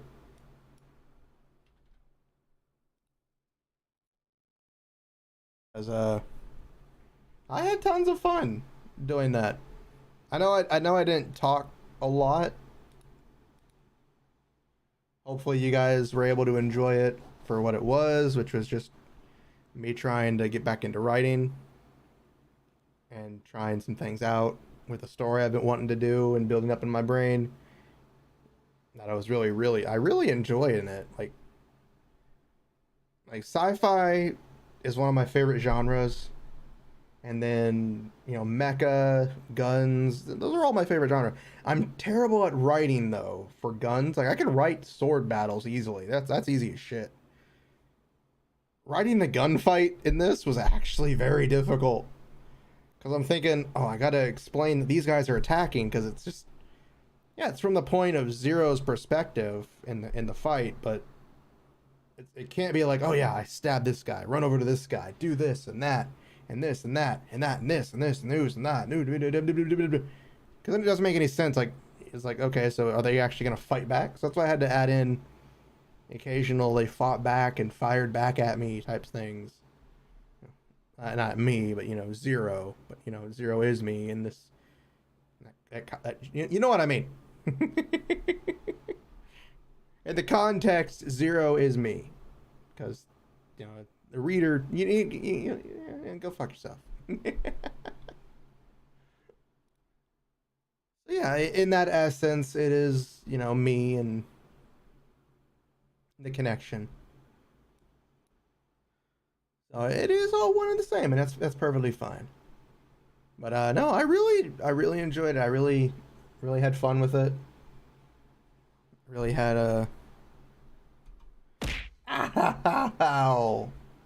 Oh shit, I forgot. The Halo is the auto throw for tits. I get to pelt myself with random shit while I'm trying to put my Halo back on. I forgot about that.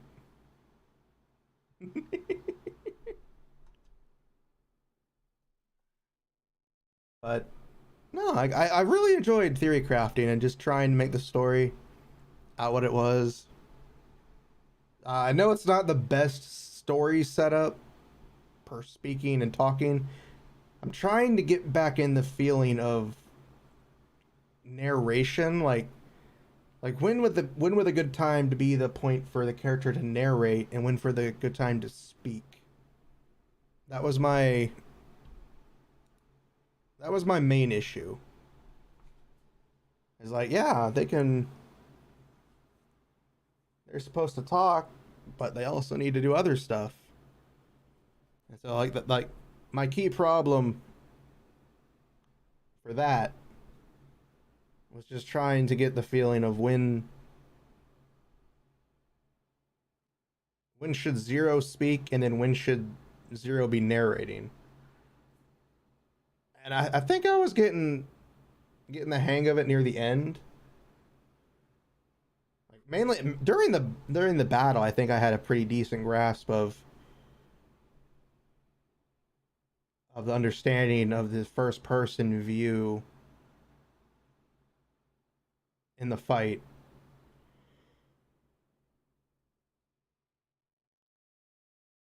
I think I did pretty good on that part. I probably could have done better, but I think it went good. Like, I mean, as good as I could. Like, as good as I could get in that aspect, so.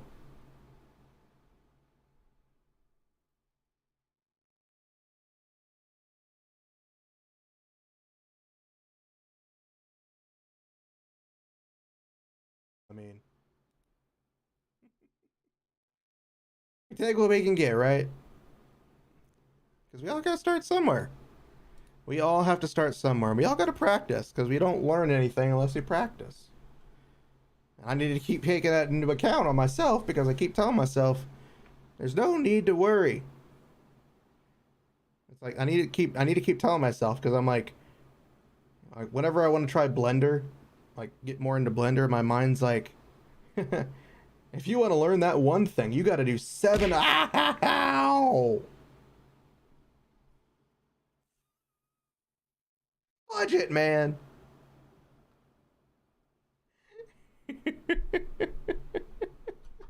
I'll clip that because that was funny. I took that into context. Oh god! Mother! This is a nightmare! What the hell? If you're gonna do that, you should warn me so I can move the tits correctly. Tits doesn't sync up. Tits doesn't sync up with VC Face as well as VTube Studio. At least mine doesn't. So like, as you can see, here's the model now. But Tits was over here in the corner. So I was the model itself was reacting. But I think everything was coming that way. And then again, I think it may react differently through VC Face. Because I think maybe it doesn't matter where the target is on VC on tits. For VC face, I think it automatically targets the model, I guess. Because it's a 3D model thing, so I guess I don't know. I'm still getting used to the 3D model stuff. But I do love my model. I love it. I'm really in love. I've already made like a few like I've actually made TikTok videos. Well, not TikTok, but TikTok and Instagram videos that are literally for random BS. It's not just clips that I've posted, or it's not just clips from my stream. It's actual videos. Like I've physically recorded videos before stream. By the way, I just came up with like a few ideas that like something really stupid to record for videos that I'll post to TikTok, Instagram, and I'll upload them to YouTube Shorts as well. Because I have YouTube Shorts scheduled till April 10th, but I'm probably gonna add some more shorts because I have like a whole bunch of shorts I haven't even edited yet on my thing that I'll take care of, and then I'll get the other videos set up to go live as well. So it'll be fun to see what happens, and trying to be more consistent is the key thing. Like my problem right now is consistency for anything other than YouTube or Twitch. Like I used to be very consistent when uploading to TikTok, but now I'm just lazy. Not only that, you can't schedule anything, or at least I can't. If you could schedule videos on TikTok or Instagram, please, somebody let me know. That'd be greatly appreciated. Really greatly appreciated, because I'd love to know how to do that. If there's a way to do it, please show me. Please. I really, really, really need to... I really need to get the camera. My, my iPhone. I need to get it on a mount. Because, as you can see, when I'm moving my hands, it interferes with my model. It's hilarious when it happens. But since I have to have my hands so high up,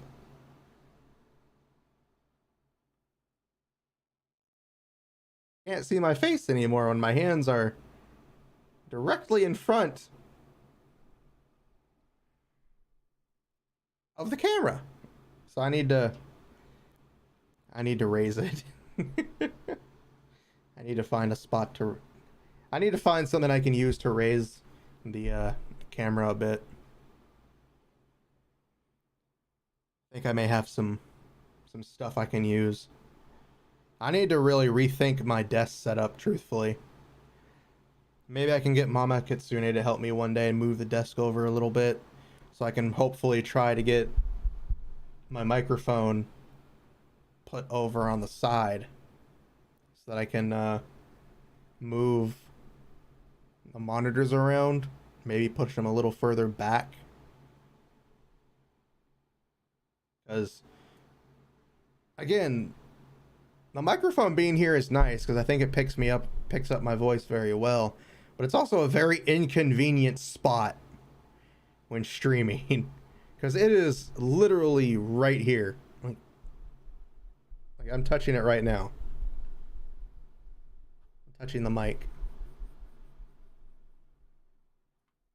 I mean, it is not very far from where I am, and it's a very inconvenient setup for where I'm streaming.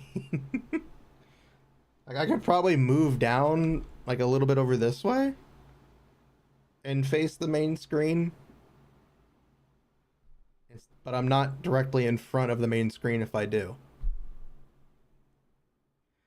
But it's okay. I'll figure it out. I'll figure out the setup necessary for all these shenanigans.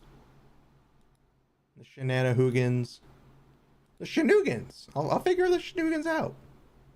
Should not be very difficult to figure the shenugans out. You just got to believe that the Shenugans are here.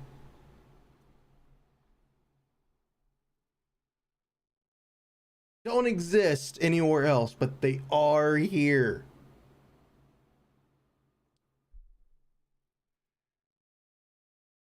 I had fun today. I had fun getting back into writing, or writing more, trying to write. I got back into trying to write. It's perfectly fine. Because you got to start somewhere. And if you don't start somewhere, then you ain't starting anywhere. So the good news is, well, not really good news, but excuse me one second. Let me grab a drink.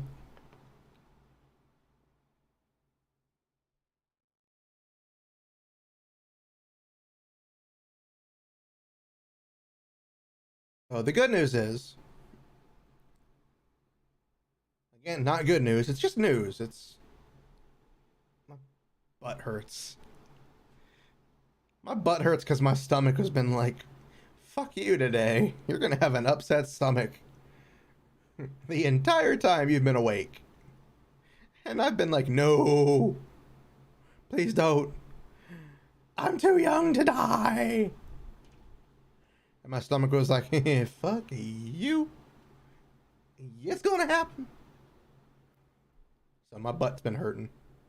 It's like anytime I cough, I have to clench my butt cheeks, and it hurts. It hurts my booty hole. And everybody's like, oh God, not again. I do have news. That's actual news, not just the booty hole. I'm going to go talk to, I think I mentioned it earlier in the stream. I'm going to go talk with a different internet provider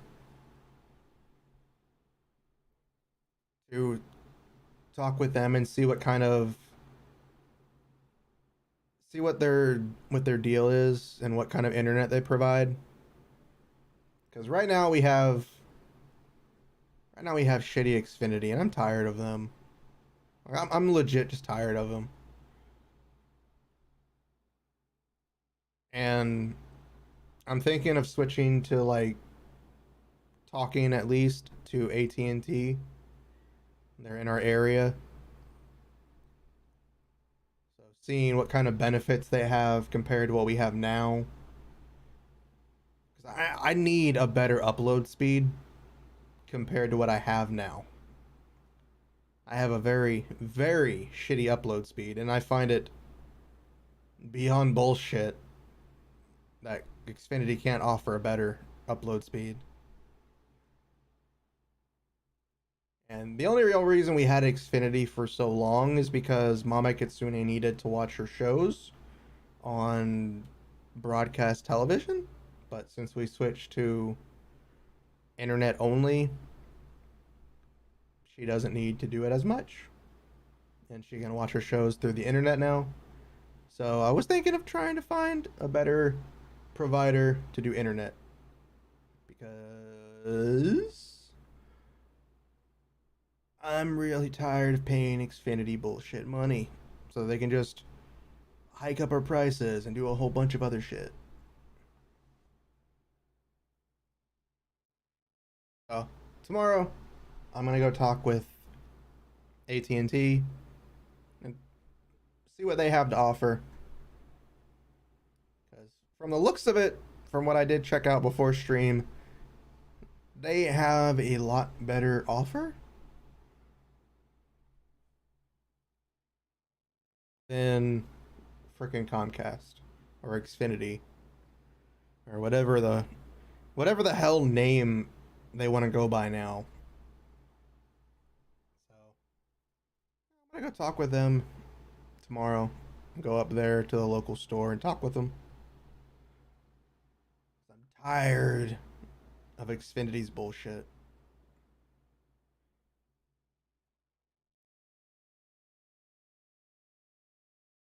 But the good news is, for those who are interested, Friday's stream will be a horror stream like no other. As we will attempt, and I mean it, attempt to complete a shift on Mortuary Assistant. Because the last time I played, I did not complete it. I got scared shitless because everything bad wanted to happen all at once. And I mean all at once. One of the ghosts walked up to the counter while I was at the computer. I got scared there. I left the computer and looked up to see another ghost just chilling on the lamppost. And then I look over in the corner and there's one guy just peering behind the books, going as he slowly fades away. So yeah, that was fun. That was totally fun. And I wasn't at all scared. At all. I was terrified. I was terrified. I was terrified out of my pants. And I'm not even wearing pants. Like, even back then, I wasn't wearing pants and I was terrified.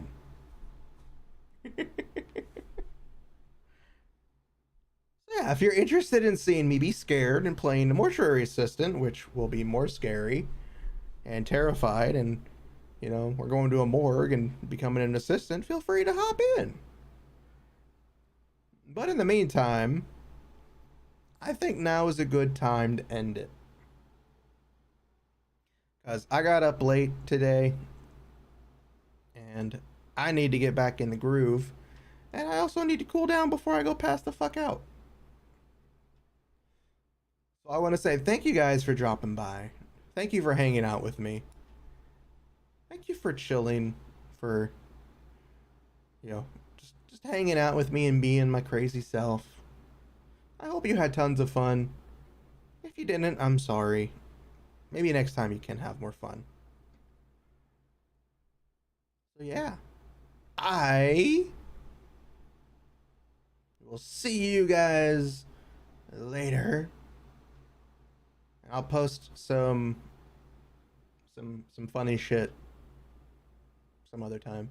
So yeah, guys, I want to say thank you. I'm gonna go cool down and then go pass the fuck out. So thank you and bye bye. Bye.